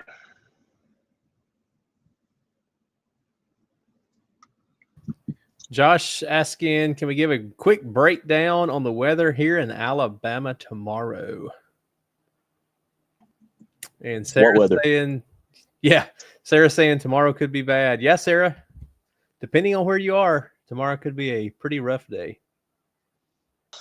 Yeah, it looks a lot like you've got 2 rounds of activity tomorrow. You've got a round on the initial wave up north, and then you have storms that are going to be going through the Tennessee Valley and the Alabama as well during the afternoon hours. Ahead of the cold front, you're going to have more of a wind and hail risk to the south. But I'll tell you, this run of the rapid and fresh models definitely got a more cellular look for the Tennessee Valley and up north, and maybe more linear, slower moving stuff down across Alabama, since it's further away from that low pressure system. Mm-hmm. Yeah, well, I'll tell you one thing. One thing that I do know, I had to be outside for the last hour or so. The dew points have definitely come up here in the state of Alabama. I'm way up here in North Alabama myself. We got 63 here in Fort Payne. The dew point tonight. You got I don't know if that 71 is correct there in northern Jefferson County, but you've already got high dew points across the state here at the moment. We've actually got a live camera over there in North Alabama that we could probably look at. It has data on it too, doesn't it? It does. Let's see. Hold on. Guess y'all want me to find it.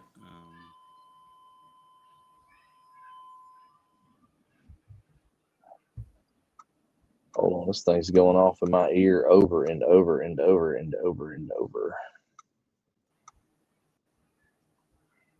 Yeah, you see the 60s made at Terre Haute, 64.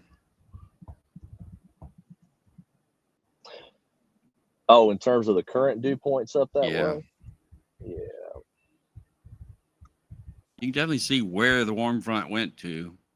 South of Champaign, never went north of Champaign. Yeah. 55.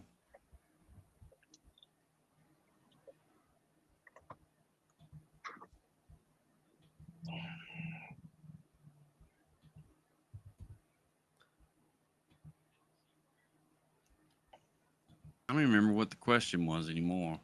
Nope. Was it Josh who wanted to know about Birmingham? Alabama weather.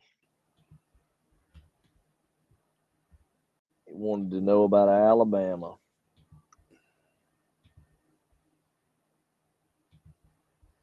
There's a good one.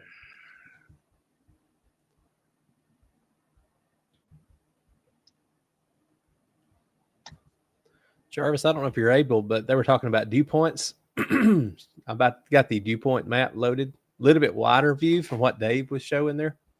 So you can see the 60 dew points. I see in chat 61 dew point there in Southwest Ohio by Crazy Cat. Thank you for that. Yep, 63 looks like in Cincinnati. That's 75 dew point south of Memphis. I can pretty much tell you that is incorrect, but we do have 70-degree dew points on shore. Coastal Texas, coastal Louisiana, all the way up into southern Mississippi, it looks like, Dave.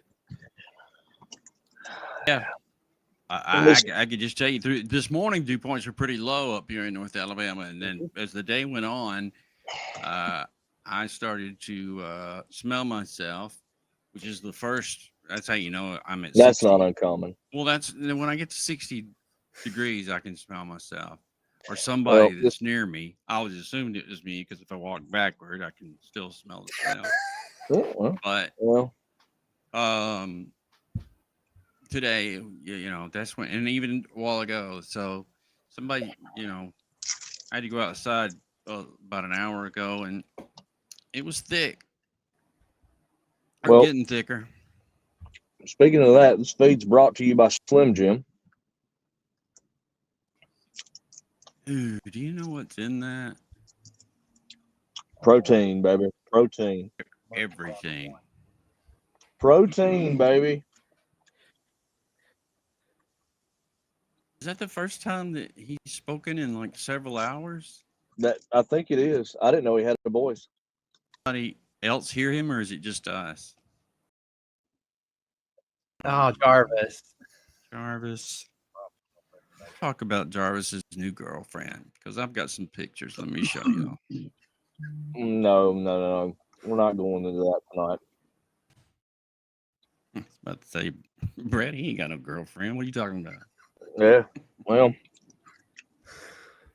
I think we're all getting tired and delirious, and it's only 8:30. Well, I'm not too tired. I'm just tired of busting tornado watches if we're going to have them. Hey, I think you may get lucky tomorrow in Ohio. We'll see. What? This is the third or fourth? What is this? So we had South Mississippi. Remember the enhanced risk down there? Several months ago, I think it was. And then we had the one recently, South Mississippi. Remember, we had couple reports, tornadoes. The one you were on, I think, Brett, right there north of Jackson. Last week, I believe it was. That was the only tornado we had. So it's a good problem, I guess, because we don't, like we said earlier, we don't hope for the big widespread tornado damage. But what we hope for is the best forecast. And I think that's where, a lot of us in the weather industry is thinking that we've got a very good forecast, and then Mother Nature kind of shows us she still has the upper hand. Well, I'm going to reiterate after I swallow my Pepsi. I didn't even know you knew that word. That's incredible. It is, isn't it? My vocabulary has expanded, David, since we, went on one of the $5 words, Dave. I'm waiting for the CC to catch up to that. Well, I mean, because it could have come out I'm a pervert. I've seen worse situations. I truly have. I've seen when I was on the air at Weather Nation, some of the stuff I'd say I should have been arrested for. I'm surprised they didn't come down there to arrest me. Oh wait, they did. Don't make people go look into your public record. I mean, come on, you should have left that one alone. But goodness, it's okay. We're passing. By the way, Josh Burnham, we're passing your bridge inspection area now, with all the little pretty cones in the center of the bridge, and all of the people that are one guy's working and the other 12 are standing there watching. We did pass that zone, so. We're beginning to move again. Bridge inspection confirmed. So yes, definitely an inspection. I don't know about the barge hit, but we can all speculate. But I don't know. It's just been a really weird year. We saw a couple of potential problems with the setup last night. Storms were going to be definite. Hail was going to be a definite. Just was not real sold on it absolutely being a big tornado outbreak type deal today. So glad that didn't occur thus far. So I'm skeptical, and I think tomorrow's gonna be bigger than today for tornadoes. But I'm also I'm not ready to pull the trigger on the several significant tornadoes wording at this point.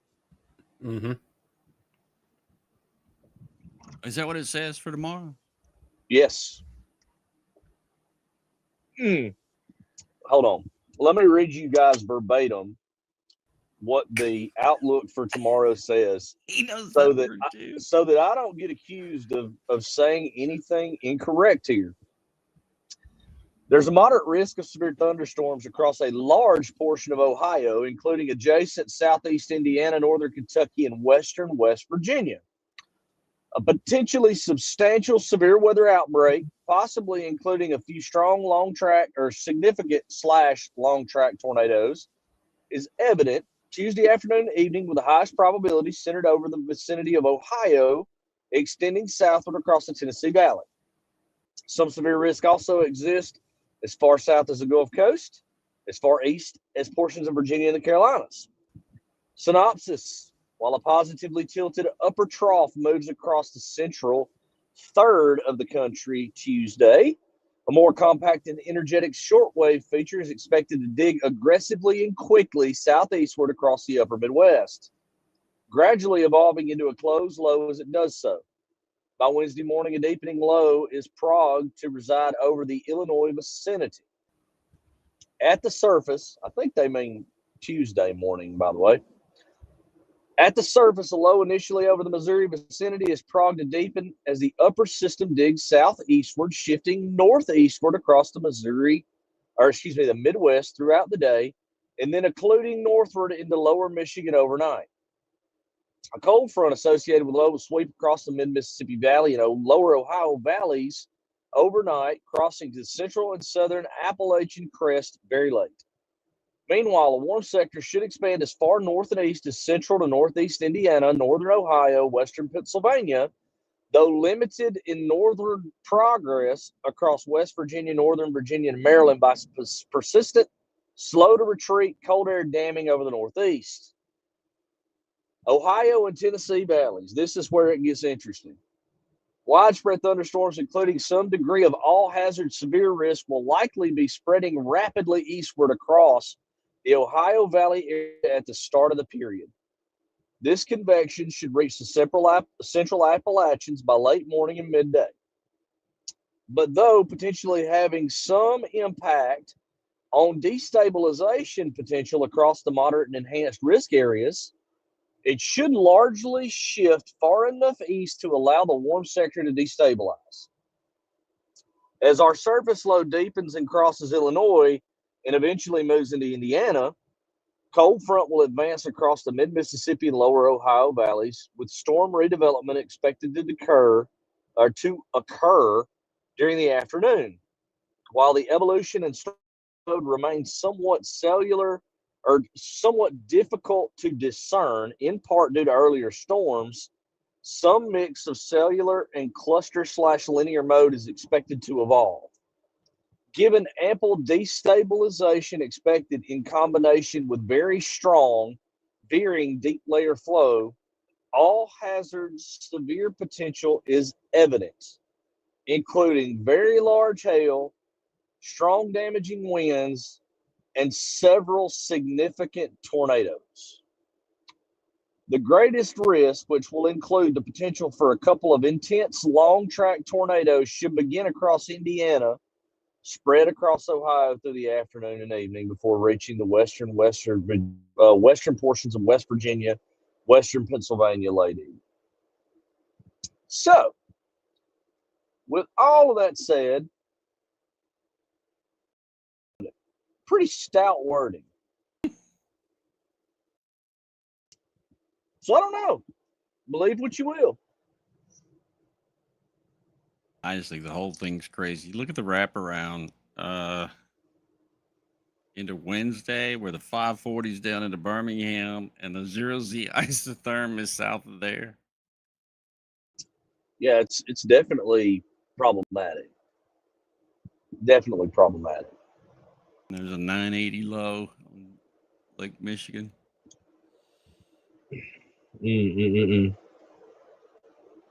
Very, very interesting. That's why I love the weather. Crap like that. I love when crap like that happens and you're just left mind boggled. I agree. I totally agree. Looks like we've got some kind of activity there on M-Finger's feed. Jarvis, just to let you know, on my end here, I cannot see the program that's going out, so I don't know if that's on purpose or not. Oh, got it. Okay, that makes sense. I see M-Finger there. It looks like he's got some kind of a emergency response vehicle or something going on.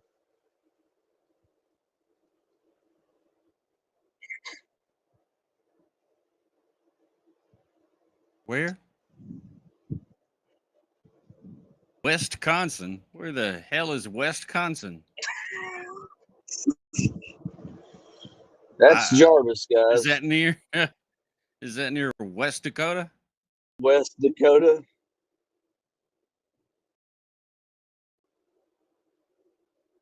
Where in Wisconsin are you going to be? Green Bay. Yeah. I mean, I guess the Braves play in Chicago again tomorrow, don't they? Brett? They do. And They do. well, it's not until Wednesday that actually comes to Chicago. But yeah, they did pretty well today. I think they blanked them. Yep, 9-0. 9-0. 9-0. And, just in case you want to know, because we don't assume everybody is just sitting around wanting to listen to us. The other big thing going on is Iowa's beating LSU in the women's Elite Eight. There's 3 minutes left in the game, and they're winning 82-71. Sounds great.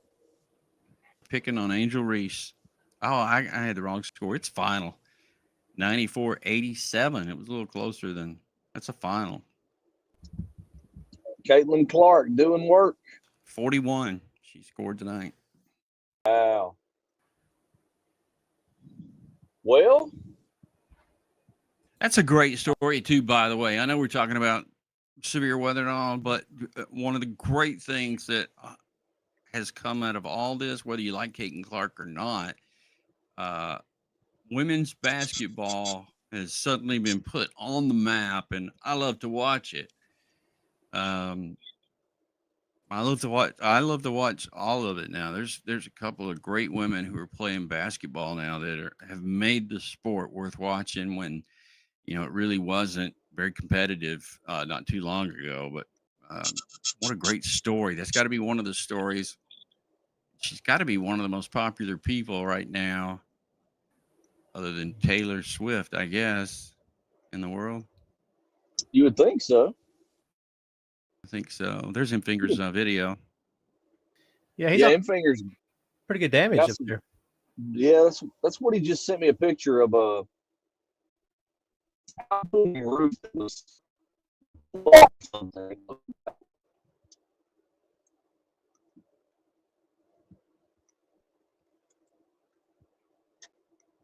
We losing? I think we got it. I'm here.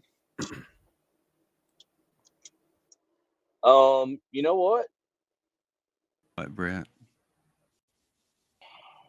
I'm getting information from M-Finger right now. Put him on. Let me see.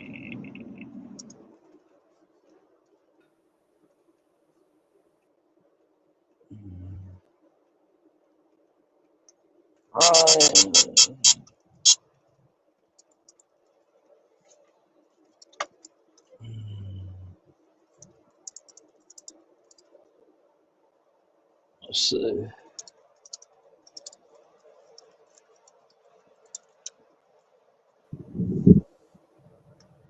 Hold on one second. Wait to see what he gives me. He says, I don't know what town he's talking about. He said, but town's pretty torn up too.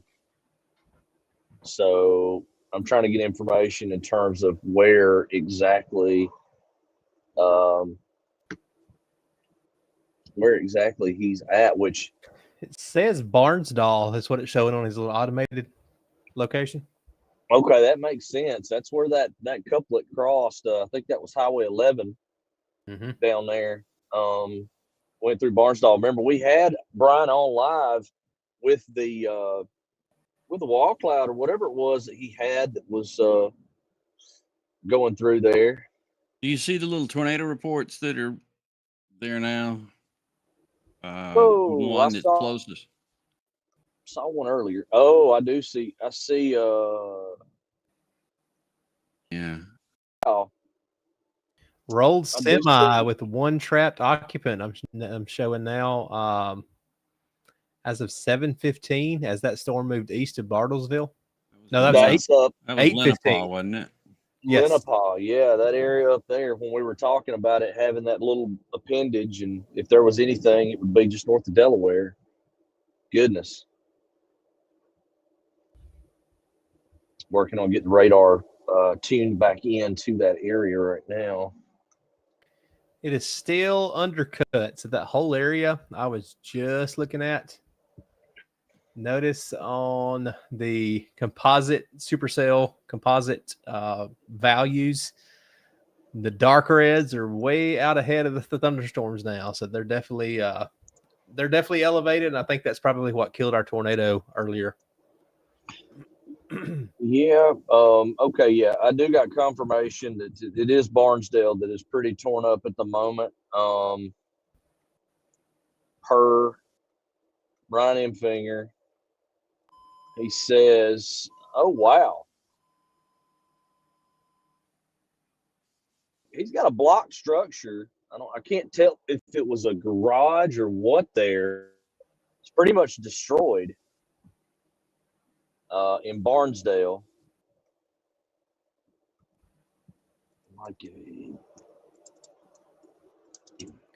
He's actually got something on stream now. Y'all can see it on the live feed. That's it. That's you got plywood there, and then to the right. Let me see. I tell you what, Jarvis, I'm gonna We've almost got another warning, by the way. If you look north of there near Columbus, across the border. All right, I'm going to show a video. I tell you what, if you'll take my source, Jarvis, I've got a picture that Infinger just sent me that you'll. It's got a better look of the whole scene there versus the live stream. If you want to take that live for just a second, that is Barnesdale, Oklahoma. There, you can see the blocks busted up, blown apart. All kind of debris. It doesn't look like anything that's tremendously well built, and I can't tell if it was just like a shop type building or what. But you can see right there that's somewhat problematic. That in that area. So that's from Brian Emfinger, who's out there in the field, and we're going to shift back toward his live camera here in a few minutes. I think he may end up moving. I do see that there's a lot of police activity there right now, but that's what Brian Emfinger is showing is the damage there. And I'm going to go back to the radar on this side, Jarvis.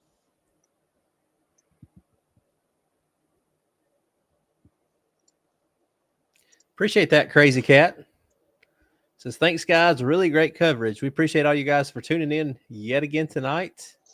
If you're new here, go ahead and let us know in chat. If you're new, if this is your first time watching, hit that like button and hit that subscribe button so you will make sure you can tune in every time we're live here with these severe weather coverage streams. Starting to see some of the other models roll now for the evening runs. 3K's out in about 15 hours. I'm going to be really interested to see what that looks like by tomorrow afternoon, because it's trying to clear things out pretty good.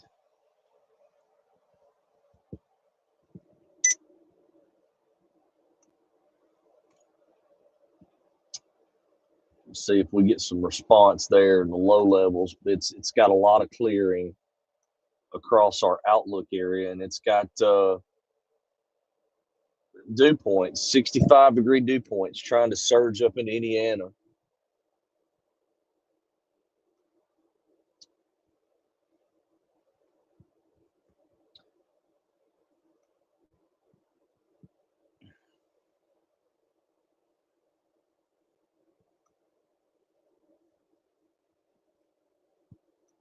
guys, we're looking through the latest data. If you're not hearing us, there's a reason for that. We're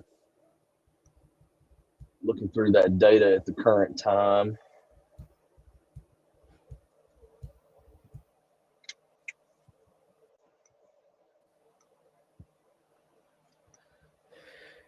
Looks like M-Finger is rolled up on another scene, very active with police and fire. I'll have to see what we get into here in just a minute. Guys, I will say this. A lot of the stuff down to the south, I'm wondering if it's struggling with some capping down there. You know, we talked about that warm intrusion, that warm nose down there across portions of Texas as we got later and into southeast Oklahoma. If we would see some capping be a problem with, you know, the cellular development or the expansion of cellular elements. And it looks like that might actually be happening. Those storms down there seem to be struggling somewhat. And ones up to the north, they seem to be pretty clustered now, except for that little area across southeast Oklahoma. Heck, it may end up hitting us in Indiana by the time we get there. That stuff is hauling. Mm-hmm.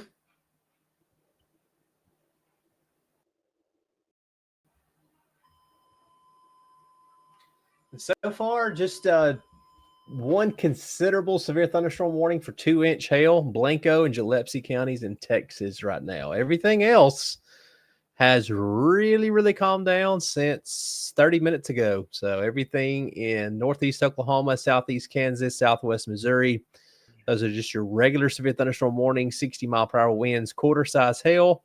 Those in central Missouri, same thing. South of Columbia, and then a lot of flash flood warnings popping off there in Illinois, and may see some into portions of Indiana by the time you get up there later tonight, Brett. Yeah, I did notice that. That's one thing that we are preparing for. We're going to try to stay to the south of Indianapolis, which I hope keeps us out of a lot of the activity. But yeah, it does look like it's going to get more go up along this frontal boundary later tonight. Man, that storm that we were talking about earlier down there in Pittsburgh County, down near McAllister, Oklahoma, we talk about capping. That storm's basically evaporated when it went into the next county. Yes. It crossed over, I believe, is that Haskell County, Oklahoma? Yep, Haskell County, Oklahoma. It's nothing more than a mere shower now as it heads in the general direction of Fort Smith. So I'm really curious, again, as to if we're seeing some warm air intrusion maybe aloft come into play down there, because those things just evaporated like they were nothing. Mm-hmm.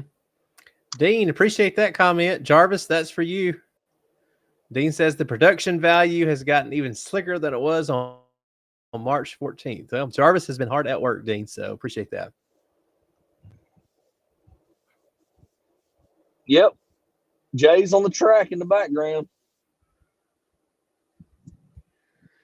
Well, guys, I don't know about you guys, but I am about to have to roll. I got about 2 hours of sleep last night, and I am getting pretty delirious. So what y'all's playing for the rest of the night, Dave? And I know Brett, I ain't going to ask you. You're obviously riding, but y'all going to think we stick with it a little bit longer, see if we have more warnings pop, or what y'all think?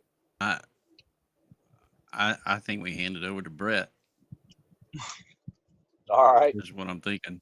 We'll ride along with Brett to Indiana. Sounds like a I plan really to me. feel like we should just hand it over to Brett. He was a little bit late to the ball game to start, so he could finish it.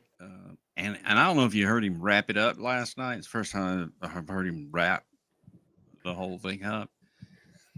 And a lot of people get really nervous when they have to wrap it up, you know. And yep. Can't do it. And nope. He did a fairly decent job. Jarvis, if you talk to me one more time in my ear and nobody else can hear you, I swear to God, I'm going to release these pictures.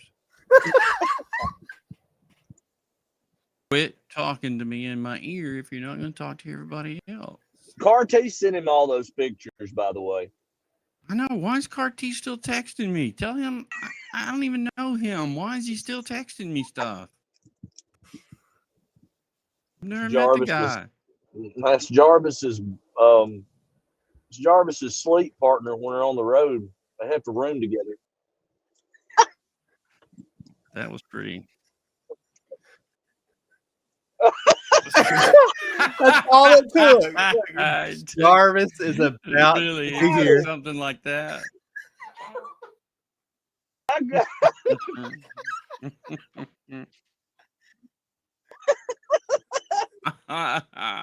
Look, y'all done released Medea and Jarvis. Oh my god. Guys, it's okay. Look, we got 2 votes. Anthony and Sarah says they vote dash cam with Brett for the rest of the night. I think that'd be just that's right up there with Waffle House After Dark. Well, I actually think that I'll tell you what I think.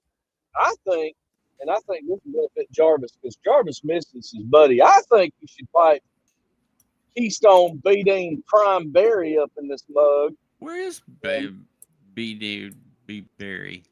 He's here. He's in the chat. He's here. He's actually talking. Yeah.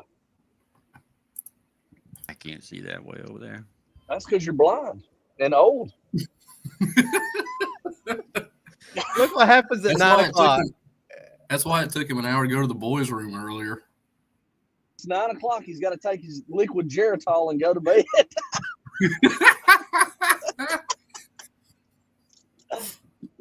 Hey. Keep it PG here, buddy. It is. What are you talking about? Plantar fasciitis. Got problems with that hand. They don't have Waffle House in Oregon? Oh wow. Get the frick?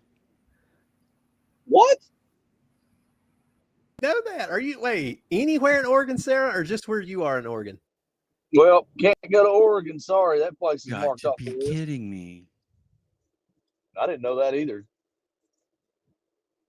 We only had like 1 or 2 in Denver. Well, all right, here we go. Now we can actually get down to business. So, oh my goodness.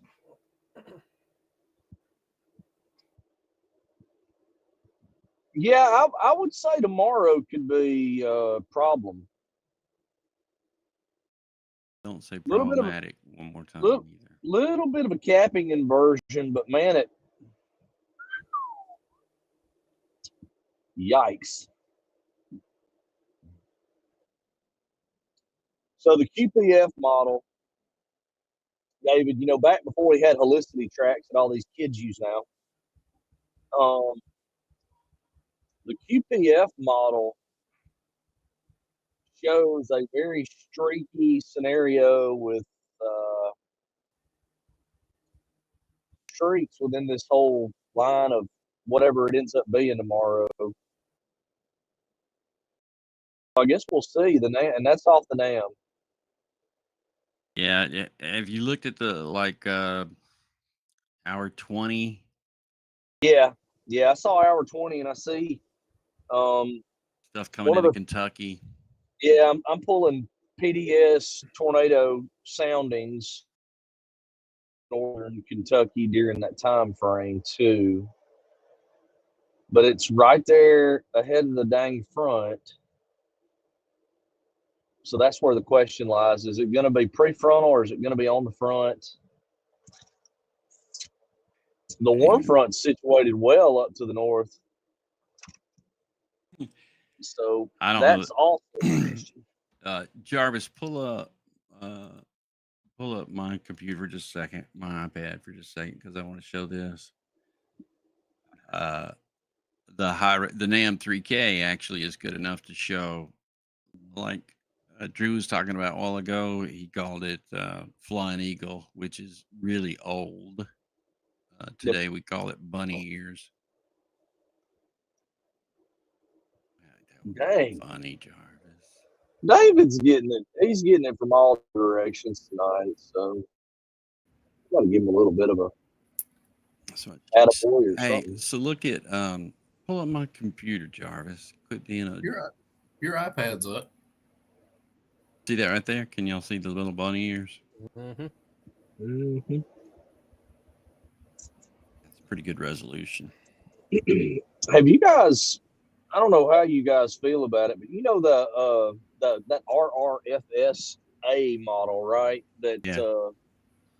that is replacing the her, right? No, it's the. Is it the her or the Her. RAP? Mm-mm. It's supposed to be replacing the her. Yeah, I didn't know that until yesterday when we were chatting about it, but it seems I've kind of nicknamed it the end of the world model. Yep. Rapid refresh forecast system instead of the high resolution rapid refresh. I saw where it ran on March the 28th. Is that the one you're talking about? That's the only day it ran. They've got it on Pivotal now, pretty much running regularly, I believe. Yes. Yep. But yeah, it's been out less than a month, I think, Dave. Like regular everyday runs. So I don't know. It's going to be interesting to see how it performs through spring because everything I've seen on it is just kind of worst case scenario. Yeah. Oh, really? So yeah, it's way, and it may end up being right. I mean, but like for today, it had huge maxed out helicity tracks, all across central Missouri into Illinois, taking a southeast dive into like Indiana, northern Kentucky. And obviously we had, a couple confirmed tornado warnings around St. Louis, but nothing, to the magnitude of what it had. So, all right, guys, with that, I'm about to bounce. You guys keep rolling. And, everybody, again, thanks for tuning in. I think we're gonna hang with it here for just a little bit, but we're not. If we don't see something that jumps off the page at us here for too much longer, we'll probably wrap it up here within the hour, I would say. Well, good deal. Well, it's because you don't have anywhere else to go, but Drew and I, we have. You got a bed to go to. I understand. I get it. I'm kind of tired. Well, Penny's You don't probably need to go to bed, Dave. You had 14 hours of sleep. Did I really hurt your butt feelings that bad where you have to insult me in my ear and nobody else gets to hear it? No, you're on the air. I'm on the air. Oh, he's on the air. That makes it even worse, but okay. Boy, at least come up with something original. Have you been watching South Park or something? Because all that stuff you're saying is pretty old. Ooh. Well, Jarvis, real quick, one quick favor as I'm walking out the door. My box is going to be perfectly empty, so let's pop up your camera here in a minute whenever I go blank. And since you're going to be talking, we got to see you face cam. Yeah, you know what? That probably wouldn't be a bad idea. I've never seen him. As long as I've known him, he's never shown his face to me. I don't know what he looks like. I'm like Heath I had in the shadows. Oh. You admitted that to the general public. Yeah. He's Italian, isn't he? Something like that. He is. I'm friends with some Italians. Yeah, my NDI just stopped on everything I've got. I don't know why, but I'll tell you what, I'm looking at the overall view of this, and man, everything looks to be outflow dominant. Unless we get some stuff way out ahead across portions of southeast Oklahoma and Arkansas that goes up into Missouri, I don't know that we see much more from this tonight. I think that'd be surprising. There was much more there. And I'll tell you what, I'll tell you what I'm dying to do is just go sit down and look at the models again about tomorrow because I'm super confused. I agree. Totally agree. I see a case for heating of the day, especially down here, this far south. If the instability gets here right about 3 p.m, I see that kind of blowing up a little bit. The Cumberland Plateau, westward specifically, even Nashville, like they could, timing was, if you look at it like at 18Z, there's nothing. 19Z, suddenly boom. 20Z, it looks like everything's spinning. Yeah, I mean, I don't know. I'm not. My confidence level is not very high in any particular solution right now. Yeah, that's what I was I'll trying say to that. say. Yeah. Um, But anyway, I got some stuff I got to go get outside, and I'm gonna go for now. But I'll see you again tomorrow. Y'all try to all get right. some rest. What time are you thinking you're gonna get into a hotel?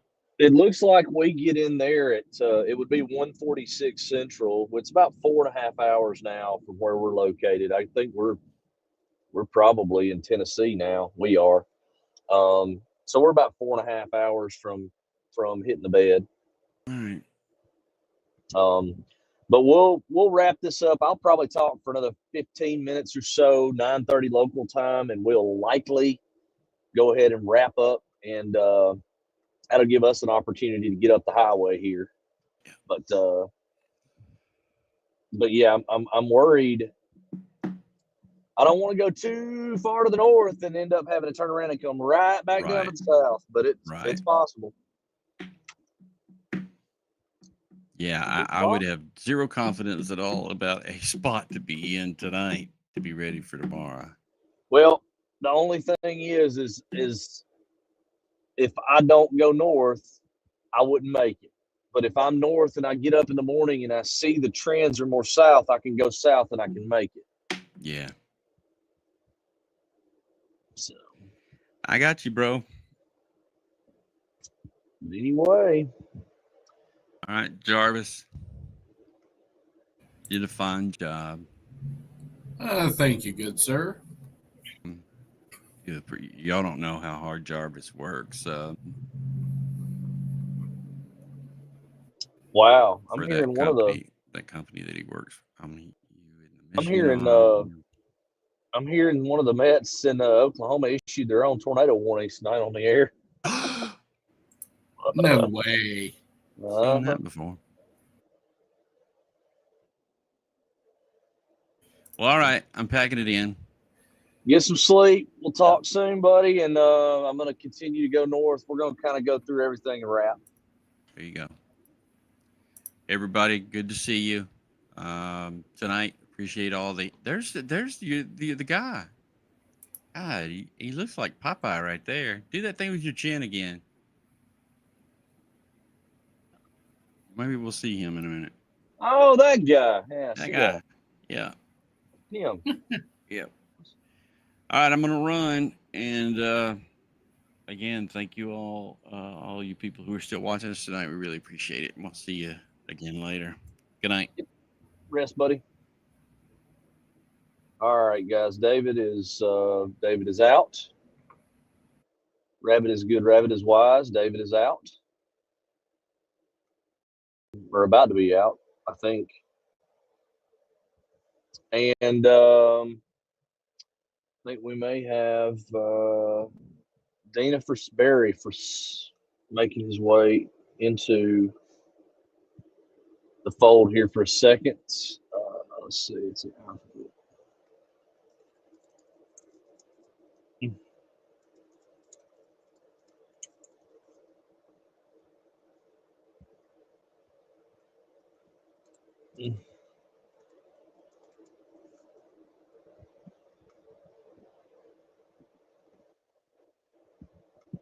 Yep, I hear you. I do hear you. Looks like we still got about 55 people that are in the room here. I'm gonna go here in just a few minutes. I'm gonna go ahead and go on a little bit of a radar tour here and show everybody what's going on. I don't know how much longer we're gonna hang out. Everything looks really messy right now. Got 8 severe thunderstorm warnings at the current time. Let's see, 25 minutes. Where is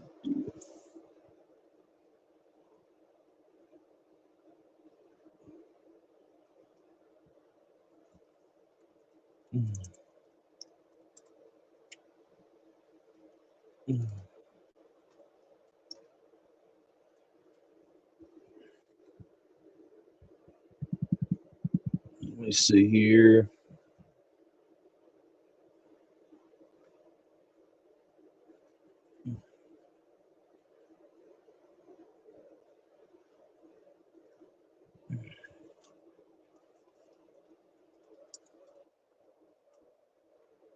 I am. That's what I'm working on right now, Mr. Jarvis. Oh, because I'm trying to do a window here versus anything else. There we go. There we go.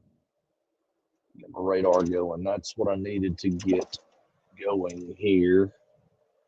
And you let me know when that's on the air, and we'll go through a little radar tour. And I believe we currently have Drew's here. All right, everybody, you can see we've got some activity out here in southeast Kansas, northeast Oklahoma, moving into western Missouri now. You can see everything's kind of clustered up into a pretty hefty line of thunderstorms there, just west of Joplin, moving in toward Joplin there. Jasper County, Newton County, down there in Neosho. That big band is going to sweep there. You can kind of see that there's an outflow boundary axis as I stop the radar right here coming through Springfield down towards Sarcoxy, Mount Vernon. And that's what this is going to ride along. Right now, we don't really see any threat of rotation, of tornadoes, some enhanced areas of wind. Not even any really big hail. Half-inch to 1-inch hail in there right now with those embedded storms. We've got 8 active severe thunderstorm warnings across the country. You got a couple of those even between Interstate 70 and Interstate 44 there north of Rolla, Vienna, Missouri, east of Jefferson City now. And those don't look particularly dangerous either. So that's kind of where we're at, folks. We're seeing again, another area of disturbed weather down here to the east of Dallas. I'm trying to pull the radar up there too. It's going to be along the Interstate 20 corridor here that you'll see pop up here in just a few minutes. And again, just a few areas along the in the warm sector region here. That's going to be Kaufman County, Van Zant County there on I-20. If I had to guess, that's probably going to run from Terrell to Canton. It does. In the community of Kaufman there, that's going to be more than likely for some of those intense winds there, 50 to 60 miles per hour, it looks like. Severe thunderstorms along a line from Terrell to Kaufman, 6 miles southeast of Cottonwood, moving east at 35. So max hail 1 inch. That's kind of what they're looking at. Potential for 1 inch hail, wind gusts to 60 miles per hour. Those storms are going to move down the I-20 corridor there, and they're going to move pretty much toward Wills Point, Van Canton, Lindale, Mineola, along US 80 and I-20 as they continue to push toward the east. Just not seeing a ton in the way of activity that looks to continue. We've got one additional severe thunderstorm warning now up for Stevens, Jefferson County, and eastern Cotton County there in southern Oklahoma, just north of Red River. That is going to be along the front back here near Lawton. You can see winds are out of the northwest now. Dew points falling into the 50s and temperatures down into the lower 60s. This storm is going to move toward Pauls Valley, Sulphur, and Ardmore there. Garvin, Murray, and Carter counties, you will be next in line. Those particular storms don't look tornadic as well. They just have some higher wind gusts and the potential for some hail at this point in time. You can see maybe getting close to 1 inch hail there south of Duncan and north of Waurika, headed toward Comanche. Going to cross the US 81 corridor there in southern Stevens and northern Jefferson County here soon. But guys, I just don't see much in the way of distinct tornadic activity right now. This you've already got winds out of the northwest there in Oklahoma City, so your severe threat is coming to an end rather rapidly now. We're going to continue to watch this threat throughout the night, but I'm just not convinced that we're going to see that destructive type of tornado event that was possible earlier. Still some very large hail possible, damaging winds. a warning or two. I could see that. Now we have to start to shift our focus as we go toward tomorrow across the northern Tennessee Valley and lower Ohio Valley region and the eastern Missouri Valley area, across portions of East Missouri, southern Illinois, Indiana, northern Kentucky, there along the Ohio River. So, Jarvis, I think we're going to be here for a little while just in case things do pop off and we can come back on air. But I know we got Brian Emfinger out there right now looking at some of the damage there again near Barnesdall, Oklahoma, which, looks to be, sporadic damage around town. A lot of emergency response, just checking on things. But I just don't see much in the way of, potential for tornadic activity at this point. So I think it's about time that we kind of wrap things up as we approach the 9:30 Central Time hour. I'm meteorologist Brett Adair, and we'll be here pretty much on the road in our mobile studio all night. If we need to pop back in, we will. We appreciate all the viewers for tuning in. We still got 55 of you hanging on. Just not a lot of action really to show you at the moment, but our chasers remain out, and if things really pop off, we can break back in at any point in time. I'm talking to Brian Emfinger now. Just one final piece of information here. Yikes.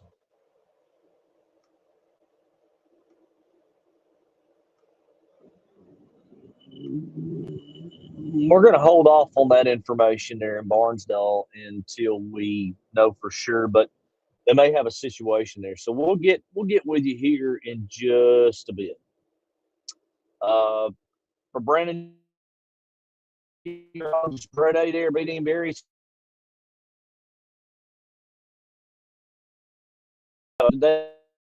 If we have anything, we'll break back in and come back to you.